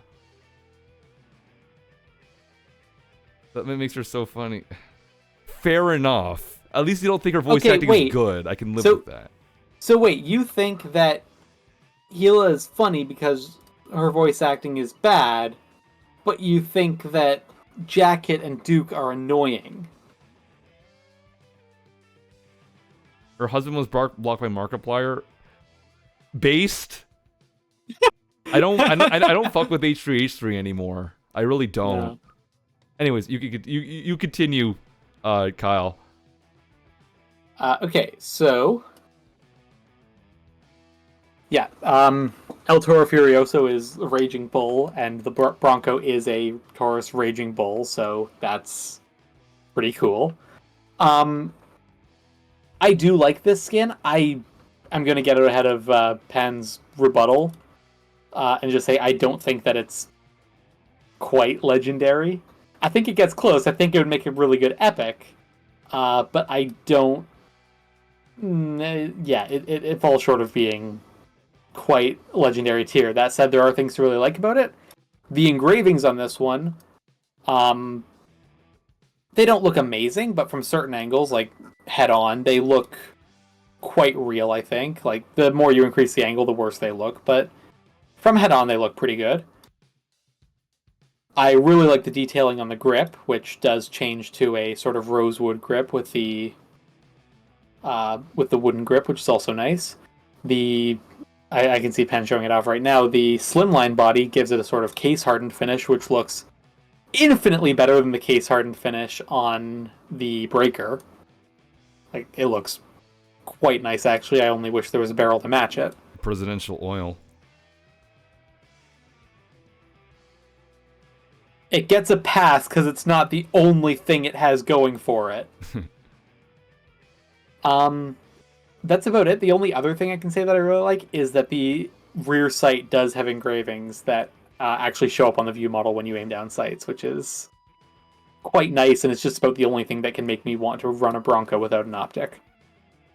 You run Broncos with optics? Yes. Ugh. Anyway, for my piece on it, I never liked this skin, and however, fiddling with the mods though did make me like it slightly more. Basically, here's my impressions. One, the engravings are nice, but we've seen them done better. There's better examples now. This isn't enough to impress. Two, I really fucking hate the black frame. It doesn't look good with the chrome parts. It looks like a mistake. It looks like you put the wrong frame on the gun. Like, sure, it prevents it from being like too weapon colory, but to me this looks ugly. And then I guess this is a relatively small thing because you don't need to run it per se, but the ergo wooden grip looks fugly on this thing. I do not like this at all. This needs to be darker. This looks out of place now, even worse than the black. What I will say though is that putting the slimline body did give me a fucking shock. Like, I was actually sounding like, because I nearly said holy shit and interrupted Kyle. The slimline body does look great. Like, this is, like, the colors are very nice. I like the slight blue, the orange. Like, it looks really good. However, it doesn't change the fact that it still looks really out of place with this fucking chrome barrel. I still cannot get down with any revolver that has a different frame color compared to the barrel. It looks like you put the wrong barrel on. And beyond that though, like, this could be to me this is a mediocre epic. So the slim unlock is cool though, but I still don't like the skin. I think it's a pretty good epic, but yes, it's definitely not legendary. Also, the flash hider is just black, unfortunately. Which the hurricane compensator, which came later, is flat white untextured, which shows that the black flash hider was a deliberate choice. Yeah. And a bad one. El Toro would be good if it wasn't so contrasting. I don't know. Like, to me, this is so unbelievably boring. Like, this honestly is, it actually reminded me of the fucking Juarez. The really sad thing is there's a lot of good ideas here. Like, okay, let me just kind of brainstorm out loud for a second. If they kept the black body and one of the barrels was black with silver inlay, that with the silver cylinder and silver controls would look really good. Is it a If one legendary of the though? if one of the barrels was case hardened that went with the slimline body and you kind of had case hardened all the way down, that would look really good. Yeah. No, I don't really. And to answer your question, I don't really think there's anything you could have done with this skin, with this concept, to make it worthy of legendary. But you could have done a lot better than they did. True. Yeah, the short barrel was case hardened. That's exactly what I thought because both are concealment mods. That would have worked well. Would have worked great. And then if you had the, let's say the overcompensating barrel as black with silver inlay to match, to kind of give some, both to match the frame as well as to give some contrast and tie the silver elements together. But they didn't do that. It's just kind of, no matter what you do with this gun. Remember all the times we've said that there's all those mods, like with the Lucky Gambler and with the loading. There's a bunch of different looks you can have with a bunch of different colors. You're essentially getting multiple skins in one, but there's no Sonny. way to make it. I was saying goodbye to a chatter. See ya, Sonny. Oh. The streamer must be streamer. Yeah. I gotta acknowledge chat. It makes them happy. So if okay, I lost where I was going. Okay, so I got it. Skins like the loading and the Lucky Gambler, where the mods drastically change how it looks. We've said before, as a compliment, there's no way to make this skin look bad. With the El Toro, there's no way to make this skin look good. No matter what you do with the mods, and the Bronco does have an impressive amount of mods, it's always going to look mismatched. They could have done a lot more with that. It could have, the mods, the modding potential of the Bronco could have tied it all together, but they didn't do that. Yeah. It's missed potential. Like, is this even a thing that happens in real life? Do people really run mismatched frames? Because I hope they don't. Yeah. I mean, shouldn't. It's more of a thing on single action revolvers where the frame is kind of just the bottom half and the barrel also composes the top half of the frame. You can kind of have like a brass bottom of the frame and a matte black top, and it looks better. I'll send you some pictures later. I personally like the two-tone single action revolver look, but double action revolvers, it doesn't work at all. Yeah. But, boy, I really just don't like this one at all. Like, at all. Like, I don't want to, like, it to me, it barely clears, like, Duke's Glimmer. If anything, I think, like, I feel like my biases just win out, though, and I think that this is worse than the Duke's Glimmer. And worse than Big Time Operator. Because it doesn't look cohesive. Because at least those two have a cohesive golden look. It's generic, yes, but yeah, like, it looks cohesive. This, to me, looks like a mistake. I really don't like this skin.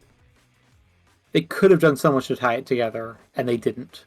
Yeah. It looks better than the fucking Minus Touch? I don't think it looks better than Minus Touch. I was actually just about to say that.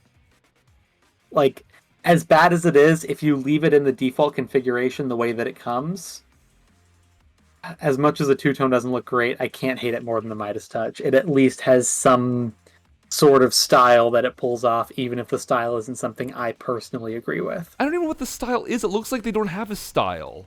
It looks like they just messed up. Two-tone revolvers, again, are a thing. Guess. Shouldn't exist, though. El Toro has redeeming quality. Like, the slimline. I'll give you the slimline body. The slimline body is great, but that's where my praise ends with this thing. Okay, to be fair, it has the slimline body, and the slimline body is worthy of praise. The Midas Touch has fucking nothing. True. Is it comedy value for me? If it is, it's unintentional.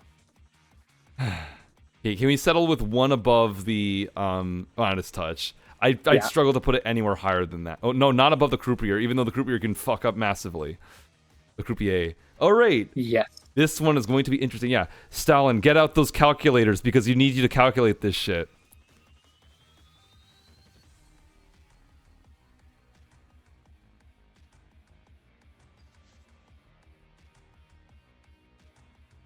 Apex is fucking rad. Aesthetically, yes. But, so, Stalin, actually, no, Kyle, you can start though, because you can just talk about the damage. Yeah, so basically, the reason that we're consulting a certified death sentence player on this one is Apex's unique stats are so minus 12 accuracy, minus 24 stability is nothing super impressive, though it is cool you can get there without losing any concealment value. Plus 3 ammo is kind of cool. It's the only way to increase ammo on this gun. Plus 35 damage, though, does make it the most... It's the highest damage shotgun in the game, technically. Plus 35 on the breaker, which is already massively powerful. But here's the thing. I was looking over this for about an hour last night, and I just couldn't find any breakpoints that this hits that the regular breaker with the with Triple Aught and Sharktooth doesn't hit just as well with relevant skills. So Stellan's saying now Frenzy plus Overkill can one-shot tasers and medics, and I'm assuming that the breaker can't do that otherwise. No, I think it can, because I run an Argos and it can do that. If I recall correctly. It can with impact basic arrays. Okay, so basically what you're saying is you don't... So what the breaker does is, or what the Apex does rather, is with the default breaker, you need shotgun impact plus frenzy plus berserker. Or sorry, fuck. With the Apex, let me just think about what I'm saying before I say it. I'm a terrible streamer. Don't worry. This stuff is... This is gonna be... This is... I don't blame you. This is so much mental math and stuff. So much pedantry. Okay. The breaker, without the Apex, needs frenzy plus overkill plus shotgun impact to one-shot tasers and medics to the head. The Apex only needs overkill and frenzy, does not need shotgun impact. That's not really terribly impressive. Like, you save what? 2 skill points by taking your legendary skin? Like, remember how much we were talking about, like, the advantages that the demon provides you with the Loco? The advantage provided by the breaker is that you don't need shotgun impact to one-shot 2 enemies. And And put things in perspective, put things in perspective. The demon is able to one-shot. It gives the Loco the ability to one-shot more easily one-shot heavy SWAT, right? Which I think is a more significant upgrade compared to like a base Loco, right? Yeah, it can. Yeah, you. So with no skill investment with the demon, you can one-shot lights, and with minimal skill investment, you can one-shot heavies. Which is, it basically crosses the threshold. It just barely crosses the threshold, but it crosses the threshold to basically turn the Loco into a high damage shotgun. Okay. Which is insane. The Apex, you save 6 points to one-shot 2 specials. And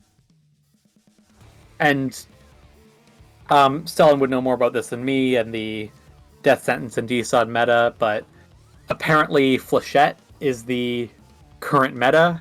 Triple Aught was the meta when this came out. So the fact that it locked you into Triple Aught wasn't the biggest drawback, but honestly, from what I'm hearing, the fact that this locks you out of Flechette is much more of a hindrance than the ability to save some points on one-shotting tasers and medics really provides you in benefit. Yeah, one-shot heavy with Flechette, even Zerkly. Yeah, someone's got to tell me, teach me more about Flechettes, because part of me has been considering it because of the whole range thing. Because ever since I realized that shotguns actually start falling off at 10 meters, though, I've been sort of thinking about it. Because apparently past 12 meters, you can't really one-shot heavies anymore. No. which is huge though. Which shotguns are they best on? Just anything with innately high damage that doesn't hurt with the penalty. Now, I do have more weapon stats on. I do have more weapon stats. It shows the fall off. But yeah, Stellan said I've had more weapon stats on this entire time, man. But yeah, Stellan said, where was it?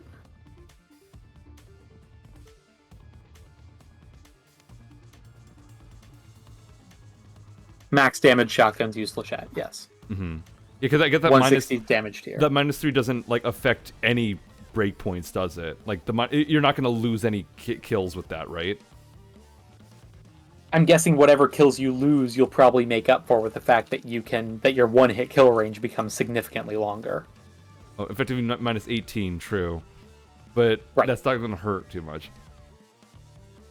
You lose crit body shot on Taser. Big fucking whoop. And in exchange for that, your one-shot kill range on everything else is tripled. Oh, cloakers. Cloaker. Even less relevant. Cool. Assuming you're not you're gonna tase those guys immediately and then shoot them in the head. And in exchange for that, you triple your one-shot kill range for everything else. Okay, you know what? Yeah, I'm learning a lot tonight, more than I expected, and yeah, that's really cool. Anyway, so that's about the stats. So in other words, this huge damage boost doesn't actually hit anything meaningful, in short. It's wasted on the breaker, completely. All right. In the highlight reel, do we get into the nitty-gritty, or do we just, like, speed this shit up? Like, my god, it's so complicated. I feel like for the Demon and the Apex, at least, we owe it to at least touch on how the stats affect it. Okay. If possibly, I mean, if you don't mind, I almost want to, like, see if I could try to, like, sum it, try to, like, cut it down as best I could. I mean, like, do it in post or something, then sum it up myself with what I can gather here. Because, my god, this is so incredibly, stupidly complex. I can help you out with that. I'm updating my notes as we speak. Okay, good, though. That or, like, I mean, Stalin, if you want to, like, join my Discord server and we can still continue to chat about this, though, so you can, like, give me the information, though, and I can just straight up, like, copy what you say and credit you for it. That actually would probably be the best. I absolutely would, though, because I don't want to get any of these details wrong, though, and again, you have been a massive help in this stream. Sure, why not? Yeah. Again, thank you very much for being here. And anyways, that's enough about the stats. Aesthetically, this is rad as fuck. Yeah, this is amazing. Straight up, like, I don't even know who's starting. I guess you started with damage, so I guess you can continue. This fucks. The biker emblem on the receiver is, I don't know what it means, but it's great. Rust the Devil. Rust the Devil. Or Bust the Devil, I think. Something the devil, and it looks cool. That's all that matters. There's sort of the hint of flames on the stock. It's hard to see, but they're definitely there. The accents, like the white accents on the stock, also kind of indicate bones, which is another theme that's been somewhat recurring in the past rust skins. Like the Torque, yeah. Yeah, the black and gold is pretty played out at this point, but it looks good. The spikes on top of the barrel are a really nice touch, and I believe you can still see them when you're aiming down sights, which is nice. Mm-hmm. And, I think there's one feature that I'm forgetting about. Phann, you want to help me out here? Sure. Ask me anything. Yeah, the axe is fucking cool. I'm so glad this is the last stream. Yeah. And as for me, though, like, I do like the iron sights honestly help to modernize the look of the gun. I really like this color scheme for me. Like, it does the sort of the gold and sort of like, you know, almost black sort of thing. I think it does it in a way that works for me, unlike the Anarcho. Just because I just find that aesthetically, this, like, the parts are so much more interesting, and I think they actually help it evolve past the cliche for me. Now, The only thing that's keeping it top of S though is a Motorhead lyric on the barrel. Ooh. The only crimes the Apex does is lock you out of ammo types and not using the axe as a weapon but replacement. I was gonna test that though, but thanks for speeding that up for us, I guess. I guess I'll have to show footage of this in post, but yeah. This doesn't act as a bayonet, unfortunately, though, which is unfortunate. Which would have been a really interesting bonus, though, because apparently, again, this damage boost isn't. There's a mod to make it actually use the axe. Kind of sick, though. Yeah, for all... How many people who own this legitimately? I don't think so. But, honestly, questionable stats aside, I don't think it's not like... Let's see, so... It's a questionable damage boost, and you lock yourself out of using flechettes, which are, as I'm told, better. I need to actually experiment with that more, though, because I don't use flechettes. Because my monkey brain go, ooh, 15 damage. I use that. That's better. Big damage. So, yeah. So you do lock yourself out of flechettes, and gun and Zerk dependent. Okay. And I'm pretty sure the breaker still has awful pickup, right? Yeah, it's still pretty bad. Yeah. Nah. So I mean I don't like using these types of high damage shotguns just because I don't find them to be super great. I mean, I do sometimes use the GSPS though, but ammo pickup is a problem though that I don't like dealing with, and I'd rather just use something with better things. Ammo pickup mechanics a year or two ago. Yeah, I heard. To retain the decimal, yeah. That's fair enough, I will say. But the damage is I mean, ammo type, the ammo pick is tight though, and personally I just don't really like guns with really low pickup. Like, that's just not my thing. And now guaranteed ammo. That's cool. I mean, breakers, breakers rate of fire is the bigger issue than anything else. Yeah, it's pretty friggin' low. Yes, yeah, 80. You know I don't have a problem with using low pickup guns. Yeah, I know you don't. Other thing I gotta say is that until someone in chat mentioned it, it didn't even really clue into me that the ghost ring sights on the Apex aren't just part of the aren't just part of the breaker, aren't just part of the base gun. Yeah, that's what I mentioned. It adds those sights though, and they really help to modernize it. It really, like, honestly, aside from the axe, which is incredibly obvious, the mods are really subtle and tasteful and very believable. Like, that heat shield, I could very realistically see that on an 1887.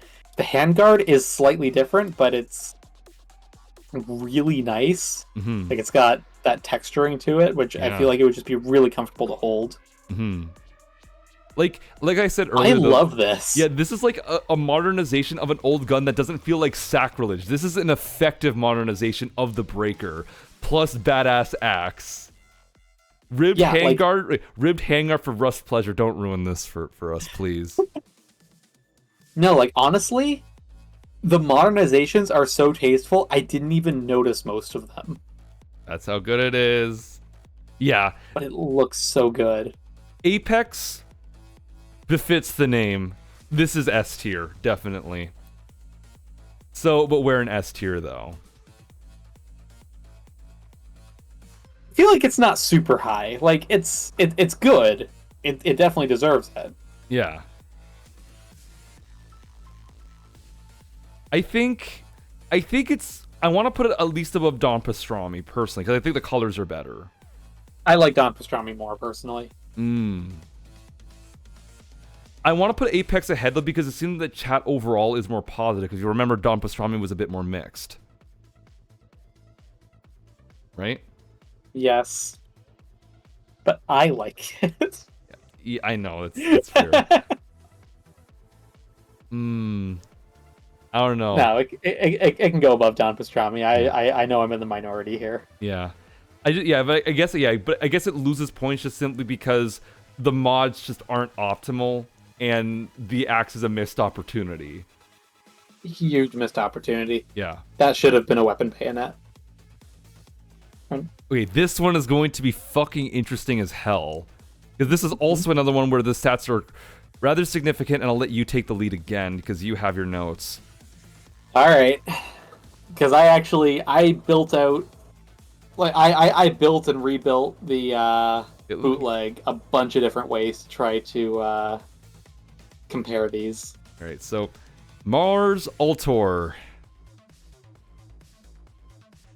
Go over the stats first before we get into the rest of it. So, pretty simple stats: plus 20 accuracy, plus 20 stability, plus 2 concealment. So, 16 concealment isn't great.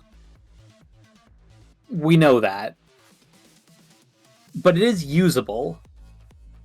And quite honestly, with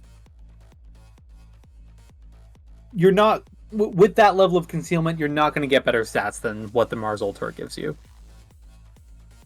Like, I built this gun out, like I said, a bunch of different ways to try to make something comparable. To match the accuracy and stability of the Mars Ultor with just weapon mods, your max concealment is 11. Like 44 and 72? 44 and 72? Sorry? Yeah, to get 44 accuracy and 72 stability, you're at 11 concealment max. That's the best I could do. Maybe there's a setup that does better, but I was at it for quite a while. That's the best I could do. That's about right for the bootleg. Because I have run this in Dodge. I've run the bootleg in Dodge builds before, and I just feel like that. I mean, I guess not necessarily the same accuracy and stability, but pretty comparable accuracy, better stability, and higher concealment. Though, if you run it with like optical illusions and better mods and stuff like that. But I'm talking just mods, no skills. Okay, fair enough. So, yeah, because we're comparing strictly mods to the skin. So, yeah. If you're matching the accuracy and stability, best concealment you can get is 11. If you are matching the concealment value at 16, your accuracy is going to be 4 points lower, and your stability is going to be 12 points lower. That's the most optimal setup I could get at 16 concealment.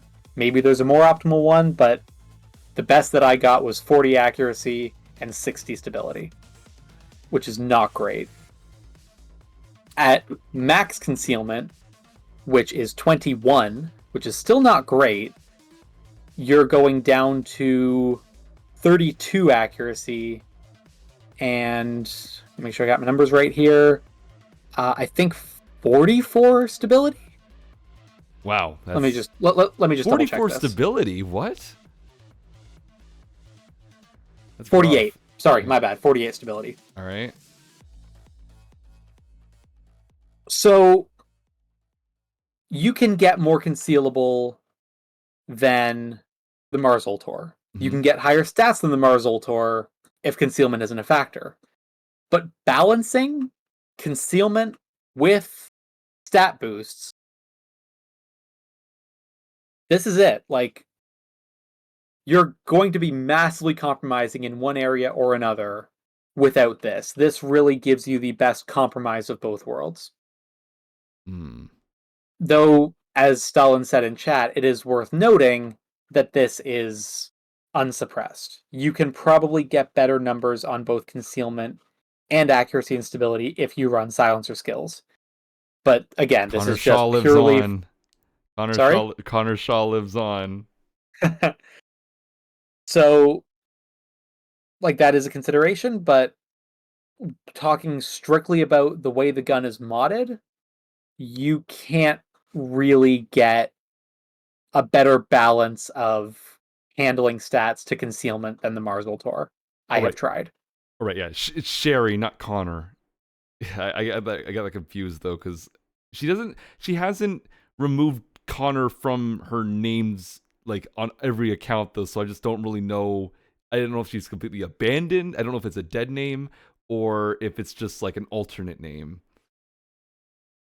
Anyways, I guess are we done with stats here? And let me turn the music back on.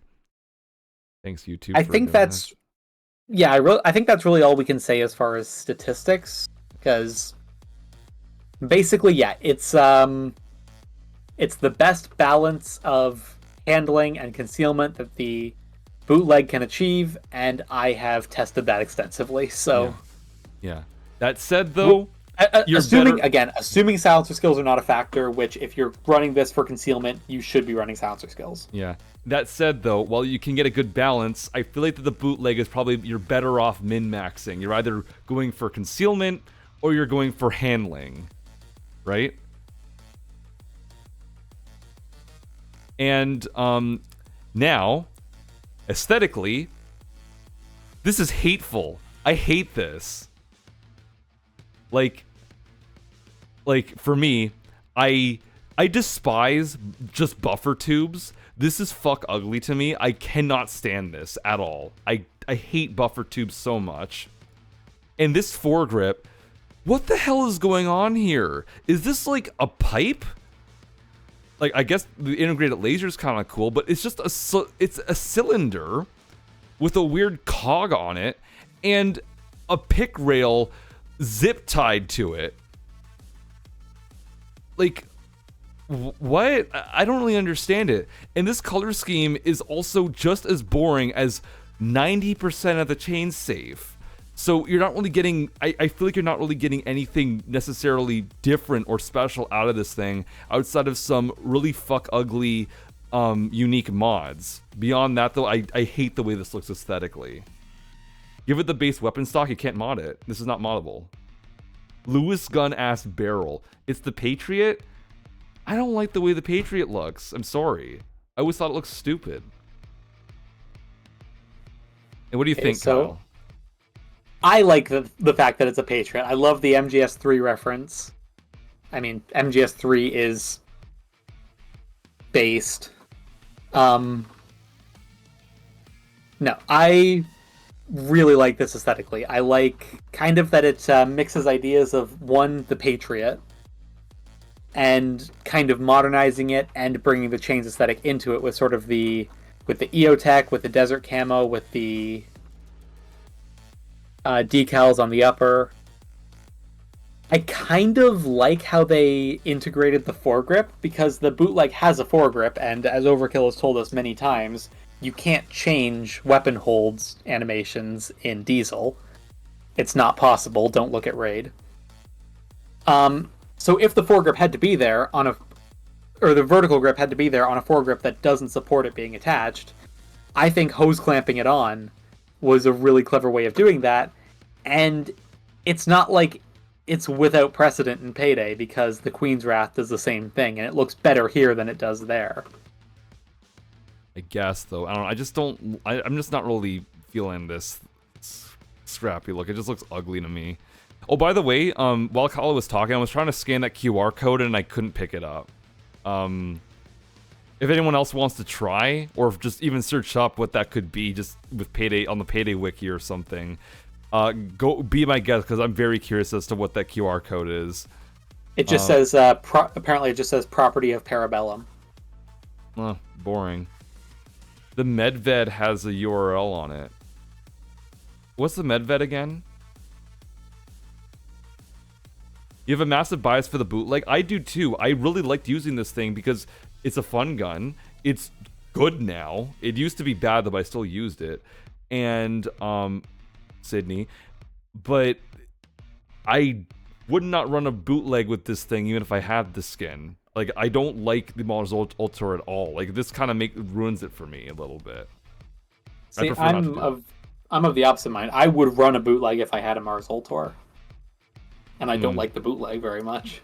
So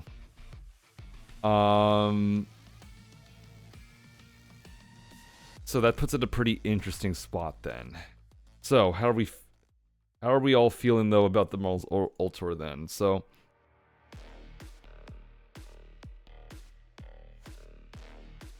11th in the world with 328,000 shots with the bootleg, 18th with 87,000 shots hit.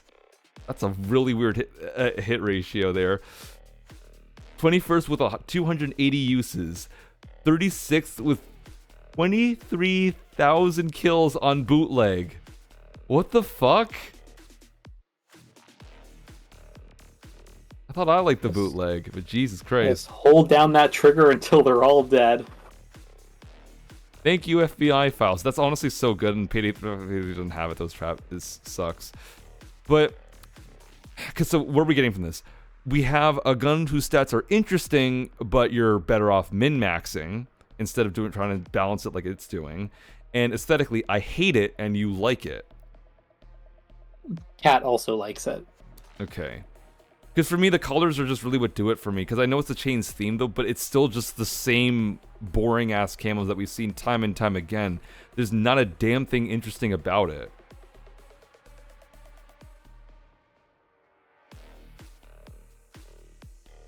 Like,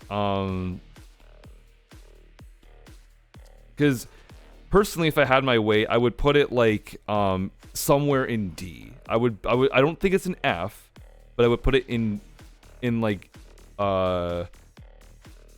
actually no, would I put it in F? Because I really don't like the parts actually. So maybe like low D at best. Whereas I would put it somewhere around like low A, high B. Wow, that's generous. Can we settle? I like it. Okay, can we settle for like above the plush phoenix? Or actually no, below it, because I prefer the plush phoenix's colors. One spot below it. Above the Litton skid. I can live with that. Okay. Insert camo joke not being able to see it. Ah ha ha, so funny. You win Twitch chat. But number 1 in the world for Midland turret usage, apparently. I'll fucking take it. Amazing. Okay, this one. Can we finally get a Jimmy W first time in a while? You can try. Alright. The Astataz. Who's starting? Me, I think. Go ahead.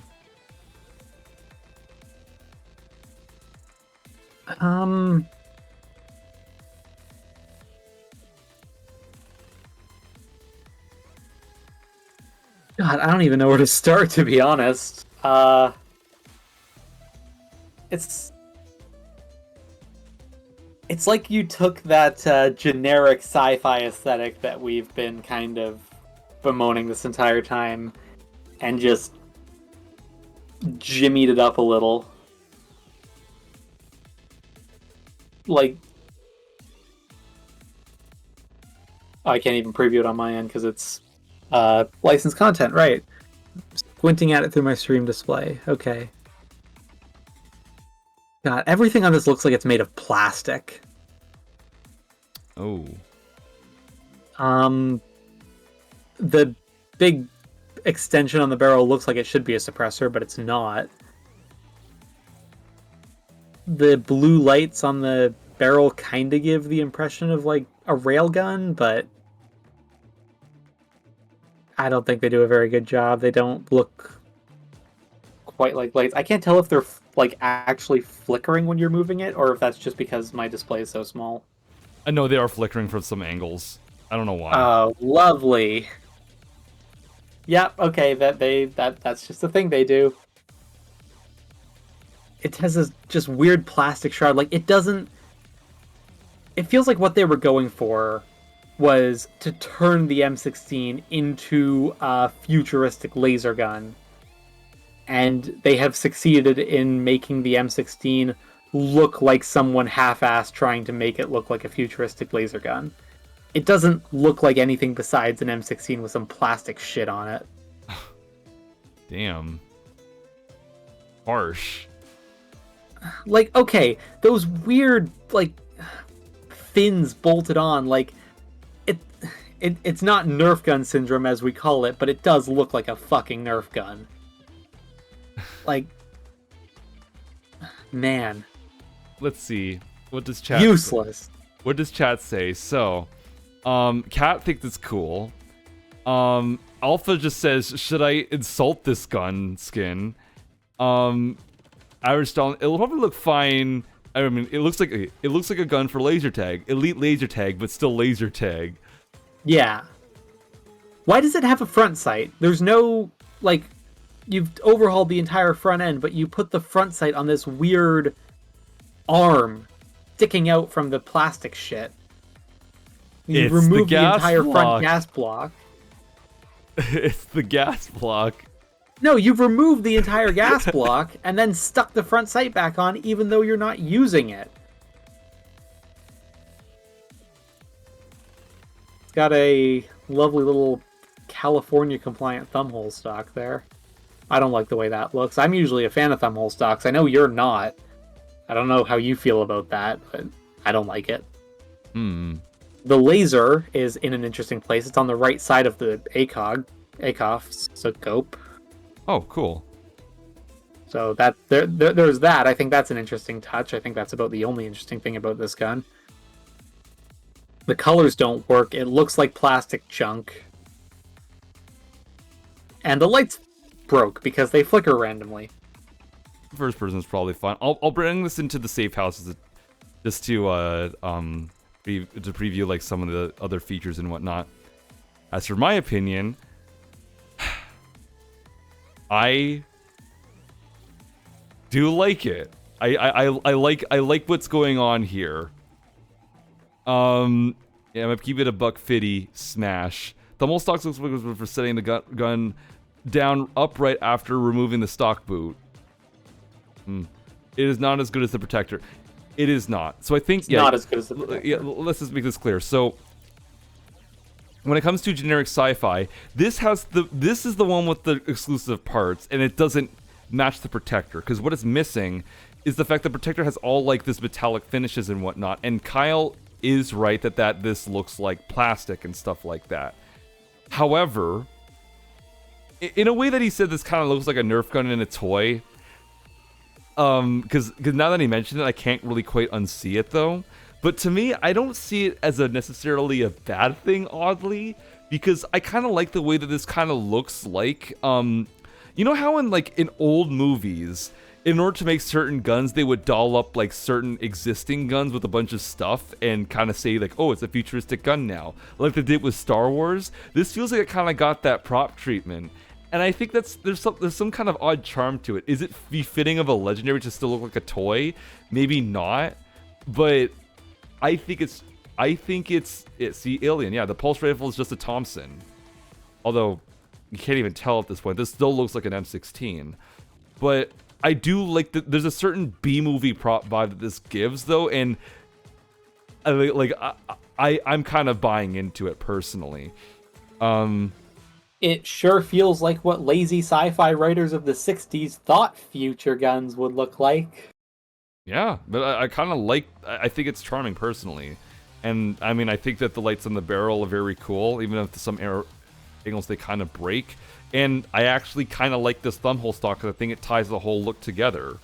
You are the thumbhole stock hater. How is this one okay with you? I like Hera stuff, and this is close to a Hera. Jesus. Yeah. You know this about me. I repress the fact that you like Hera stuff. It's cool, though. Do you think this is in any way related to the Cut Hollywood heist weapon concept thing? No, because I'm pretty sure that the reload animation was clearly meant for a pulse rifle. I don't know, there is something charming about this thing. However, again, the Protector does have it be in detail and finishes and whatnot, though. And also, how's the stats on the Acetas, by the way? Pretty typical, They're fine. Aside from the fact that you don't have a quad stack or a speed pull mag, it's pretty typical for a modded AMR 16. Yeah. And obviously you have no DMR kit, no quad stack or speed pull mag, but I feel like you could do better with mods, but it's a small difference. Like 84 and 88 is no slouch. Then you can make up the difference with skills. Like it's really not a big deal. Like you're missing out on very little.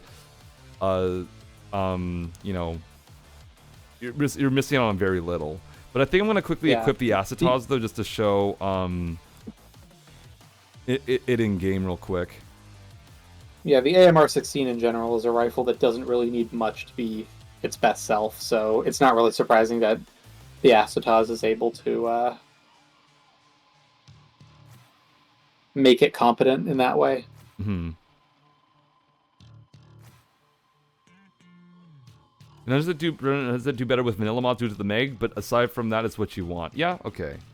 It's such a this is what we're talking about. If it's if it's only slightly worse, that's hardly a problem.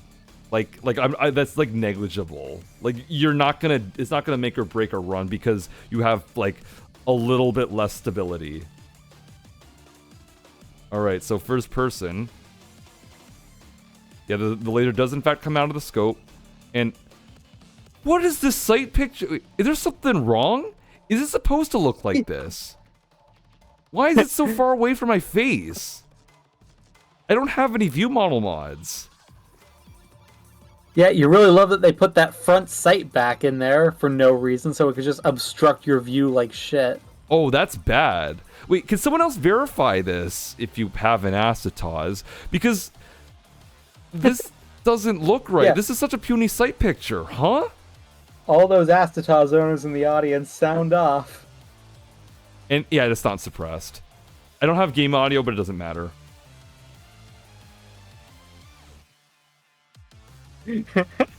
Go, Witness Rangers. GP original sight has sight.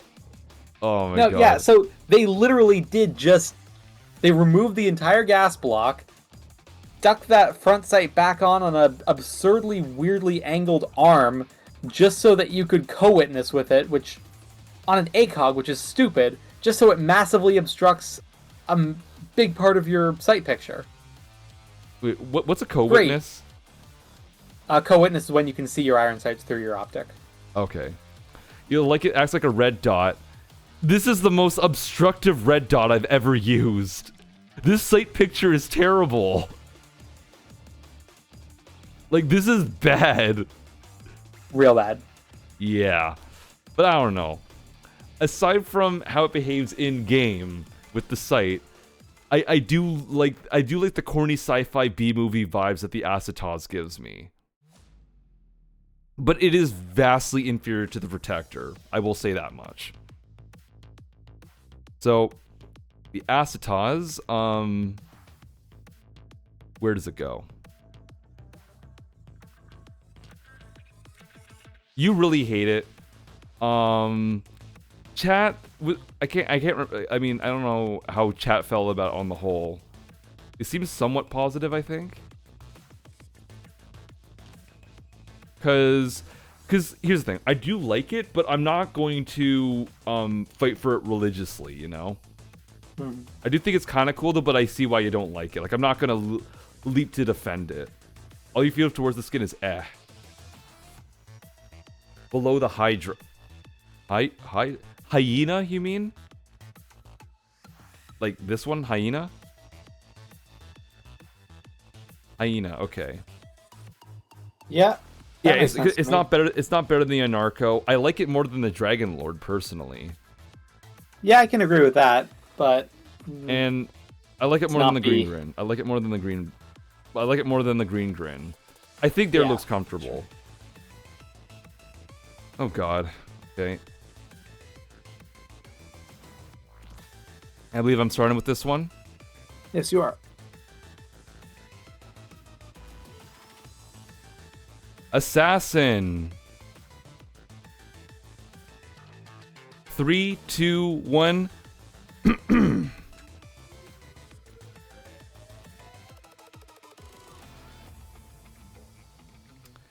This is barely better than the fucking Mansion Mauler. And that's only because this is Baba Yaga on it. Besides that, this is one of the worst legendaries in the game. There is not a damn thing about this, though, that makes it look any different from any other of the skins in the safe, aesthetically. Like, this, you could tell me that this is a rare or an epic, and I would believe you, and I would still think it's mid as shit. This is fucking abysmal dog shit. This is horrible. I don't like the random camo that just got added to it, because I think the carbon fiber is a much better aesthetic for the Wick safe, and that was the theme up to this point. So this camo, much like the gold on the Anarcho, is a departure that I don't think is actually welcome. Let's see. Well, it says Baba Yaga on it. I don't know why it's written in this fucking Bioshock-ass font, because John Wick isn't set in the fucking 1920s. And, like, what about this is John Wick? Like, seriously.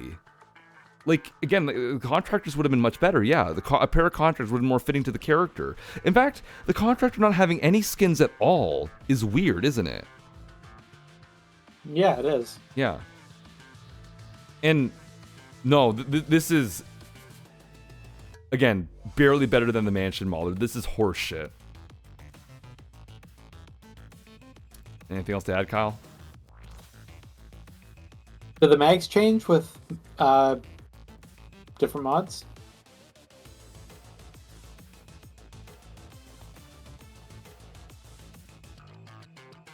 I guess they do, but does it save it? No. No, I was just curious. Because I can't preview it anymore. Yeah. Came out after, but... no. Also, the Krinkov site's clipped through it. That's great. There's a foregrip, right? And the pistol grip. Any difference at all? Any redeeming this in any mild way? I mean, it's got whatever that pattern is. I don't know what it's supposed to be, though. What? Damn it! Fucking press it again. 1 second.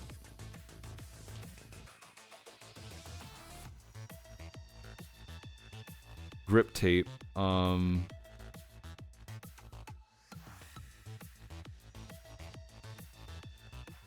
Where's the grip tape? Drake? Where's the grip tape? So sorry, chat is like... I hate how Payday games handle, like, multiple windows, because I try to scroll in and it scrolls up chat. How do I stop that from happening? Anyway. Rubber grip, like...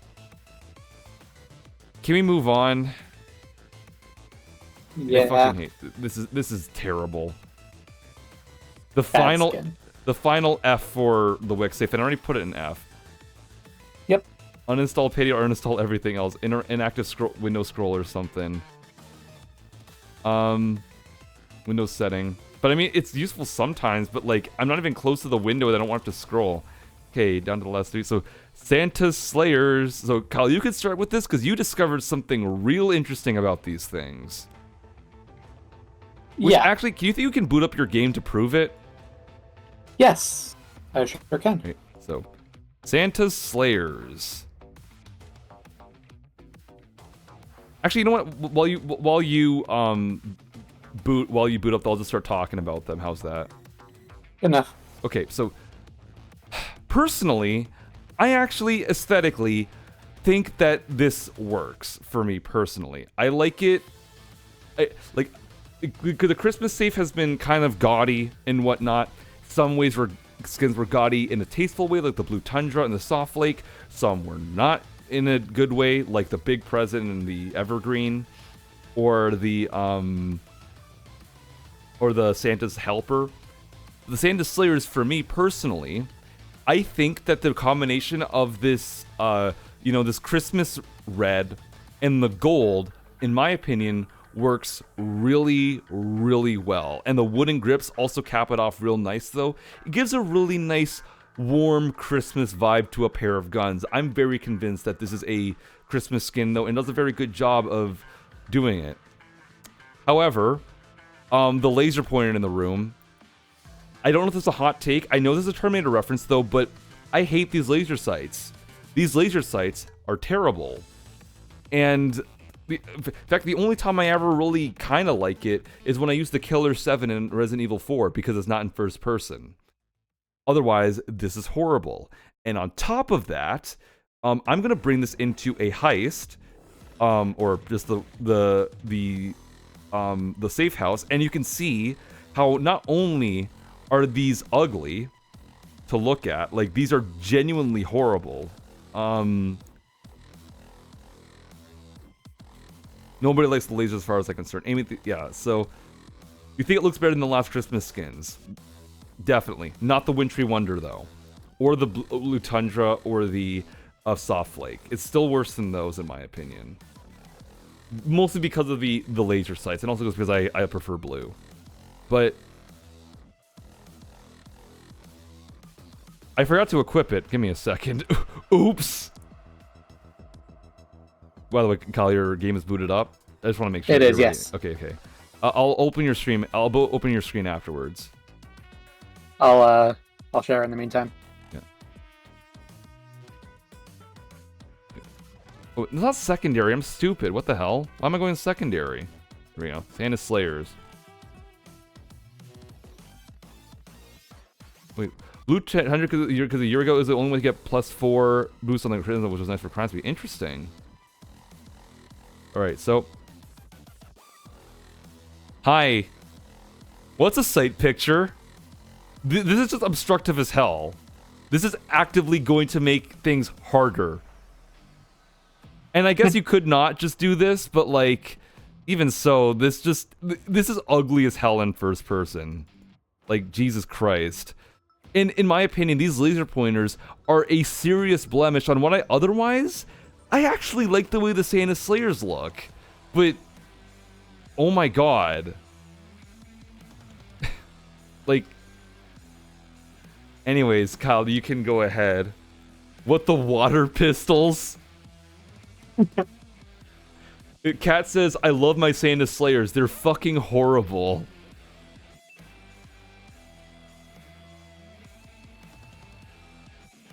Alright, let's open up Discord here. Discord, please open. Discord, stop being a little shit, Discord. Alright, I have to go through taskbar here. Wait, where the fuck is Discord? Wait, what? Why did I close the damn window? Oh my god. Why is it not in my taskbar? It seems to have crashed though, but I have Kyle on the horn, right? Kyle, can you hear me?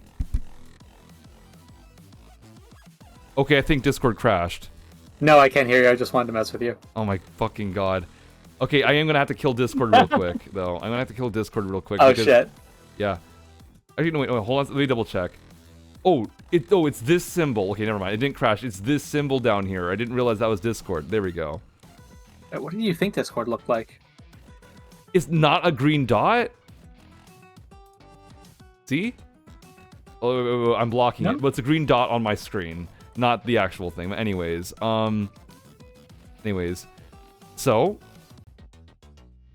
if you'll consult this, look at Kyle's quality. Now look at the skin. Give him a 360 view, Kyle. Yeah, so as you may notice, my Santa Slayers are broken in.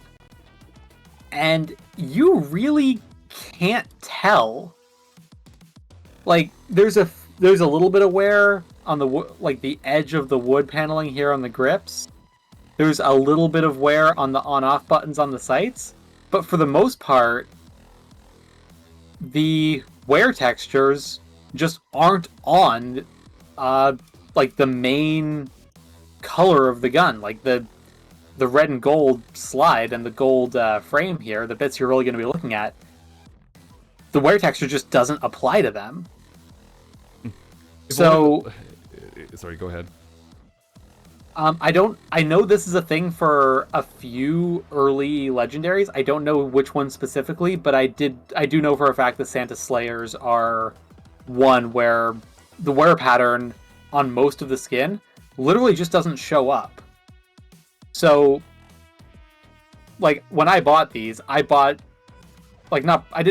looking for broken in specifically. I just bought the cheapest ones that were on the market at the time because I knew it didn't matter. Like, again, aside from, yeah, the wood grips, the on-off buttons a little bit, and I just noticed here as well, just the base of the rear sight here. You're not going to see that. If I didn't point it out to you, and you couldn't see where it said broken in on the screen here, it would be very easy to think these are mint condition, and in-game, it's completely unnoticeable. Like I said, I don't know what skins that this effect applies to, but a lot of early legendaries I know just don't have wear patterns, at least on major parts of them. Nice. All right. So Also aesthetically, since I'm here, I might as well say my piece. I do like the Santa Slayers quite a bit. I like the Terminator reference on the laser sights.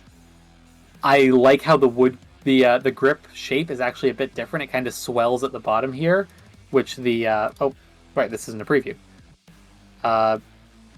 remove the skin. Shoot. Remove the Yeah, skin. just preview a different skin. Yeah, you can see at the bottom like it's just straight, but then with the Santa Slayers, it actually swells at the bottom here, which is a nice touch. Like it's a pretty low key custom mod, but it is there. Definitely the main focus is on the long slide with the custom laser sighting. Hmm. And it does occlude your view model horribly. Like you can't see shit with these, but I still like using them. Also, one more thing I want to say that makes Kyle owning the skins even funnier. Near Christmas, I streamed Payday 2. I played a bunch of Christmas heists, though, with Kyle and another person named Farian. And I believe during this stream, Kyle just fucking bought these during the stream. I dipped out of the call for like 5 minutes and came back with Santa Slayers, yes. Yeah, which is completely in character for Kyle, by the way. I'm friends with him in real life, though, so I know him. This feels that's definitely a Kyle thing to do. Absolutely. There is no reckless financial decision I won't make for the bit. Anyways, there's a mod to force all skins to appear broken in if you want to find it in editing and post or something. That actually would be very useful. Yeah, because I think having like first-hand footage myself though would be a bit better for the video. But yeah. Anyways, so where we're at. Oh yeah, how are the stats on it again? One second. Let's switch to the game. It's the stats are nothing special. Like you can get the same boosts with mods, and it's only barely less concealable. +1 damage though. Yeah, actually, if you mod it with the same stats, you'll have +3 damage. Yeah. So, but it's not enough to hit a breakpoint, I can't imagine. No, and if you could, you'll more than hit that same breakpoint with weapon mods. Mm-hmm. But yeah, like, so I guess between Kyle and I, generally speaking, we both like the way it looks aesthetically, although I hate the laser pointers. And, but we both agree the laser pointers are just bad to play with, and same thing with Kat. And Kat also seems to like her Santa Slayers. So I'm hesitant to rank it too high because that's really bad, but I actually do like the way this looks. I'm thinking like, hey, are you feeling A or B? Well, if you put it in B, that means it's lower than the Hungry Wolf. And you don't like the Hungry Wolf. I don't like the Hungry Wolf, but I was also in the minority on that one, and I feel like the Hungry Wolf gets points for being usable. True. This is another case of a skin that's like funny, you know what I mean? Yeah. It's not better than Angry Silence or Prussian. It's not better than Middle Finger Handout. It's not better than Cloak Rise. It's not better than Cyberspace. It's not better than Magma Knight. I would put it. I think it is better than Cloak Rise. I would put it between Cloak Rise and Middle Finger. Okay, fair enough. I can live with that then. There we go. Yeah, I can live with that. IB. Okay, penultimate one, and this one should at least go by quite quickly, I imagine. There they are. Don't whip out the cons. The ones all skins look shit and doesn't work the way as mint mod they use, but I can't say it works, but it should. Okay. How many skins left to rank? 2 more, Triparchy. 2 more. So, Monterey from the Sangra safe. I think you're starting. I am.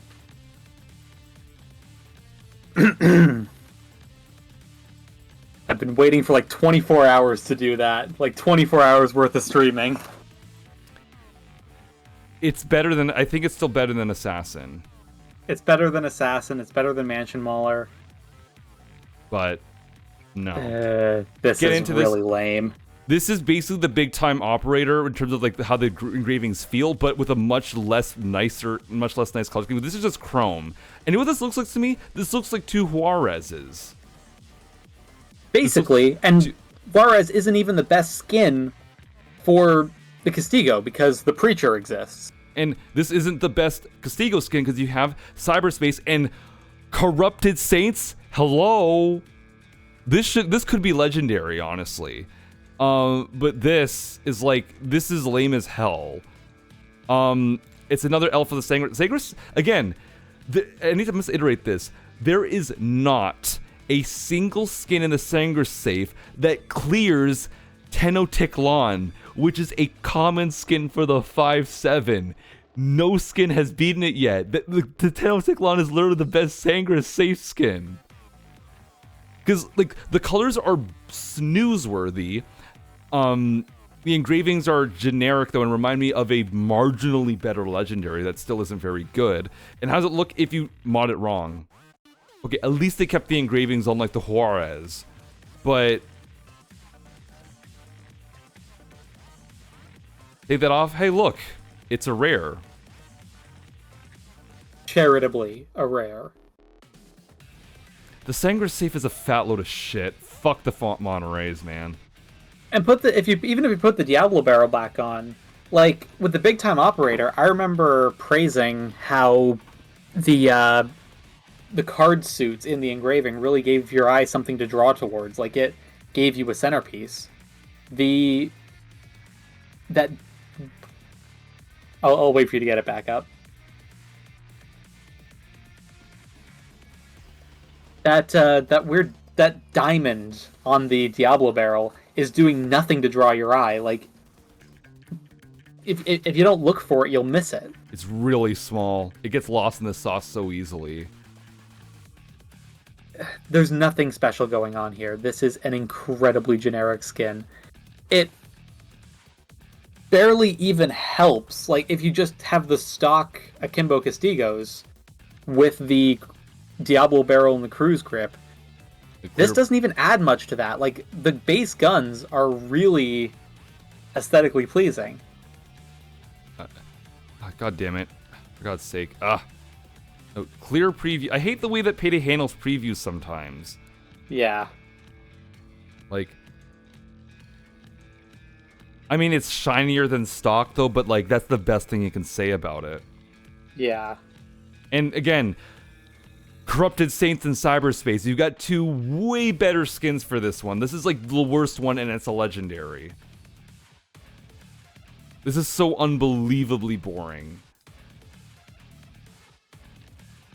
You know, now I realize it. Why are like so many of the character safes so bad? Like Sangres is bad, Wick is bad, Jimmy is bad, Dallas is pretty bad.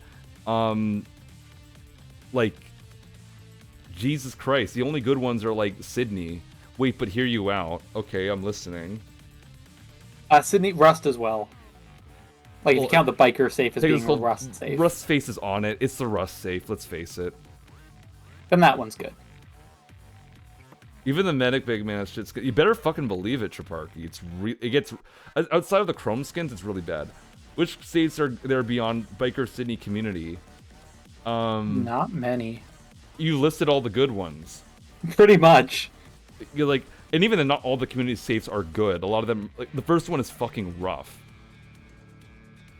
Maybe the colors were more contrasted. It would look good if it had literally any other like interesting color combinations going on here. Like, I don't know. Like, I get what they were going for, but it doesn't make a good legendary at all. Is the secret that Starbies are just bad with skins? Yeah. They're also pretty bad with sometimes selecting skins, because even the community safes have some of the best ones, though, but then you get shit like Pro Touch. Or Throwback, or Neon Underground. So, I don't know who's picking it. Sometimes they stick the landing, and sometimes they fucking blow it. Or Opulent/Orangeite, where the guy picking it couldn't even read, apparently. Yeah. This is again, like I said, this is at most a rare, and even then, like according to Kyle, that's stretching it. Like again, you have to understand how much heavy lifting the Diablo barrel and the cruise grip are doing here. If you remove those mods from this skin, there's nothing impressive here. Oh my god, the music stopped again. I only got one more skin to go though, but I still want to keep playing it. You know, if I got one more, if you got like only got another skin in us, I want to play Deadeye. Skip to Deadeye. Sorry, Cake Wish. I love Deadeye so much though. I mean, let me just compare it again. I must compare it again to the Juarez. We keep mentioning it though, so maybe you guys forgot, rightfully so, because it's such a forgettable garbage skin from the Sangres safe again, because Sangres just has one of the worst safes in the whole game.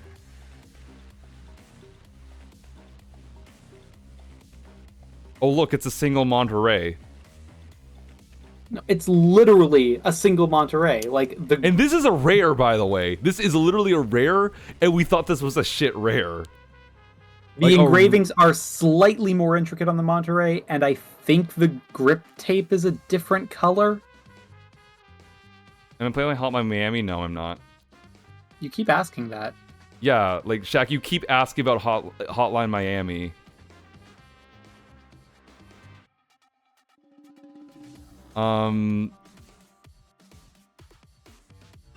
Yeah, the grip tape is tan on this one, which I actually think looks worse.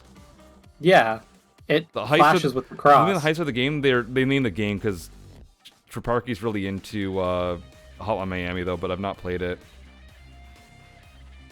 The tan grip tape clashes with the silverish cross, and then yeah, the engravings are a bit more intricate, but yeah, that's rough, honestly. But it's just it's a Juarez. This skin depresses me the more I look at it. Like, dear God.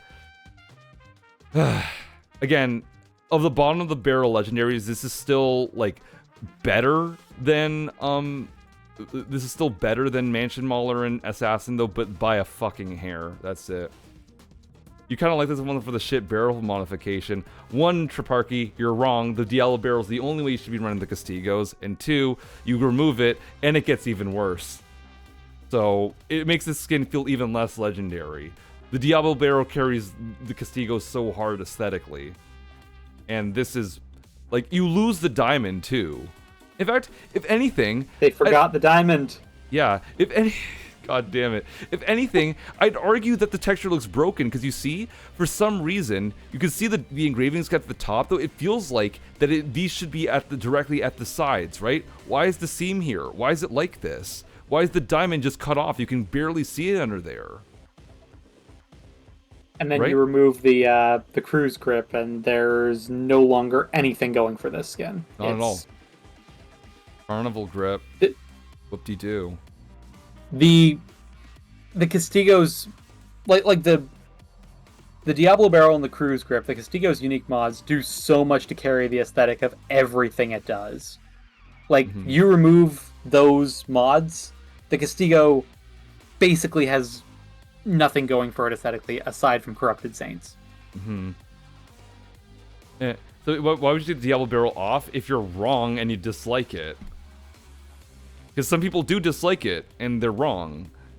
So the Carnival grip is literally the Juarez grip minus the tape. Yeah, anyways, I think we've dwelled way too much on a throat clear. Like, Jesus Christ. The thing is, though, in the real, do we go into the weeds, or do we just skip it after the throat clear? Man, I don't know. Like, we do talk about some of these skins a lot. I think because it's legendary, it does warrant it, because someone's going to complain, and no one's going to skip it. I don't know, it's funny if it's a common, but if it's a legendary, I feel like we do still owe it some airtime if we did give it airtime. Especially because that was my contribution to the throat clear thing. Yeah.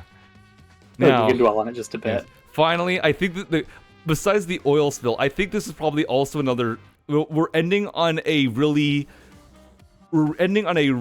strange note here. Probably the second most contentious skin between the two of us. Yes. I present to you the final legendary and the final skin of Payday 2. And I really hope I didn't miss any. Vlad's Rodina. What a fucking eyesore. The only thing I can give this is that the custom parts are very visible, and therefore, yes, I can see this being. I'm not saying this doesn't deserve to be a legendary because they're very visible. You can't ignore them. You got the really uncomfortable looking knuckle duster grip. You got the really uncomfortable looking stock with no padding on it. You've got the what frankly looks like a scrotum, a lion head, and admittedly the one thing I like about it is the prototype laser pointer there. And on top of that, you've also got the you've got the what's the name of the church? St. Basil's Cathedral? St. Basil's Cathedral, thank you. On there, which looks really out of place. I don't know why that's there. You've got this toy-looking ass Seymour sight on top of here, which you're putting sights on an AK, that's bad. Like, don't do that. You've got this really washed out looking, I don't even want to call this chrome, this looks like washed out metal though, that kind of just makes this overall thing look way too fucking bright. And you've got this hideous, like, practically matte Fulbright Russian flag on the on the magazine here, which one, that's the wrong blue, and two, this is the wrong flag because Vlad is not Russian. He's Ukrainian. And then also, this fucking decal gets covered up by the scope mount. Anyways, I fucking loathe this skin. This is fucking ugly as shit. Does it deserve to be legendary? Only because it has, only by technicality at this point. Like, it fits it because of the custom parts though, but it is fuck ugly. Hate this thing. Anyway. What do you think, Kyle? I love this skin so much. This is the best. This is the Cosmonaut all over again. It's from the same safe as the Cosmonaut. Okay, how you feel about the Midas touch is how I feel about this. It's so gaudy, it's so ostentatious, it's so in your face. Like, this has, okay, so this has more unique mods than any other legendary. It has 5. You've got the stock, you've got the knuckle duster grip, you've got the testicle foregrip, you've got the prototype laser pointer, and you've got the bare head muzzle. It's so much. It's way too much, and I love it so much.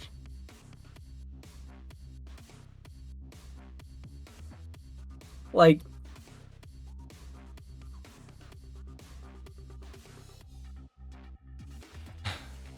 man, I don't even have words for it. It speaks for itself. I already spoke all the words, I think. And let's see, chat. Let's go over chat. So Shaparky says this looks like one of those toy bootleg guns you see on Kipong Park or 99 Supermarket. I assume those are some Bangladeshi things, so I've never heard of those shops though. But that sounds about right. This does look like a toy to me. This is so gaudy, over the top, and fits Vlad fucking phenomenally. I can't deny that aside from the fact that the nationality is wrong. Onion says this gun is for a crime boss. New adventures await, buddy. A goddamn secret genius of a crime boss is not meant for practicality. It's meant to be bold and intimidating as fuck. I fuck with it for that. We divided judges and divided chat on this one. Onion further up also said SSSSS peak peak peak peak peak. Roof also said peak.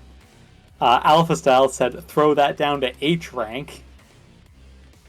Cat said I really like Vlad's Rodina.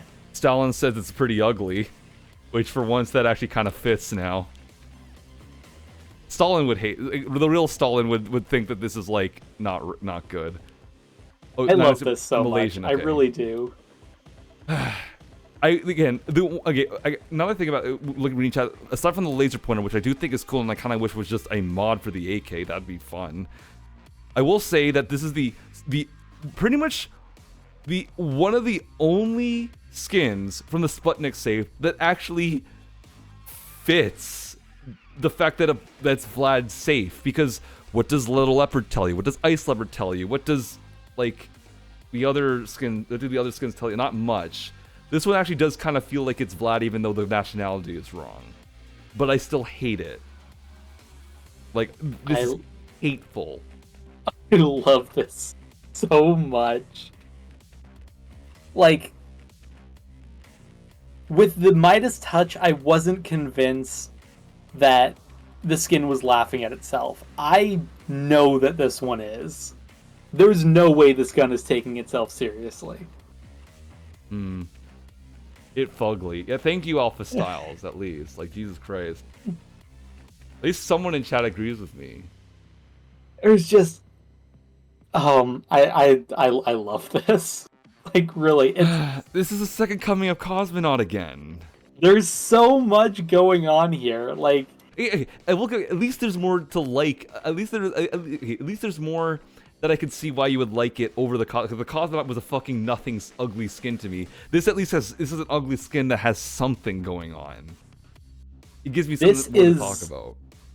This is loud and in your face and flamboyant and over the top. And like, you notice this. Like, for better or worse. It would be hard not to. For better or worse, you are the center of attention when you pull this out. Which, if you're gonna be rocking up with a legendary skin, that's what you want, right? To be the center of attention. Can you think of any gun that's gonna turn as many heads as Vlad's Rodina? You do drive a fair point on that front. In terms of, like, if you just want to be the world's ugliest peacock, I guess, waltz into a fucking heist like this, I suppose. Probably I do. Look, legendary there's two different shades of red. There's two different shades of blue. The AK receiver reflects the sun. Not as much as the Cosmonaut, but yeah. Not as much, but I've seen Vlad dresses though. Sun. Doesn't Vlad mostly dress in like black hoodies? He wears Adidas. Okay. I look at this thing, and you know how in Ukrainian prisoner, there's like, when you free Vlad, you get like a notification in the corner that says Vlad will die. That's what I see when I see this thing. Vlad will die in 2 minutes. Vlad spits in the face of any dictator's gold AK or bedazzled gangster deagle. This is his rifle. There are none like it. This one says, also the lore pretty fucks. Oh yeah, the lore on this one is that it keeps, like, if I recall correctly, it keeps killing the person who uses it. Because it's ugly? Something along those lines. Because it's ugly? No, it's a cursed rifle, but... It is cursed, isn't it? It's... We could go back and forth on this for like 10 hours and we wouldn't be able to find a fucking place to put it. I love this. I love Vlad's Rodina so much. Is it a cop-out to put it in its own fucking tier? Is it?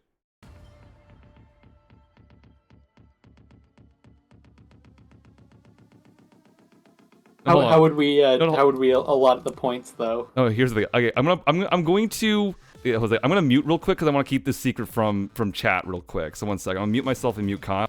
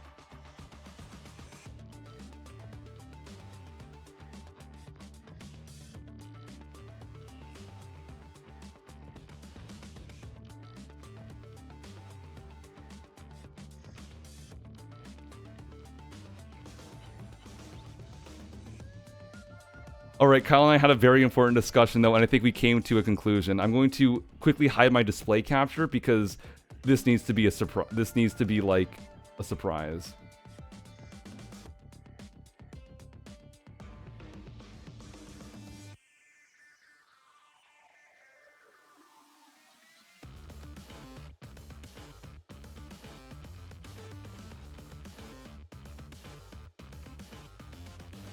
Well, let me mute again.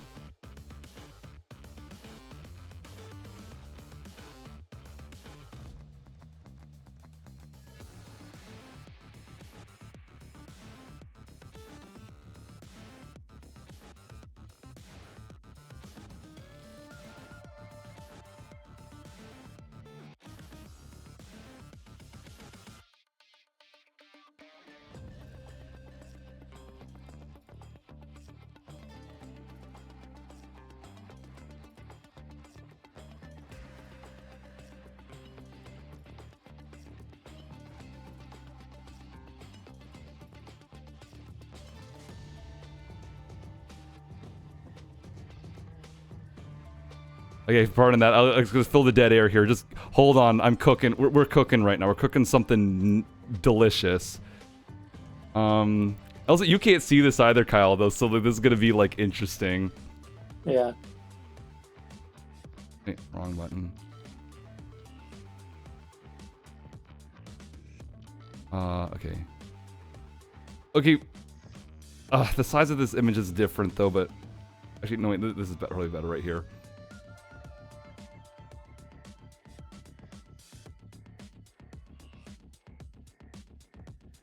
I can get rid of extra images, but whatever. I'm cooking something funny. Just give me a moment. Just give me a mo. Where'd it go?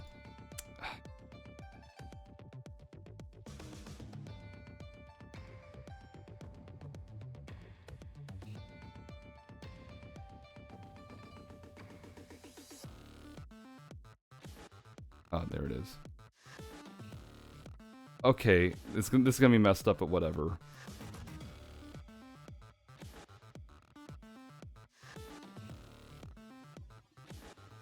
Hold on. So, and then gonna... So.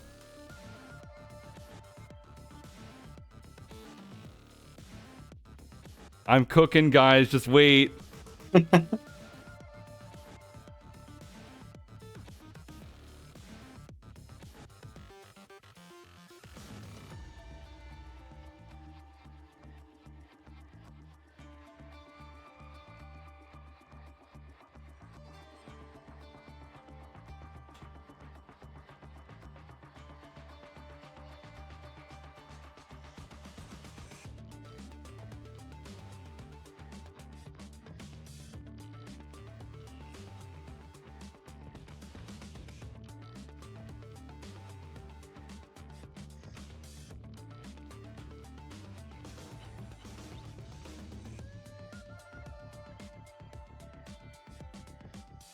Alright.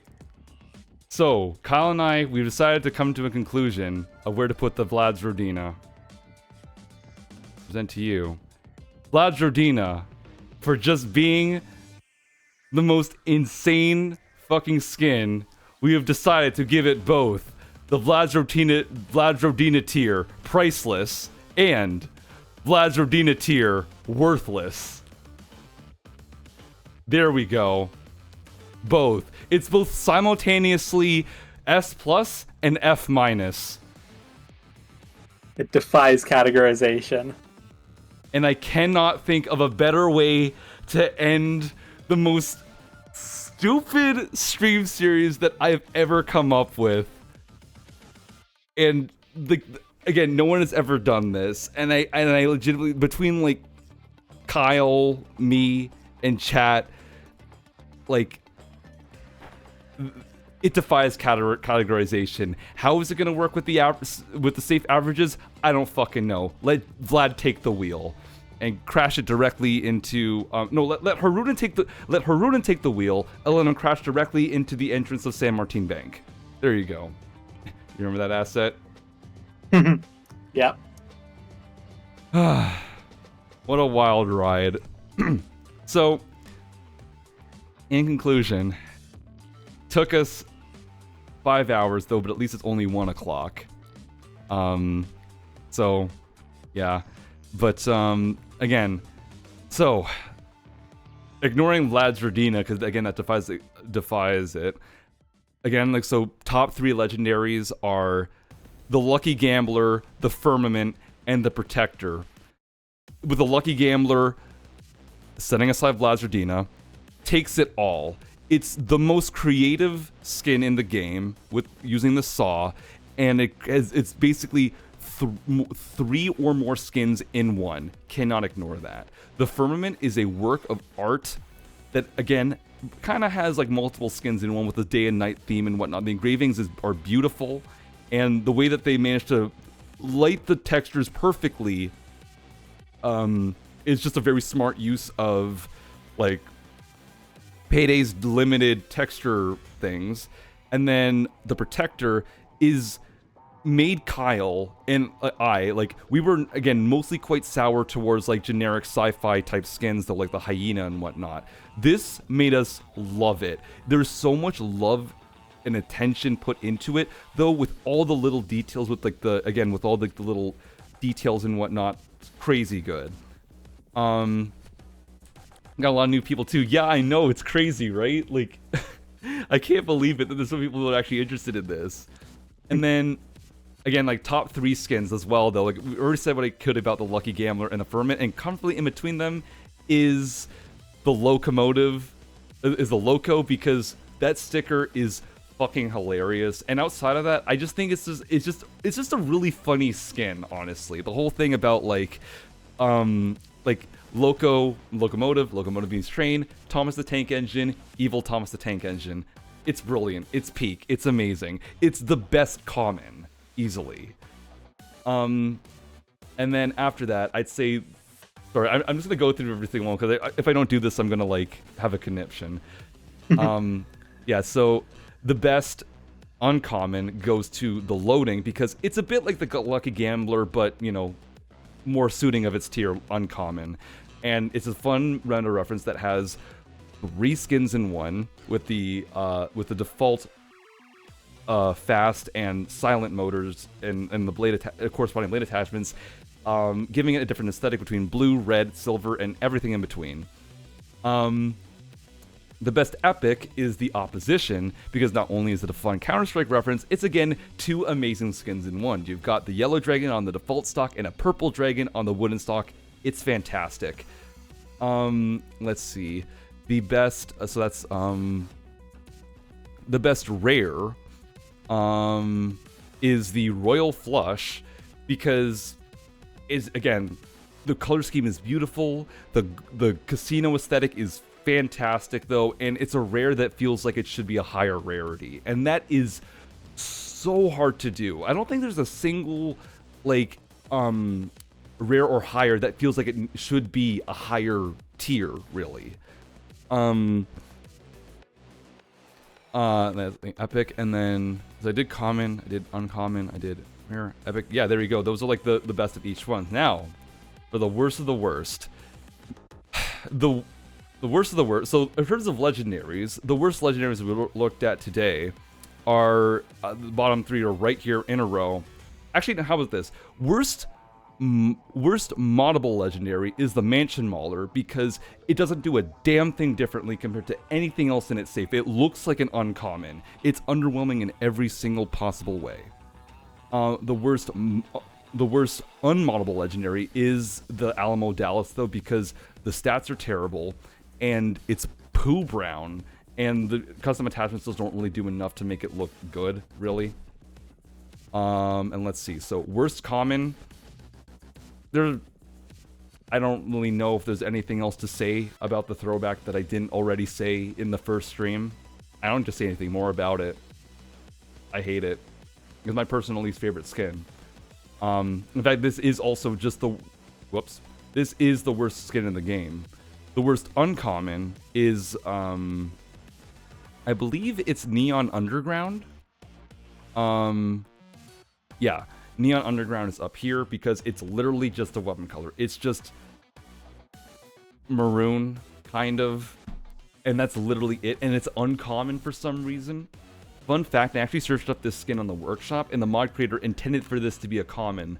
So I don't know what fucking idiot at Overkill thought that this would be anything higher than a common, let alone be in the safe at all. The worst rare, because some of these are blending together, so I can't really remember. I guess the worst rare that we have marked down here Um, is it the 8-ball? Is it 8-ball rare or Are, epic? are we counting the cop skins because they can't drop as anything less than rare? Fair enough. Then I guess in that case, then the worst rare, I believe, looking at this though, is the Pro Touch, because I don't know what the creator was thinking though, but it's a P90 with like several different materials, and none of them look good on it though, especially not the wood. The wood has no place on it, and it's a rare. Why? Like, if we're ignoring cop skins, that is the worst. Are we also ignoring Hoxtons as well? Probably should, right? Okay, that means the worst epic is the Siu. Two? Yeah, Yeah. Siu. It's basically the assassin, but a lower tier essentially. Terrible. And then, no wait, what am I talking about? The Ash Stain is right here. I completely forgot the ash stain existed, and I would like to go back to that, please. And I forgot the presidential oil existed. Like, personally, this offends me more, but this gave you such a massive crash out. And this gave us both crash outs, I think. Yeah. Yeah, no, like, the presidential oil is bad, and the, you love your ass stain. Cat, please tell me you're sarcastic. It's so bad. It's not even funny bad. It literally just makes the Jocelyn look worse. That's all it does. It's like actually worse than stock. Like, the throwback's down here because it hurts for several reasons. It's a cultural wound is what it is. And it's feel like it stole its spot compared to everything else. Whereas the Ashtain is one of the worst because it literally just makes this Jocelyn look worse than stock. Like, you'd actually be better off running it without a skin. And it would have such a bad cutout where someone drew it, yeah. Did they cover all the rarities? I covered all of them. But yeah, if we are counting cops then, the worst rare, I think, is 8-ball because there's not a damn thing interesting about it. It looks like a stock thing with an 8-ball on it. And the worst epic is the extravaganza because I don't know what the hell they were going for with that. And somehow it's worse than Brown River.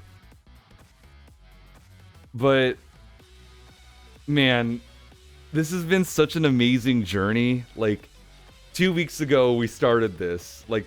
On this day 2 weeks ago we did the commons though, and it feels crazy that we're finally at the end of this though, and I cannot wait to keep editing all of this, and hopefully I can still get reels of other stuff as well.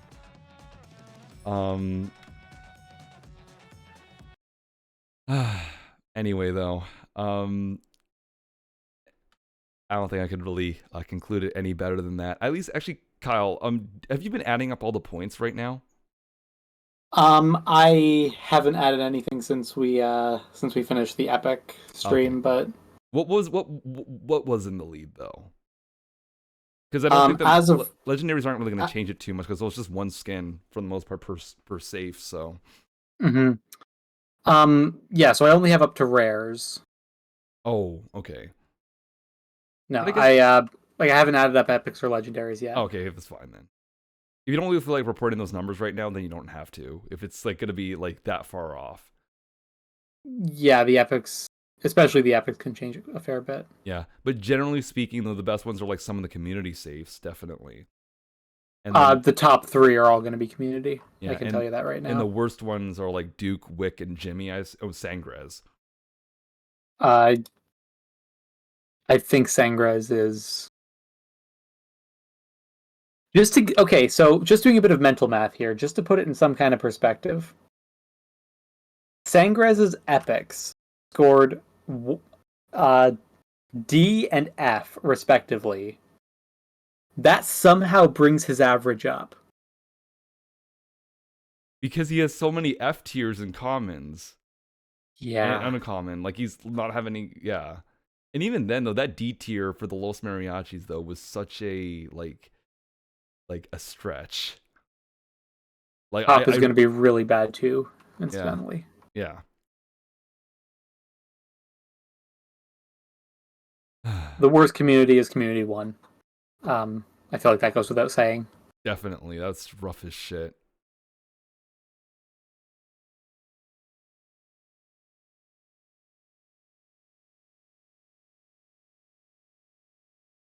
The the highest so far, the highest non-community safe Hmm.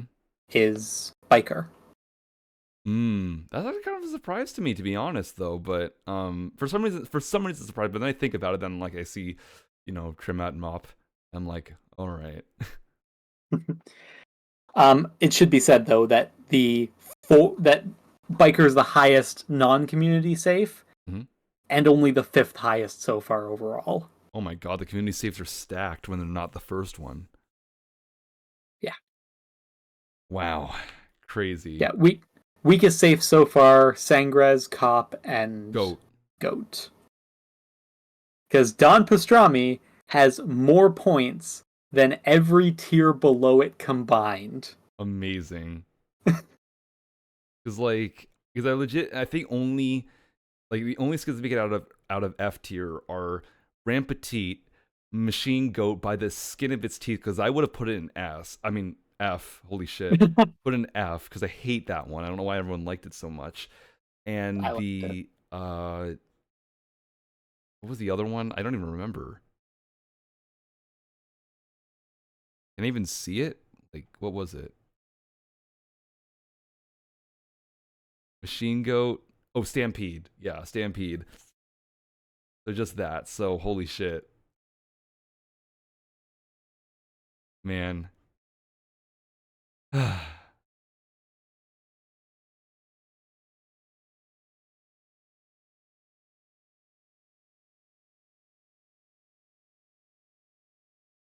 Yeah, I Incidentally, yeah. we have been from the start of this series, we have streamed a total of 25 to 26 hours, somewhere in that range. Yeah. It's not the longest series that I've done necessarily in terms of total hours though, but each individual stream though has been insanely long. Definitely the longest average length of episode. This is genuinely really fun to watch. Thank you, Alpha Styles. I'm so glad that everyone enjoyed it though. It's such a special feeling though when like you have such a niche interest and you don't think anyone's gonna be into it though, but then they are. Like, holy shit! Like the response to this series has been incredible. I'm so glad that everyone got it. Even people who don't play Payday, like that's so great. That because I'm glad that like just two nerds just fucking like beating each other up over skins in a game. With a completely dead skin economy. Oh yeah, yeah, Zimbabwe dollars. It's actually really heartwarming. Like, I did not expect that anyone was gonna tune into this, and like, we had people in the Discord being like, when's the next one? Like, predictions for the next one. You've got to talk about this and this and this. Like, and people DMing me being like, make sure you, you know, cover this feature of this skin. Like, don't forget about this. Make sure this one gets ranked highly. I never listened to those. This is good for someone who's never ever played any of the Payday games. It's super entertaining to participate as audience. Yeah, in Phann, it's been 5.5 hours. Go to sleep. I'll go to sleep soon. I swear. If we ramble anymore, though, it's gonna be a 6-hour stream. Fuck it. Yeah. Actually, you know what would be the perfect way to cap this off? What? Um, we should run like a heist real quick and see what our skin drops for the day are. You want to just do a jewelry store? Yeah. Yeah, just do a quick do a jewelry store real quick. That would be Oh, great. Actually, that's actually such a good way to end it, bro. We'll do that. I did actually already get mine today though, but we can get yours. Okay, I can just solo it then. I can just solo it real quick. Yeah, yeah, I yeah. don't even need to Solo it. like watch me screw this up because I haven't actually speedran jewelry store in forever. I don't need game audio, so don't worry about it, guys. I don't need game audio. You don't need to hear the game audio for this. This probably isn't gonna make it into the reel. Unless it ends up being something really good.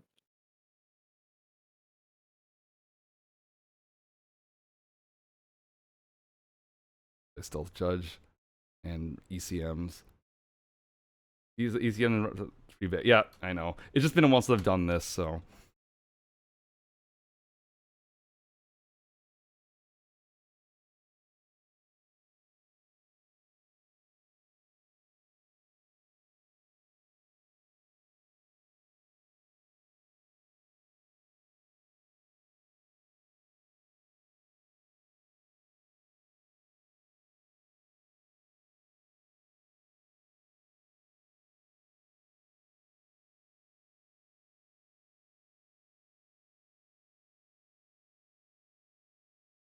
I'm very OCD the color fairs are in work in progress color.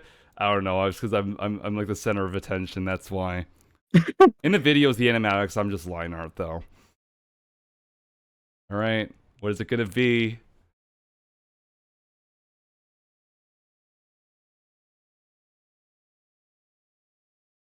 No, this isn't happening.